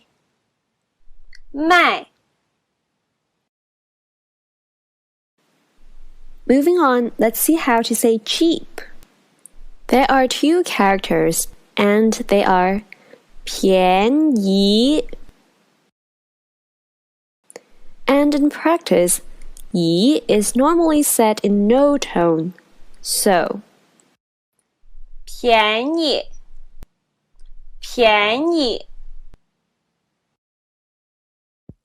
Next word, it means 500 gram, which is half of 1 kilogram. And we call it 斤. A reminder that we have learned kilogram, which is 公斤.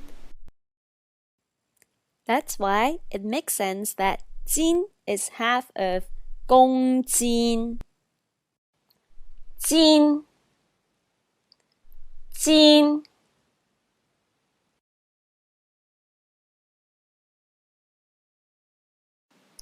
今天的红苹果怎么卖? How is the price for red apples today? 2块5一斤。 2 renminbi 50 per half kilogram. 比昨天便宜呢。It's cheaper than yesterday.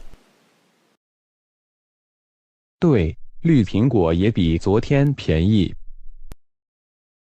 Yes, green apples are also cheaper than yesterday. 你快来点儿吧。 Quickly get some. 那我要半斤红苹果和1斤绿苹果。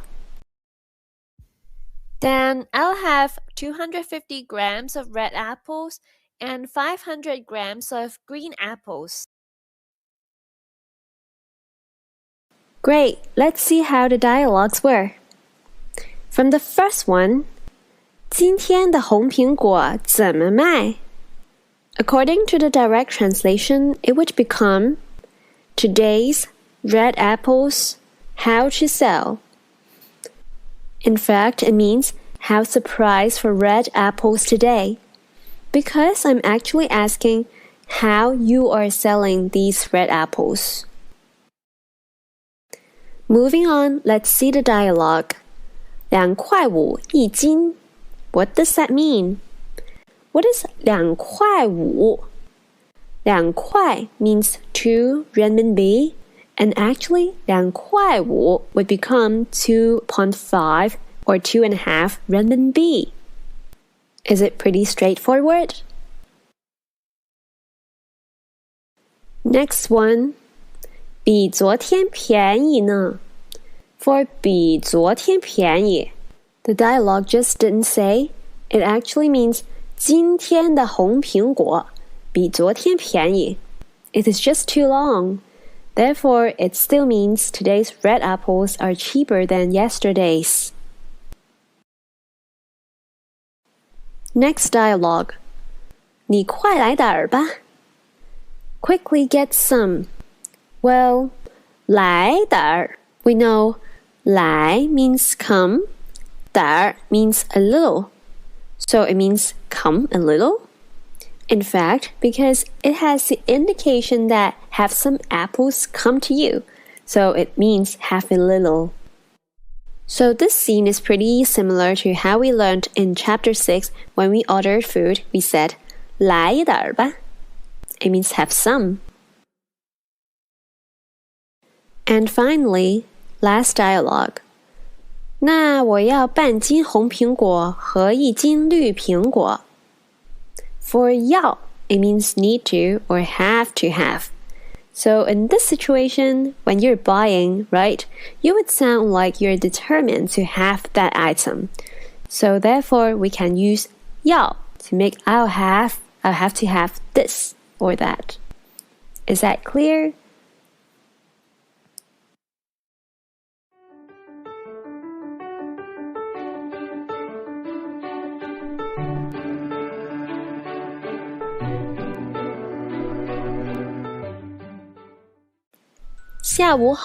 Good afternoon. And the topic is, you probably don't know her. So how do we say probably? It can mean maybe, possibly, or probably. The Chinese is 可能可能 Another new word, which is surname. We call it 姓 姓 So how do we use 姓 and how do we ask, what's your surname? In fact, we just say 你姓什么你姓什么 And when you reply, you want to say my surname is, that would be 我姓 followed by your surname.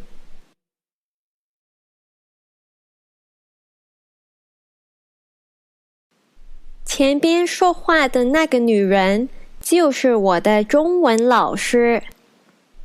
That woman who is speaking at the front is just my Chinese teacher." 是门外的那个吗 Is it that one outside the door? 是啊，你可能不认识她。Yes, you probably don't know her. 她是新来的吗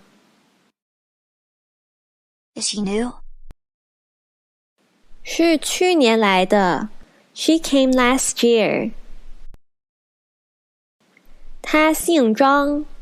Her surname is Zhang. 今年28岁。She's 28 years old.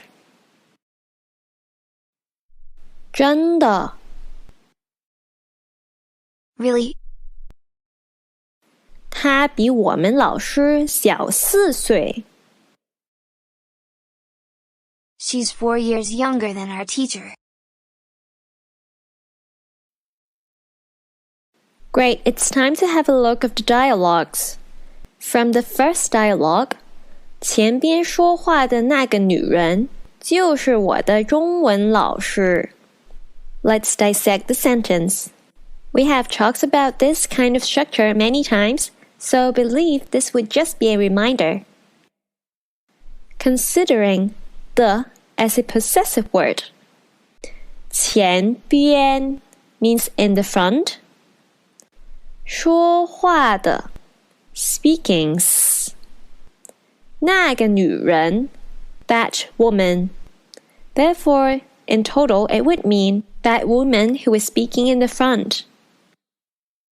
Now, using another way, considering the as who or that, and it would be easier for us to start at the end of sentence. 那个女人 is that woman. The is who. 说话 speaking. 前边 in the front. So it still means that woman who is speaking in the front. Great, now let's move on to the next dialogue. 是门外的那个吗? For 是门外的那个. If you use one of the two ways from the previous dialogue, you would know the meaning is, it's that one outside the door. Next dialogue. 他是新来的吗? For 是 and the combination, do you remember it is used to emphasize the content in between? Which is 新来. So what is 新来? It means newly come. 她是新来的吗? Kind of means, is she newly come? So basically asking, is she a new teacher?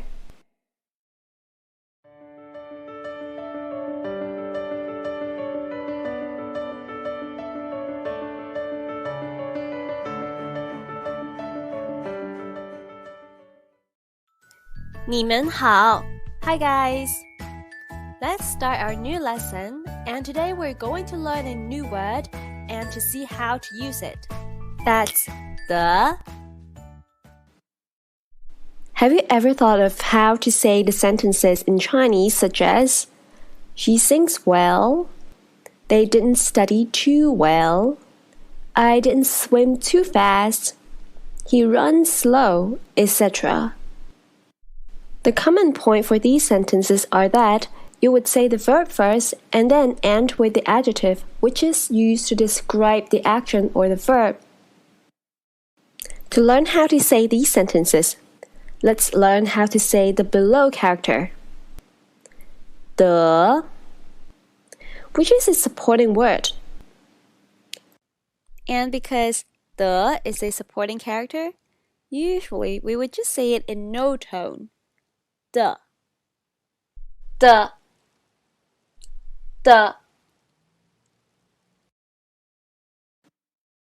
So what is the to do with the sentences that we have mentioned?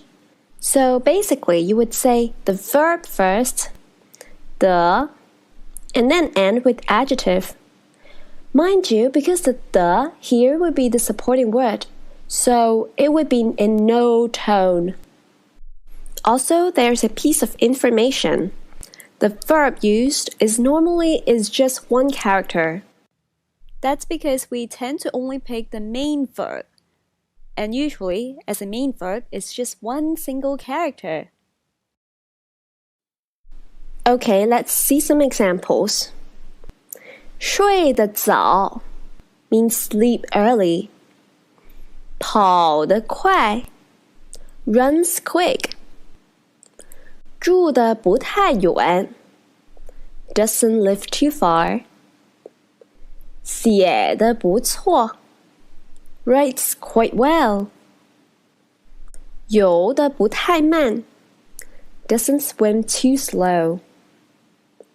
做得还可以 you did okay or that's okay. Great. Getting back to the structure, verb, the adjective. Because usually we use just one character, sometimes there may be confusion caused. For example, what? As cook, you say 做菜, but the main verb is 做. Therefore, if you want to say cook really well, you say 做得很好吃, which 做 also means do or make. So it is not too clear it's specific for cooking. So in these situations, what do we do? So the normal practice would be, you say the whole verb first. For example, 做菜, and then the main verb, which is 做, followed by the and adjective. 很好吃 So the whole verb that you say is to use intending to provide more clear information, in order not to cause any confusion about what the activity is actually talking about. Therefore, let's see our first example. How to say she dances very well. Well, there are two ways. The first way would be go according to the new structure rule that we learned, whole verb, verb, the adjective. While the second way is actually based on that, while using some other techniques that we learned all over the lessons. First way, 她跳舞跳得非常好. You would say the whole verb 跳舞, which is used to make it more clear. Otherwise, 跳, it means jump. Second way, 她的舞跳得非常好 because 舞 is dance, which is a noun, so with the, which is a possessive word, would make it her dancing, dance 得非常好. Does that sound clear to you? While also when you speak faster, the possessive word the can be omitted, and you can actually say 她舞跳得非常好 Great, let's see another example. You speak Chinese quite well, so it means you're quite good at speaking Chinese. The first way, 你说汉语说得不错. The second way, 你的汉语说得不错. Next, he doesn't write Chinese characters well. First way, 他写汉字写得不好. Second, 他的汉字写得不好. Also, mom doesn't cook very well. First way, 妈妈做菜做得不太好吃. Second way, 妈妈的菜做得不太好吃. My sister sings very well. 姐姐唱歌唱得很好听. Or 姐姐的歌唱得很好听. Great! Now that you should be familiar with how to use the in the sentence, right? So what about adding a comparing element so you can use it to compare with others? Such as, he does that thing better than me. So, how do we do? Basically, you would just have to combine the structure as well as be structure, which shows comparison, into one. Let's recap a little bit. For the structure, you would say whole verb, and then verb, the adjective. While the comparison be structure would be A, B, B, which is A compared to B, adjective, and then by how much, which we have learned in the previous lesson. Now let's combine them. That would make it A, B, B, whole verb, verb, the adjective, and finally by how much. Don't think it's difficult, because if you see the examples, it would make total sense for you. And eventually, when you get familiar with all these applications, you can totally forget these kind of formula. Let's start with the examples. She dances a lot better than me. The first way, 她跳舞跳得比我好很多. So actually it says she dances compared to me a lot better. Second way, 他的舞跳得比我好很多。Next one, you speak Chinese a little better than him. So how do we say it? Two ways again. First one, 你说汉语说得比他好一点儿。Second, 你的汉语说得比他好一点儿。Next example, he writes Chinese characters slightly better than me. Let's see the first way. 他写汉字写得比我好些。Second way, 他的汉字写得比我好些。Very good. So for now, as in English, when you're comparing things, there's a term called not as. If we also want to incorporate it with the structure, what do we do? As we have learned, not as sentences would be in this structure. A, 没有, B, adjective. And now putting it with the structure, it would make it A, 没有, B, whole verb, the adjective. To make it clear, let's better see the examples. Mom doesn't cook as good as Dad. Way 1. 妈妈做菜做得没有爸爸好吃。Way 2. 妈妈的菜做得没有爸爸好吃。One more example. My older sister doesn't sing as good as my younger sister. Way 1. 姐姐唱歌唱得没有妹妹好听。Way 2. 姐姐的歌唱得没有妹妹好听。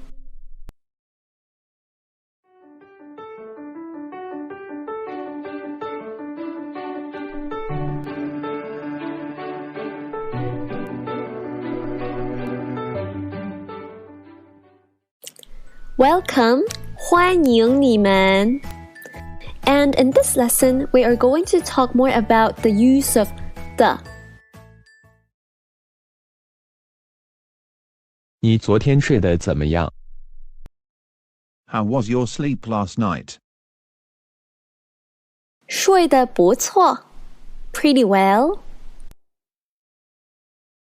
你每天上午几点起床？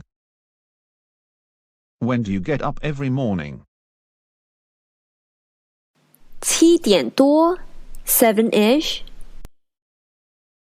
你比我早起1个小时呢。 You're up 1 hour earlier than me. 我睡得也早 I also sleep early. 我每天晚上10点就睡觉 I sleep at 10 every night. 早睡早起身体好 Early to bed and early to rise makes a man healthy.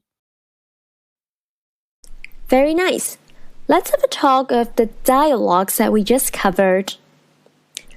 我每天晚上10点就睡觉 Here's a reminder. One function of 就 is to provide a sense of earliness or make the sentence sound soon. So if the sentence is without 就, which is 我每天晚上10点睡觉, it would be quite plain sounding I sleep at 10 every night. However, with the 就 after 10点, which is 10, it would make 10 o'clock sound really early. So it kind of implies that every night at 10, I go to sleep already. Next dialogue. 早睡早起身体好 What does that mean? Well, it is like a Chinese slang, which means sleep early and get up early makes your health good. Does that sound interesting to you?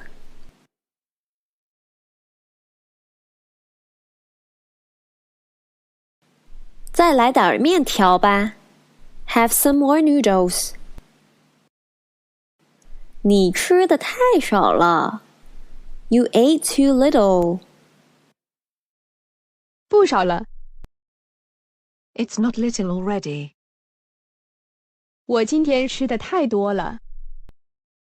I've eaten too much today. 那晚一点我们去游泳吧。Then let's go swimming later. 你游泳游得怎么样？ How is your swimming? 不怎么样。Not very good. 我妹妹比我游得快很多。My sister swims much faster than me. Great, time to discuss the dialogues now. Okay, 再来点面条吧。再 a reminder, it means again or further. So in this situation, we'll use 再 as further. For a direct translation, it would become further come some noodles, which basically means have some more noodles. Next dialogue. 那晚一点我们去游泳吧。What is 晚一点 As 晚 means late, while 一点 means a little bit. So 晚一点 as a time, it means later. Next one, you will realize there's a dialogue when that person replying, she says, 不怎么样. In fact, when people ask you how is something, like 怎么样, and your reply is 不怎么样, it would mean nothing special. You can actually apply this reply to many different things, like how is your day, how is your exam, how is your work. When you say 不怎么样, that would just mean nothing special.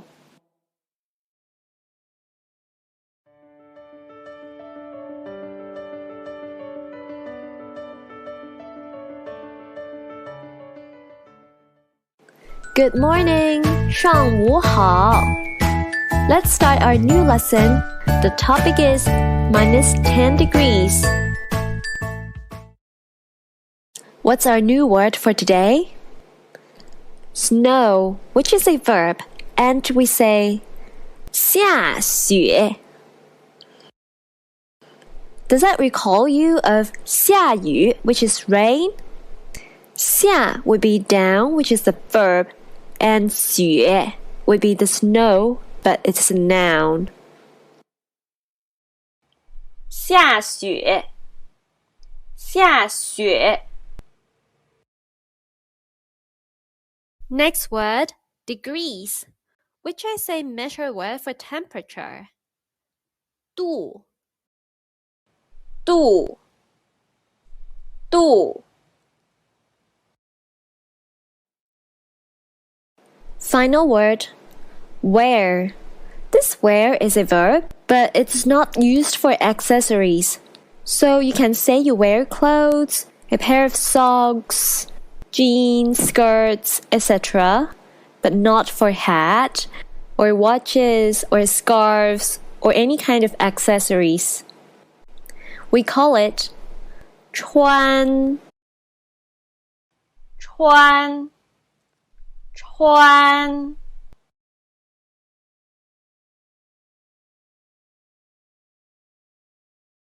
下雪了，天气真冷。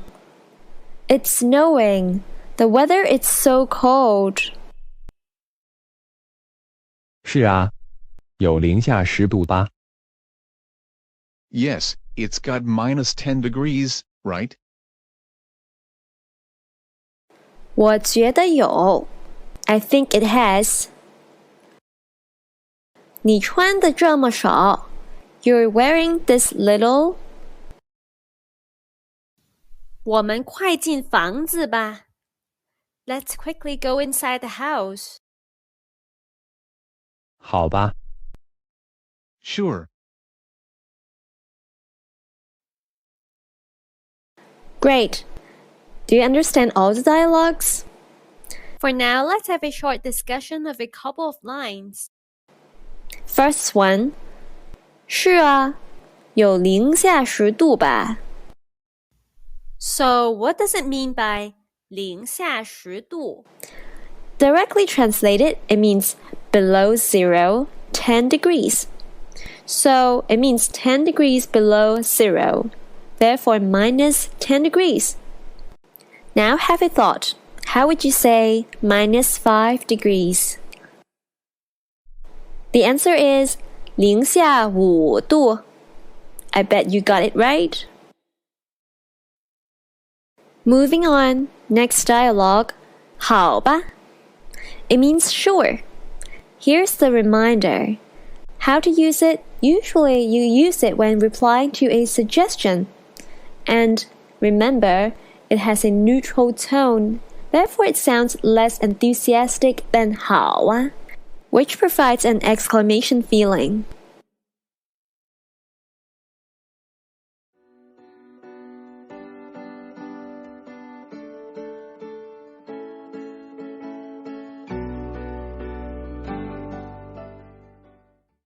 Hi guys, 你们好. Welcome to our new lesson. The topic is he wants to live closer. Great, now let's start our new word, which is close. The adjective close. And we call it 近. There's a little reminder about 近. When you say 最近, which means most close, we have learned that in terms of time period, 最近 would mean recently. 近近近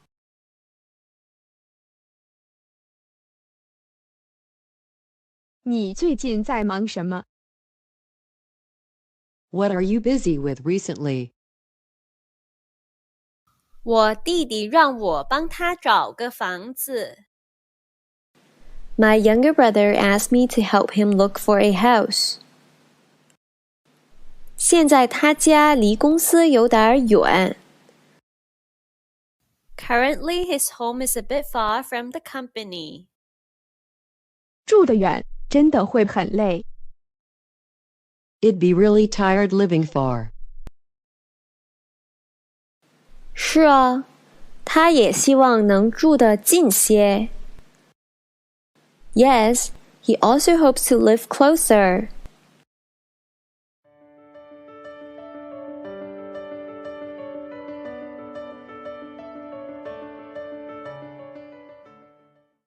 "你们好，欢迎你们。Now we are going to do a conversational practice again for the previous chapters. Let's get started.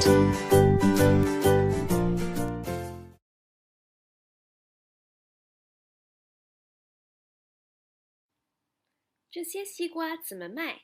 多少钱一斤？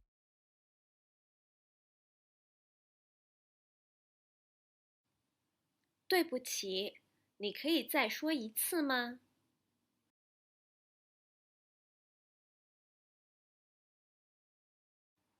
真的，今天卖的比昨天便宜啊！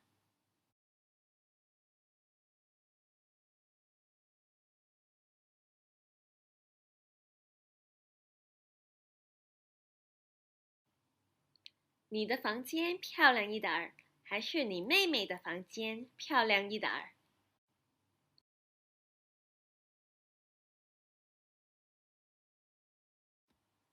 那你唱歌唱得好些，还是你妹妹唱歌唱得好些？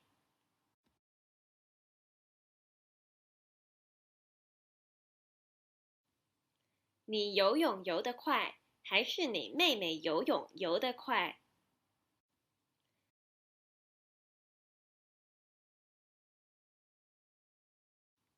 你比妹妹漂亮很多吗？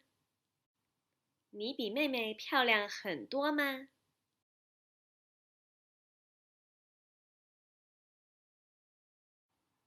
你做菜做得比妹妹好很多吗？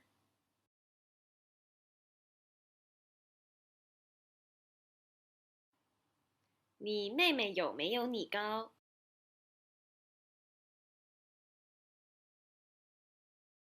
Great! If you would like to have more speaking practice or any listening exercises with me by doing a Skype, please email to hello@chineseqq.com. You can choose to have 30-minute session or 1-hour session. See you next time. 再见.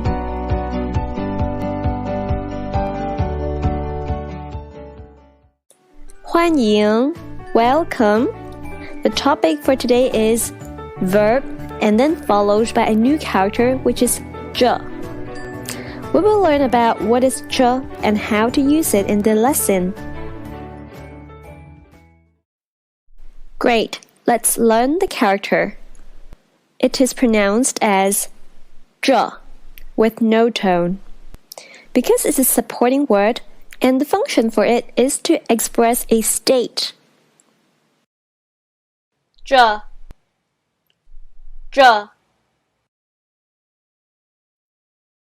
Let's have a little discussion about this character. First, 这 is used to express a state of an activity in a certain moment. So what state is that? The answer is, it represents the English tense which is ing form. You may think ing form, isn't that present continuous tense? Isn't that we already use 在 to represent present continuous tense? How come now that there is another character, 这? To reply this question, we don't have to consider 这 as a present continuous tense, but to consider it as an ing form, expressing a peaceful and still state.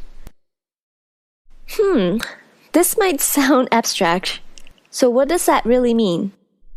Great, I'll show you some examples which could help you understand. While before that, remember we often put 这 after the verb. Given the English sentence, I'm wearing a purple overcoat. In Chinese, how you use 在 verb and verb 这 would make the sentence meaning change. Let's start comparing. Use of 在. 我在穿紫色的大衣. Next, use of 这. 我穿着紫色的大衣. These pictures would illustrate what's the difference between using 在 and 这. If you say 在穿, the meaning emphasizes on the action of wearing. You can see from the picture that the girl is putting on her coat. However, if you say 穿着, it shows that the state in a peaceful and still state, so the girl already has the coat worn on her body. So here are a few notes about the differences between 在 and 这 usage. Which 在 shows the current action more, while 这 shows a calm and still state for the verb. Great. Shall we see some more examples about the use of 这? 她听着歌. She's listening to songs. 他看着我. He's looking at me. 他想着明天的考试. He's thinking about the exam tomorrow. So you would notice these verbs are to be done in a peaceful and still state. For now, since that you already know how to use 这, what about its negative form? The fact is, it's quite similar to use of 在. When you want to express its negative form, you would either use 不是 or 没. Let's go back to the example. She's not listening to songs. You can say 她不是 or 没听着歌. He's not looking at me. 他不是 or 没看着我. Finally, he's not thinking about the exam tomorrow. 他不是 or 没想着明天的考试。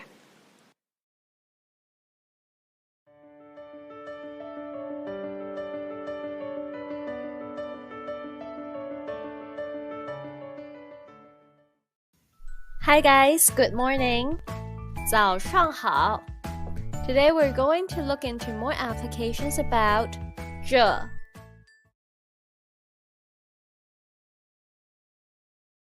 进来吧，门开着呢。Come in, the door is open. 我想问，张先生在吗？ I'd like to ask if Mr. Zhang is here.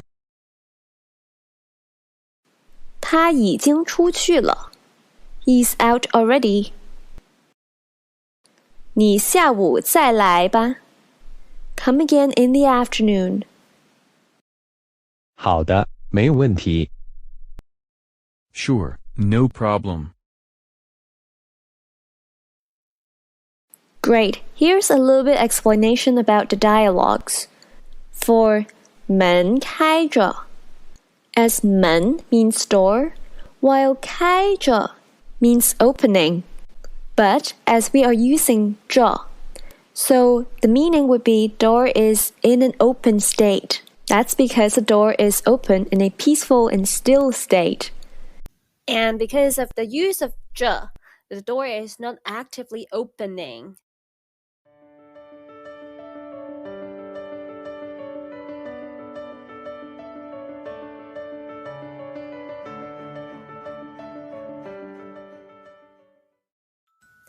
你们好." Hi guys. The topic for today is she's smiling while speaking. Let's start our new word. Smile or laugh. This is a verb, and we say 笑. Does the character 笑 looks like someone is smiling? 笑笑笑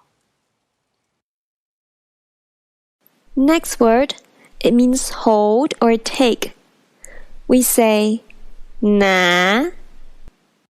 For 拿, the character, have you noticed there is a hand there?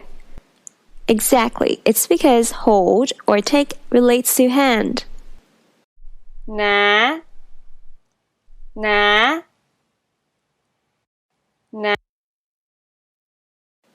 Next word, pen. And we say 笔. From the character 笔, the top bit is radical of bamboo. Also, the bottom part, it means fur or hair. Why is that? Just look here. In the old times, that's how a pen looks like. The longest part which you hold the pen is made of bamboo, while in the tip which you use ink to write is made of fur. That's why. 笔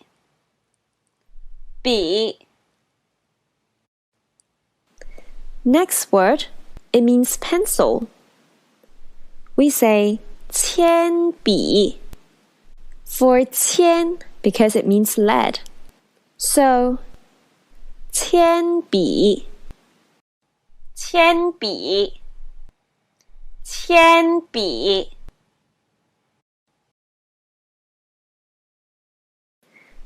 你知道那个笑着说话的女孩是谁吗？ Do you know who is that girl speaking while smiling? 我知道她的姓。I know her surname. 她姓李。Her surname is Lee. 她的姐姐是我同学。Her sister is my classmate.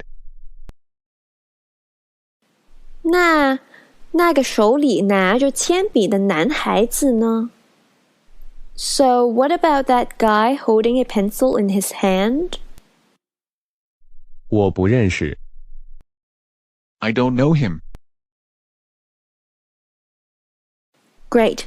Let's have a short discussion about the dialogues here. 你知道那个笑着说话的女孩是谁吗？ For 笑着说话, it's noticed there are two verbs or activities, which is 笑, smile, and 说话, speaks. So here's a little reminder. For verb 着, it is showing it's in a peaceful and still state. Therefore, it is not indicating an active activity. Therefore, with two activities in the same sentence, the verb 着 activity is not the focus. Therefore, within the sentence, 说话, which is the active activity, would be the focus, while 笑 is just a still state supporting the sentence. Therefore, the whole meaning for 笑着说话, which mean speaking while smiling. Moving on, 那个手里拿着铅笔的男孩子呢? Reminder for the first 那. As it is placed at the beginning of sentence, it means in that case or so. For the second part of the sentence, 手里拿着铅笔, it means holding a pencil in hand. The situation actually shows that the action is in a still and peaceful state, so you simply just hold it, but not really getting it or fetching it, which is more like an active activity.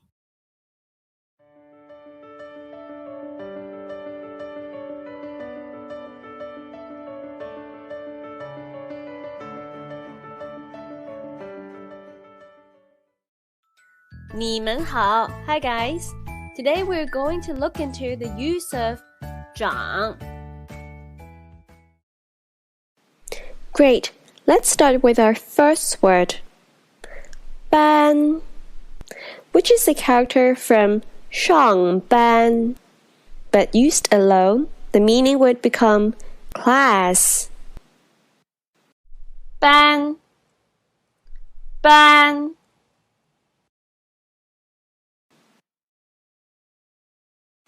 Next character, which is the focus of this lesson. It's 长, and it means develop or grow, which is the verb. 长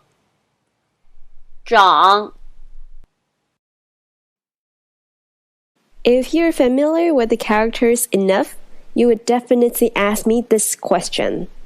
Isn't this character pronounced as 长? How come it is 长 now?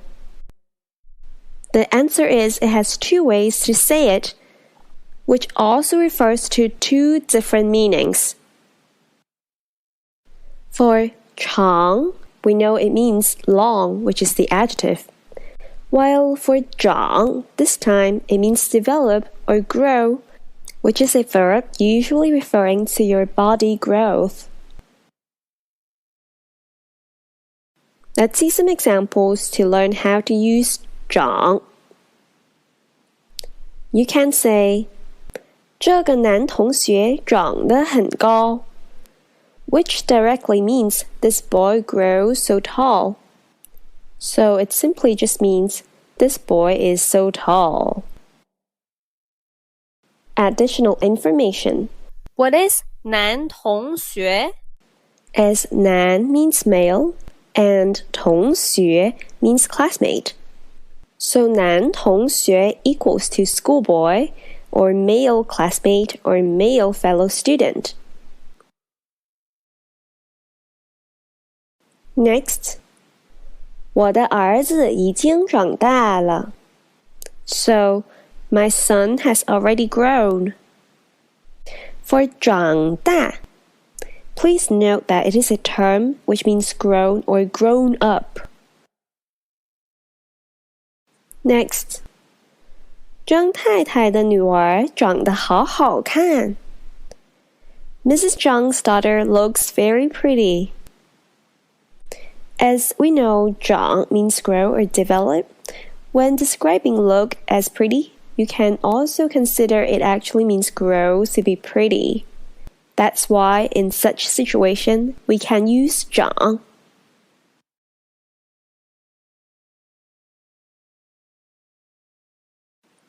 听说你有女友了? Heard that you have a girlfriend?" 我认识的吗? Do I know her? 就是我们班那个长着大眼睛。It's just that girl in our class who has big eyes. 非常爱笑的女孩。And also loves smiling. 我知道了。I know who is it. 她长得不错。Her appearance is quite good. 等等，她不是有男友的吗？ Wait a minute. Isn't that she has a boyfriend? 没有。No, she hasn't. 那个已经是她的前男友了。That one is already her ex-boyfriend. Great, now let's see some of the dialogues. From 听说你有女友了。女友 means girlfriend? Well, 女友 would be short form from 女朋友, so it also means girlfriend, while 男友 would be the short form from 男朋友, which also just means boyfriend. Next dialogue. 就是我们班那个长着大眼睛非常爱笑的女孩。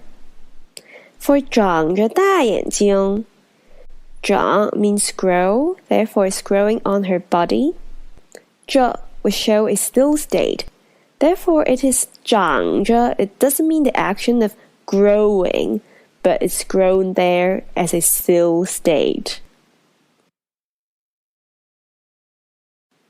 For the dialogue, 她长得不错 would mean her appearance is quite good. 长 means grow, so we also can use this as a verb to describe appearance, given that appearance is part of your body. Great. How about this dialogue? 等等，他不是有男友的吗？ For the second part, 他不是有男友的吗？ It is actually using the 是 and the combination. And we all know this function is to emphasize the content in between. Therefore, in this situation, it's emphasizing 有男友, have boyfriend. In a question, it would become 她是有男友的吗? Is it that she has a boyfriend? While if you want to say, is it not that she has boyfriend? You would add 不 before 是 to make it 她不是有男友的吗? Does that make sense to you? Finally, 那个已经是她的前男友了. That one is already her ex-boyfriend. For 前男友 or 前女友, it would mean ex-boyfriend or girlfriend.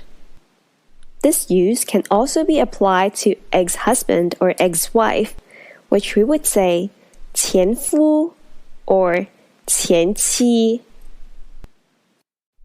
Which 夫 is from 丈夫, while 妻 is from 妻子. "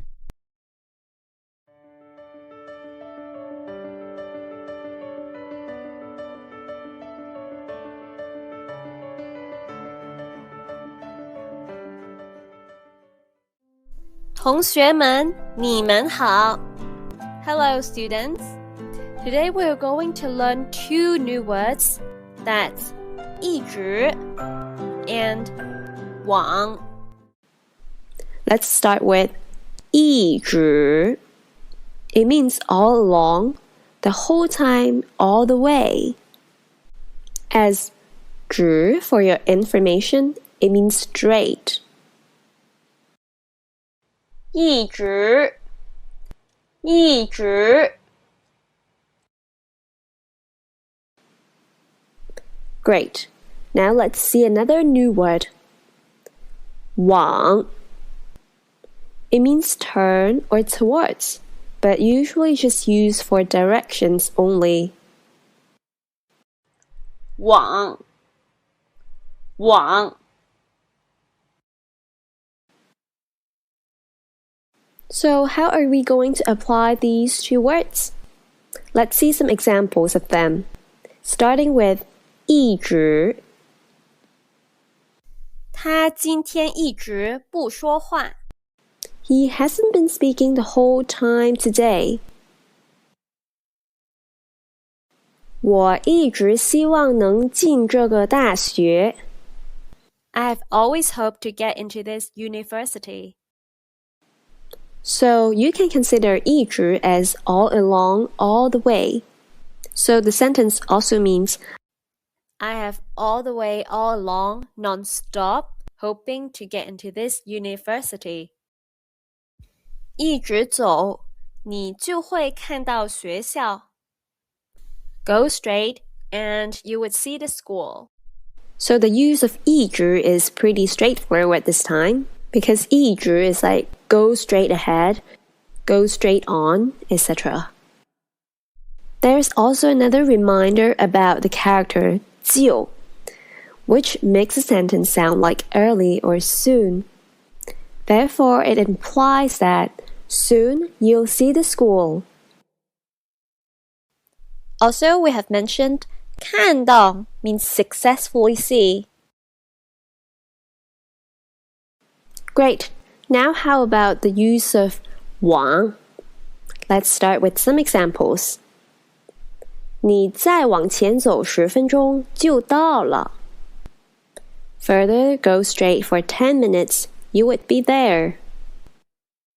There is a reminder of the character 了, which its function is to change of state. So it makes a sentence sound like further go straight or go for another 10 minutes. You would already be there. As 往 is used to show direction, we can use in this way. 往左看 Look to the left. 往上看 Look above.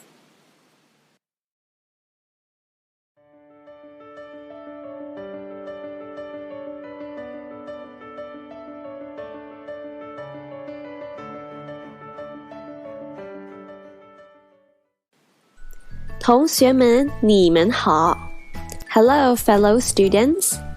The topic is Go straight ahead. Let's start with a couple of new words. First one, it means hotel or hostel. So basically, it's a smaller kind of hotel. We say 宾馆. For 馆, you know it's always a place-related character. 宾馆，宾馆。Next word, a crossroad, and we say 路口. As 路 means road, while 口 means mouth. So it is like the mouth of the road, like this. 路口，路口。请问，这里离北京宾馆远不远？ Excuse me, is Beijing Hotel far from here? 不远，走10分钟的路就到。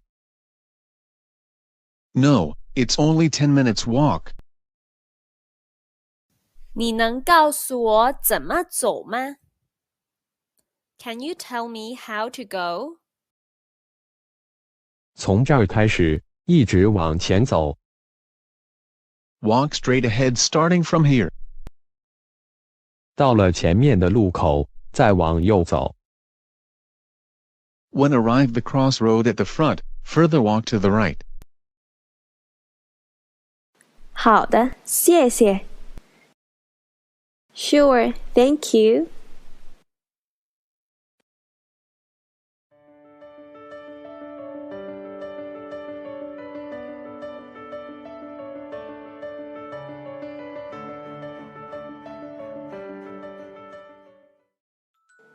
Hi guys, 你好。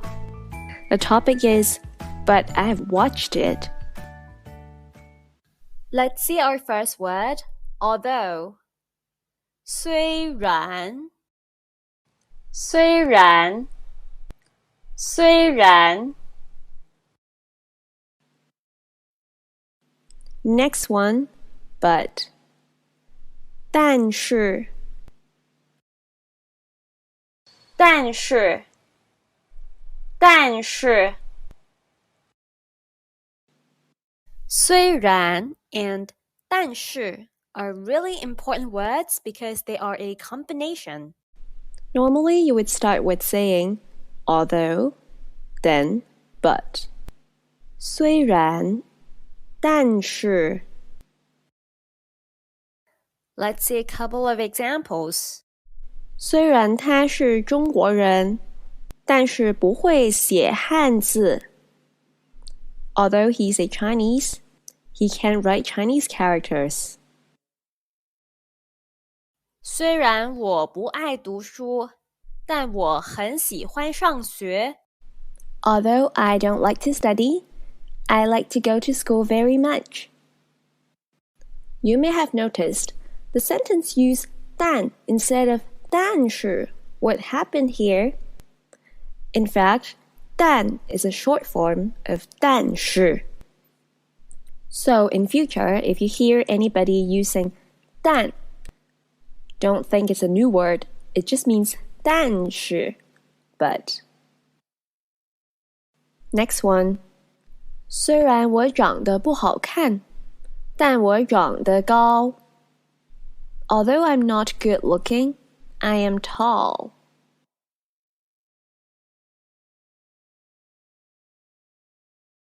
这个电影很有意思。This movie is very interesting. 你看过了没有？ Have you watched it or not? 没看过。No, I haven't. 那我们下个周末一起去看吧。Then let's go watch together next weekend. 但是我已经看过了。But I've watched it before already. Great. Let's have a short discussion about the dialogue. 这个电影很有意思。What is 有意思？有 directly would mean have. 意思 means meaning. So 有意思 together is an adjective saying meaningful or interesting.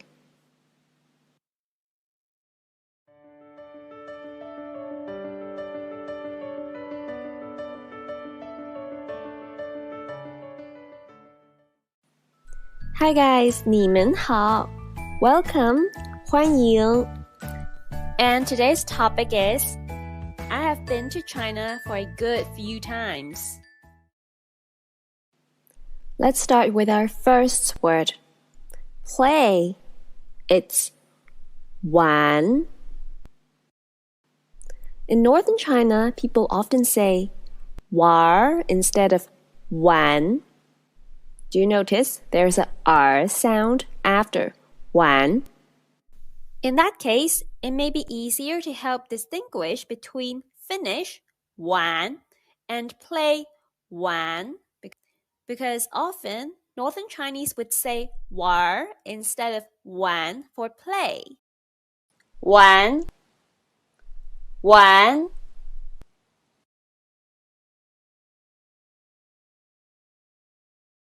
你不是已经去过中国了吗？ Isn't that you've been to China already? 你还想去呀？ You still want to go? 对啊 ，Yes。虽然我去过中国好几次 ，Although I've been to China for a good few times， 但是还是想再去玩玩。But I still want to go again for some fun. 那我也要一起去。Then I'll go together with you. 好啊 ，Sure。到时候我给你打电话。I'll give you a call by then.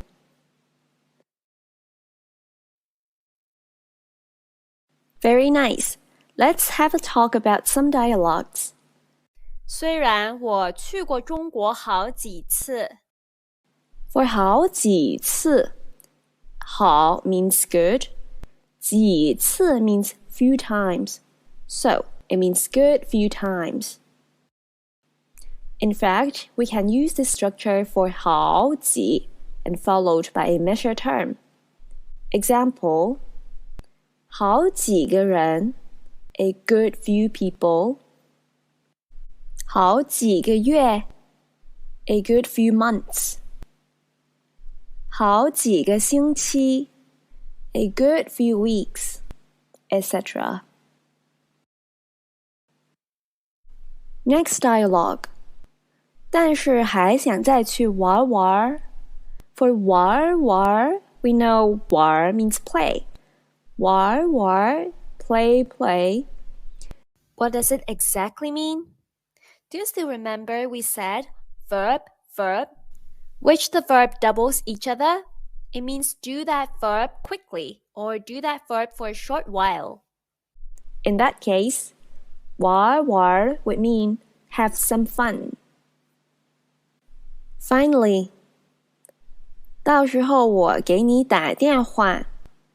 For 到时候, as 到 means arrive or reach, and 时候 means time. So it means when the time arrive, or by then, or by that time. So just be aware that 到时候 is used to indicate the future.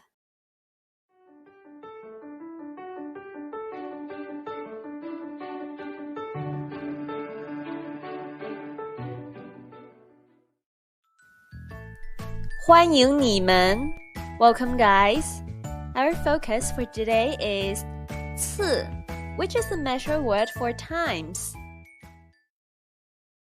Do you still remember in our level 1 course, we have a sentence structure rule, which helps you to know how to put the times and activity into the right position in a sentence?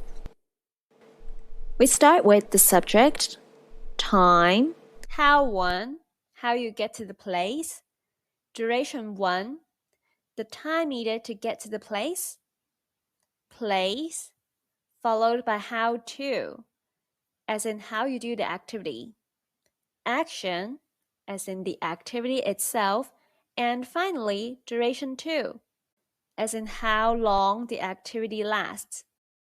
So what is it to do with 次, the measure term for time? In fact, it would be put also in the duration 2, which is the duration last for the activity. Or 次 can be put in the position of duration 1, which shows you the number of times that takes you to a place. Let's see some examples. 我去过英国3次了。I've been to the UK for 3 times. Next one. 你可以再说一次吗？ Can you say again for one more time? However, there's also a reminder about this rule. The action and the duration can be mixed, provided the action can be split into 2 parts. For example, 游泳、睡觉、跑步、学汉语、走路、坐公车, etc. Do you see their similarities? As for all of them, the first character would be the main verb. So the whole action can be split into two parts. As we have already learned how to mix the action and duration too. Now let's see how we mix the action with the duration too, which is represented by 次, number of times. For example, 我想去2次北京. I want to go to Beijing twice. Why you can say 去2次北京? We have actually learned about this, but let's see into details.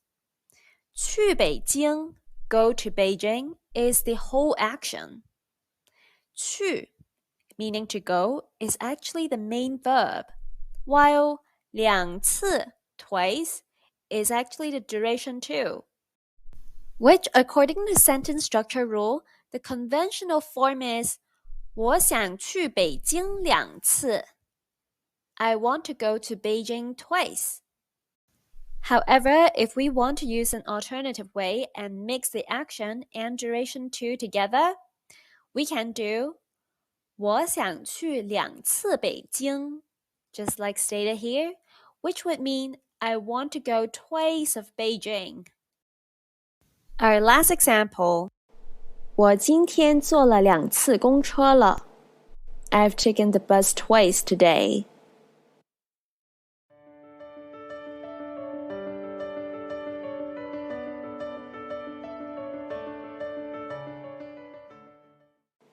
下午好, good afternoon. Here comes to our new lesson. The topic is go by yourself. Great. Now let's start with our new word, which is on one's own, oneself. We say 自己,自己,自己. Next one, sunny day. 晴天. For 晴, it actually means sunny, while 天 means day, therefore together it's 晴天. 晴天,晴天.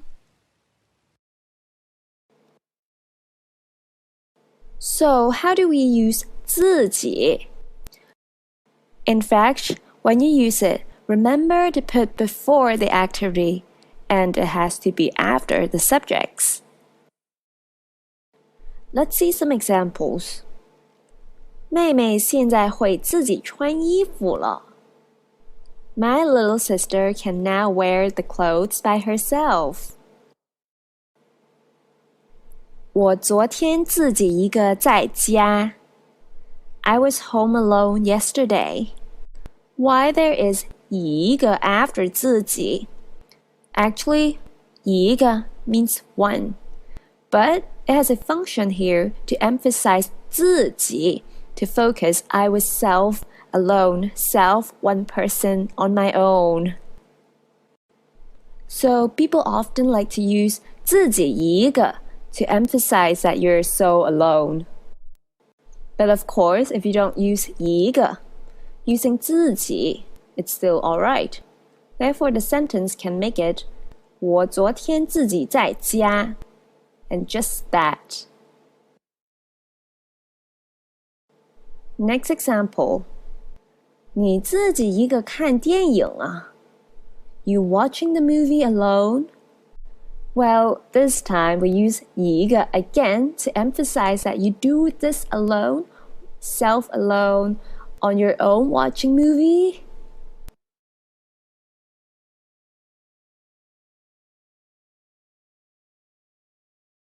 明天天气怎么样？ How is tomorrow's weather? 明天虽然是晴天, although it's a sunny day tomorrow, 但是外面会很冷, but it will be cold outside. 那我们还可不可以出去跑步？ So can we still go out to run? 对不起，你可能要自己去。I'm sorry, you may have to go on your own. 因为我还有很多事情要做。Because I still have lots of things to do.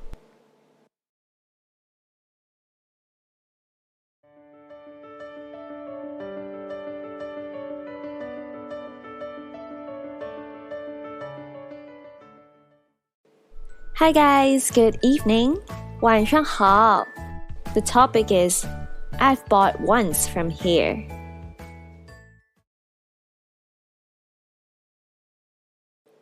你在这个商店买过东西了没有？ Have you ever bought things from this store? 买过一次。 I've bought once. 这儿的东西还可以。 The things here are not bad. 就是服务不太好。 Just that the service is not too good. 我很喜欢这件衣服。I like this clothing very much. 但是觉得有点贵。But I think it's a little expensive. 200块还不错。 200 renminbi is still quite good. 喜欢就买吧。 If you like it, just buy it. Great. Let's have a little talk about the dialogue. 就是服务不太好。Just that the service is not too good. Do you still remember we learned 服务员, which is a servicing staff? For example, a waiter, a hotel servicing officer, etc. Therefore, 服务 means service. "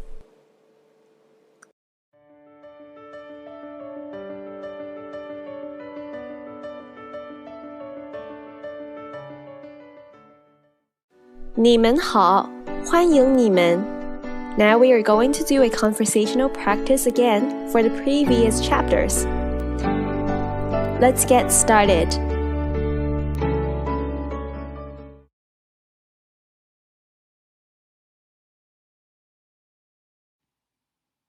现在外面下着雨，我们要不要进房子里呢？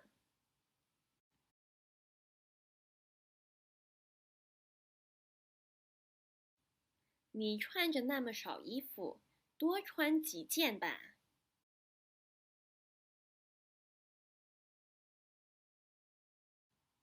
你为什么一直笑着？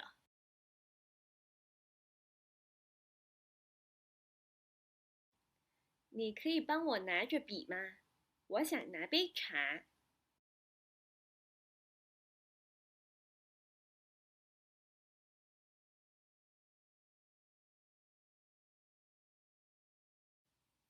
请问去宾馆是不是从这里一直走？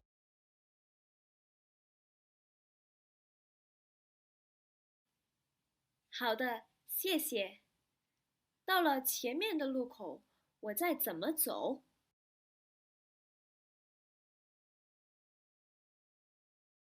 好的，谢谢你。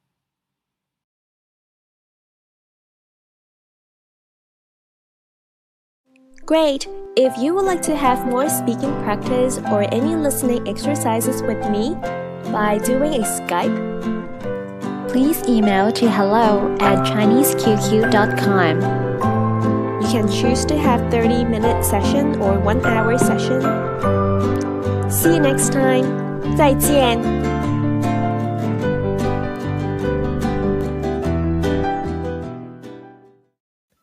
你们好。Hi everyone. Today's topic is the new year is coming.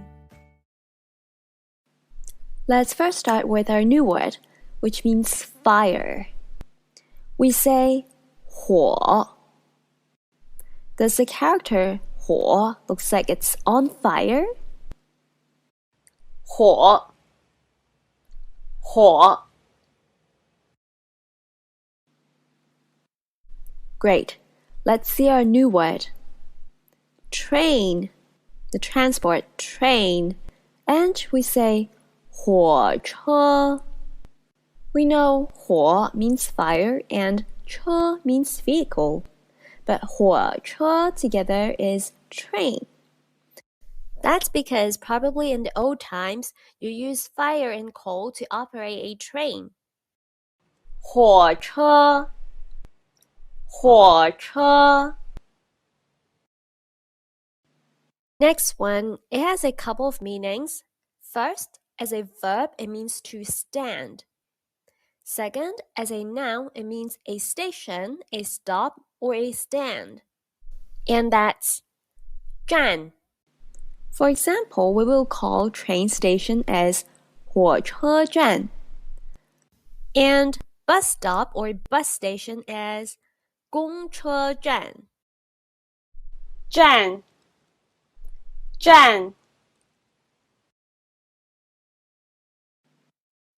Finally, our last word for today, which is ticket. We say 票. So, for example, how do we say train ticket? That would be 火车票票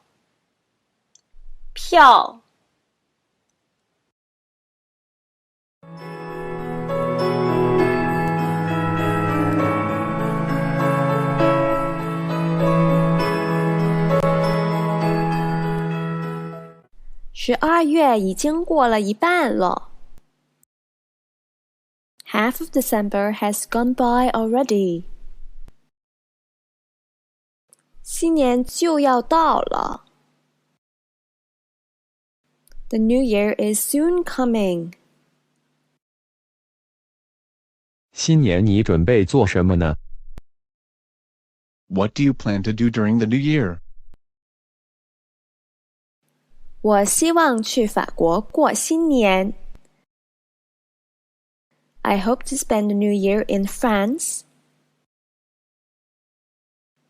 听说那里很好玩 Heard that it's fun there. 但我没去过 But I haven't been there before.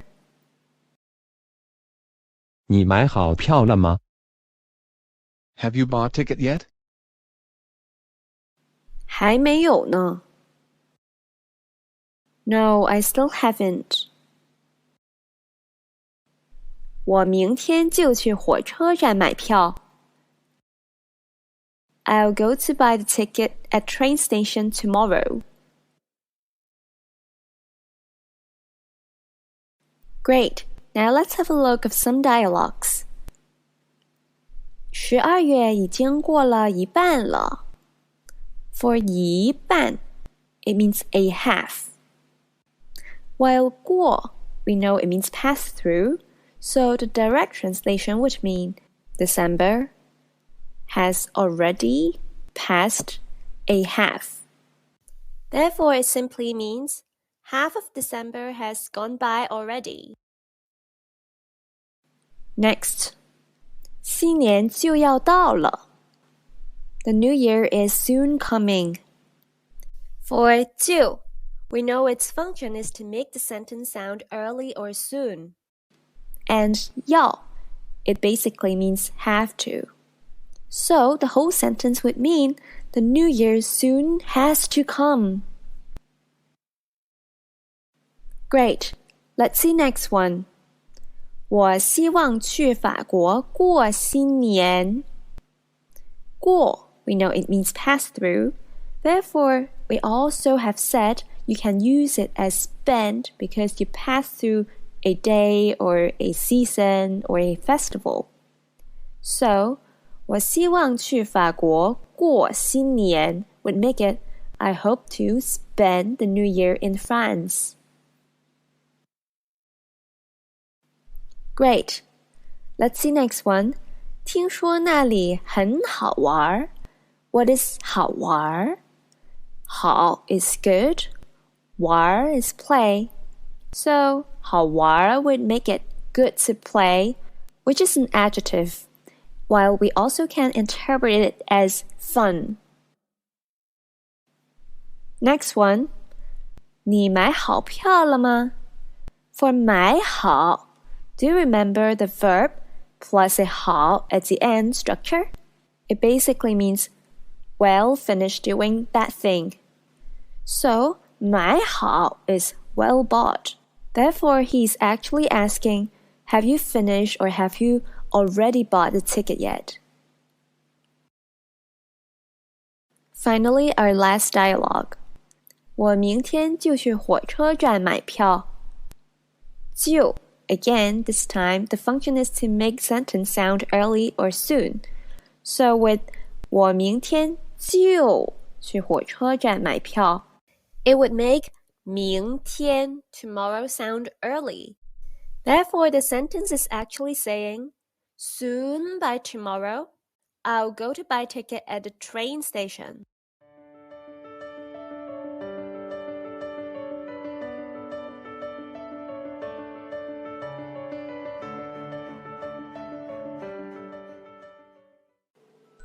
Good morning, guys. 早上好. The topic is time has gone so quickly. Let's see our first word. It means everybody or all parties. That's 大家. While 大 means big, 家 means family. They together would mean everybody. 大家 大家 Great. Let's see the next one. Even more. We say 更. We'll also learn how to apply this word later on in our lesson. 更更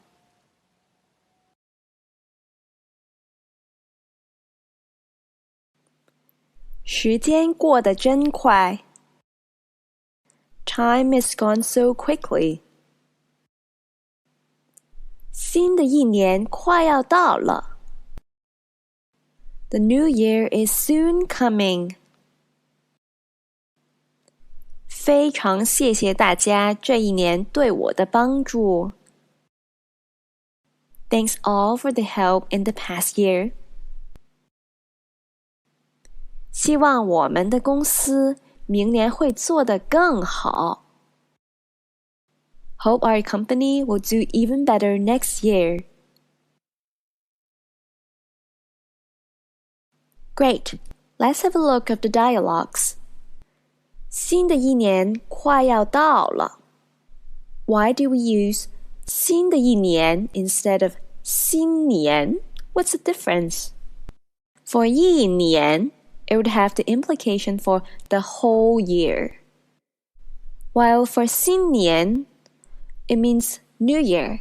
So when we say it, it is more often used to describe the New Year as a celebration or festival, hence the 1st of January instead of the whole year. Therefore, comparing 新的一年 to 新年, 新的一年 would imply the whole brand new year, while 新年 would be just the New Year day for a celebration. Next dialogue. 非常谢谢大家这一年对我的帮助. We use 这一年. Why is that? Using the logic from the previous dialogue, it would mean this whole year. So the dialogue just says, thank you all for the help in the past whole year. Does that make sense to you?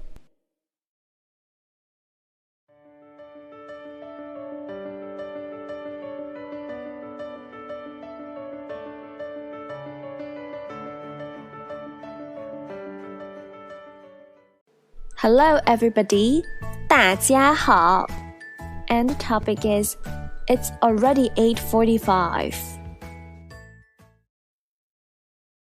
Great. So for now, let's learn a new function of 都. We have learned before it means all or both, but the new function will have a new meaning, which means already. Unlike meaning all or both, when you use this function, you can put 都 at the beginning of sentence. Don't quite get it? No problem, let's have some examples. 弟弟都8岁了，还不会自己穿衣服。My brother is 8 years old already, and still cannot wear the clothes by himself. And you would notice, 都 as already can also be interchanged as 已经, which means already. 现在都已经5点了。It's already 5 o'clock now. And from this example, you would realize 都 and 已经 can be used together. So with two alreadys in the sentence, it would even emphasize on already 5 o'clock. But remember, when you use 都 and 已经 together, 都 is used before 已经. Next one. 都这么久了，他怎么还没到？ It's already been so long. How come he still hasn't arrived?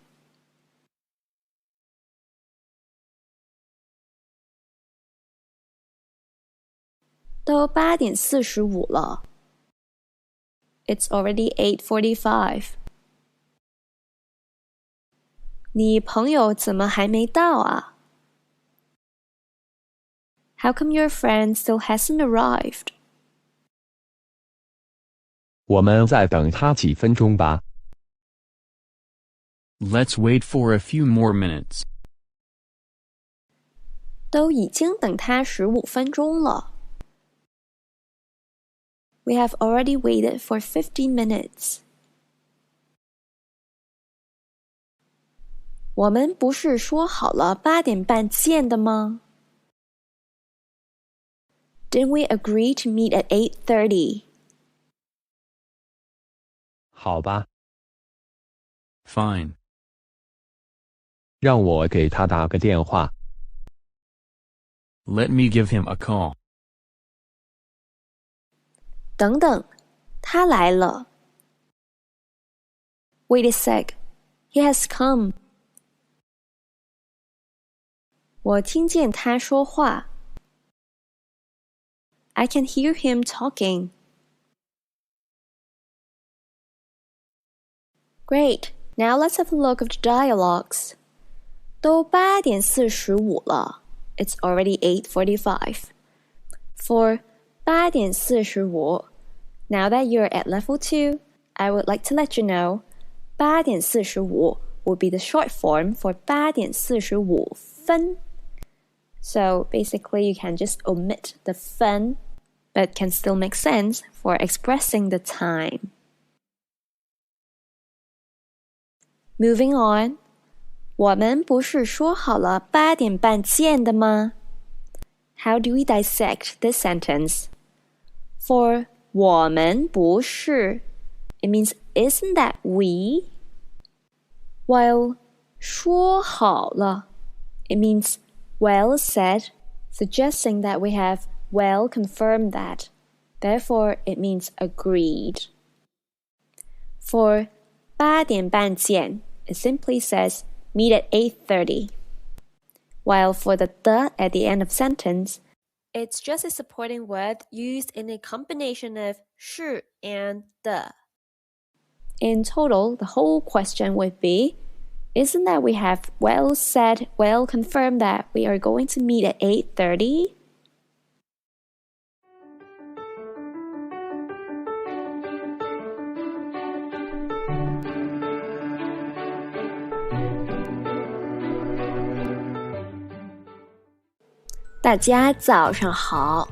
Good morning, everybody. And the topic is, it's soon raining. Now let's start our first and final word for today. That's cloudy day. We say 阴天.阴 on its own means cloudy, while 天 we know it means day. 阴天，阴天。By looking at the character 阴, do you notice there is this word 月, which equals to moon or month hidden in the word? Exactly.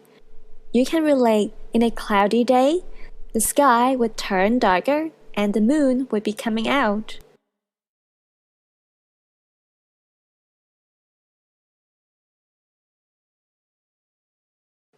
"天开始阴了." The sky is starting to get gloomy. 我要回家了. I have to go home now. 好的， Sure. 快要下雨了， It soon has to rain. 我送你回去吧。 Let me accompany you home. 没关系. It doesn't matter. 我自己坐公车回去就可以了. It's just fine that I take the bus home by myself. 你路上慢点儿。 Be careful on your way back. 好，下次见. Sure, see you next time. Great, so what's happening in the dialogues? Let's have a look.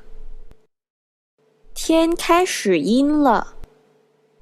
The new meaning for 天 is it also means sky. So the sentence would mean the sky is turning to be gloomy or cloudy. Next, 我送你回去吧. For 送, we know it has a couple of meanings. First, which is to deliver. Second, it means give for free. So for now, we use 送 as in deliver. But meaning deliver, we can also refer it to mean giving someone a lift or accompanying him to his destination. Therefore, 我送你回去 indicates that I'll accompany you back or I'll get you home. Great, next one. 我自己坐公车回去就可以了.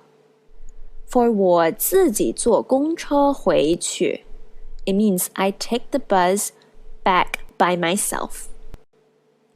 就可以了 would mean it's just okay. So in total, it means it's just fine that I'll take the bus home by myself. This sentence is quite long, so when you say it, you can give it a break between the two. 我自己坐公车回去就可以了. Moving on. 你路上慢点儿. What is 你路上慢点儿? 你 is you. 路上 is on the road or on the way. 慢点儿 means slower. What does that mean? Does that mean you have to be slower on the way? In fact, it implies that you have to be careful on your way back, as walk slower would suggest the idea of safe, because when you walk slower, then less accidents would happen, right? Great, our final scene. 好，下次见 means sure, see you next time. So, 下次 means next time, while 上次 means last time. So these are the new words which you can take a note. Great, it's time to see you next time. 下次见.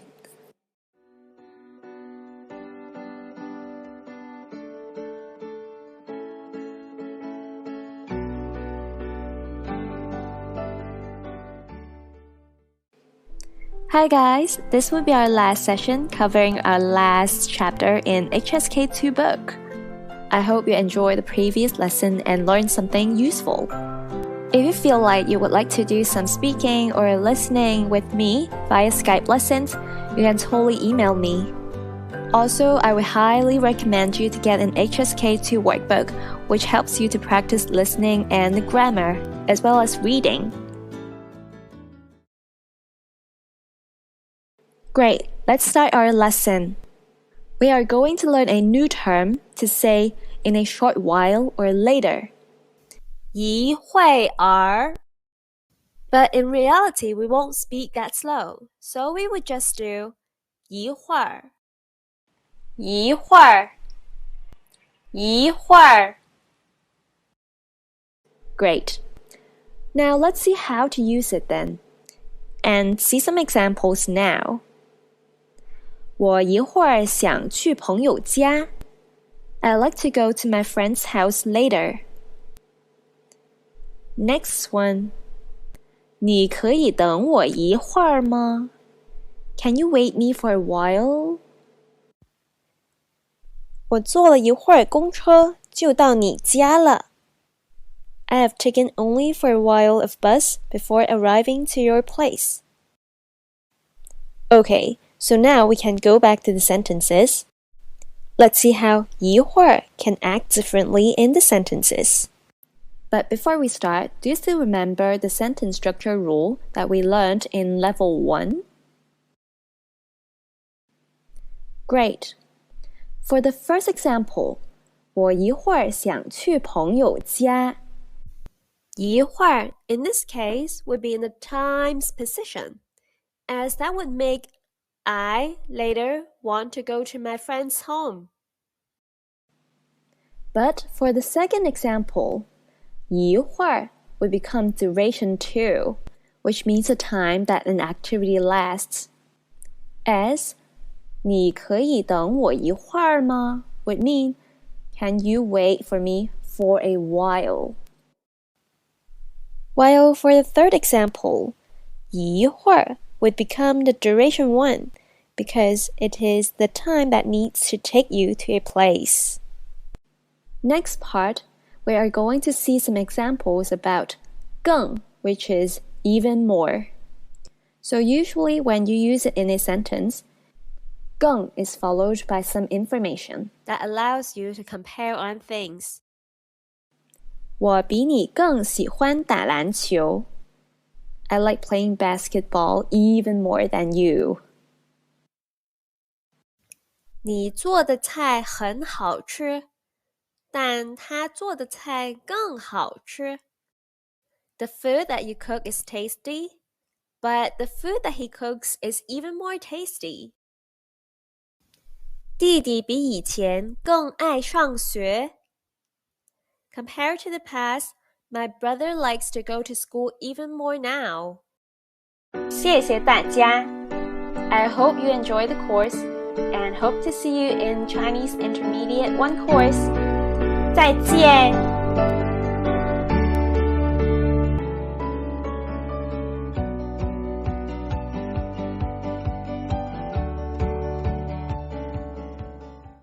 你们好，欢迎你们。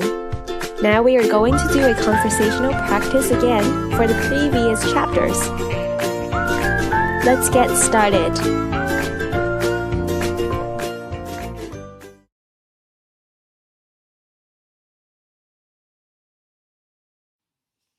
这一年过得真快，新年快要到了，你准备怎么过呢？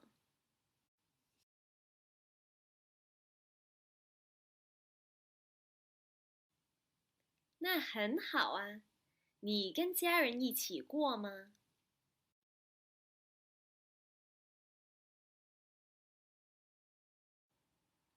那你是不是已经买票了？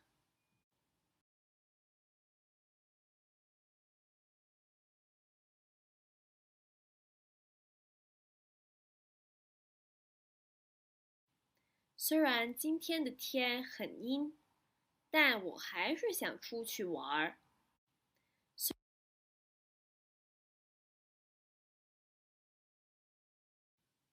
但是我不想自己一个出去。你要不要跟我一起出去？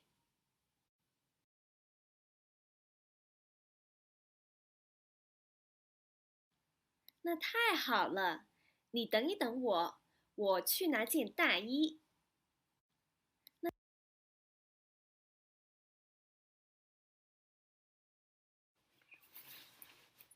好，我们现在可以出去了。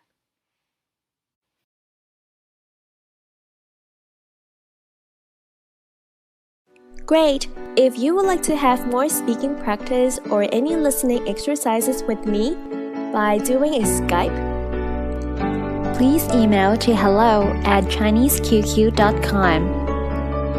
you can choose to have 30-minute session or 1-hour session. See you next time. 再见。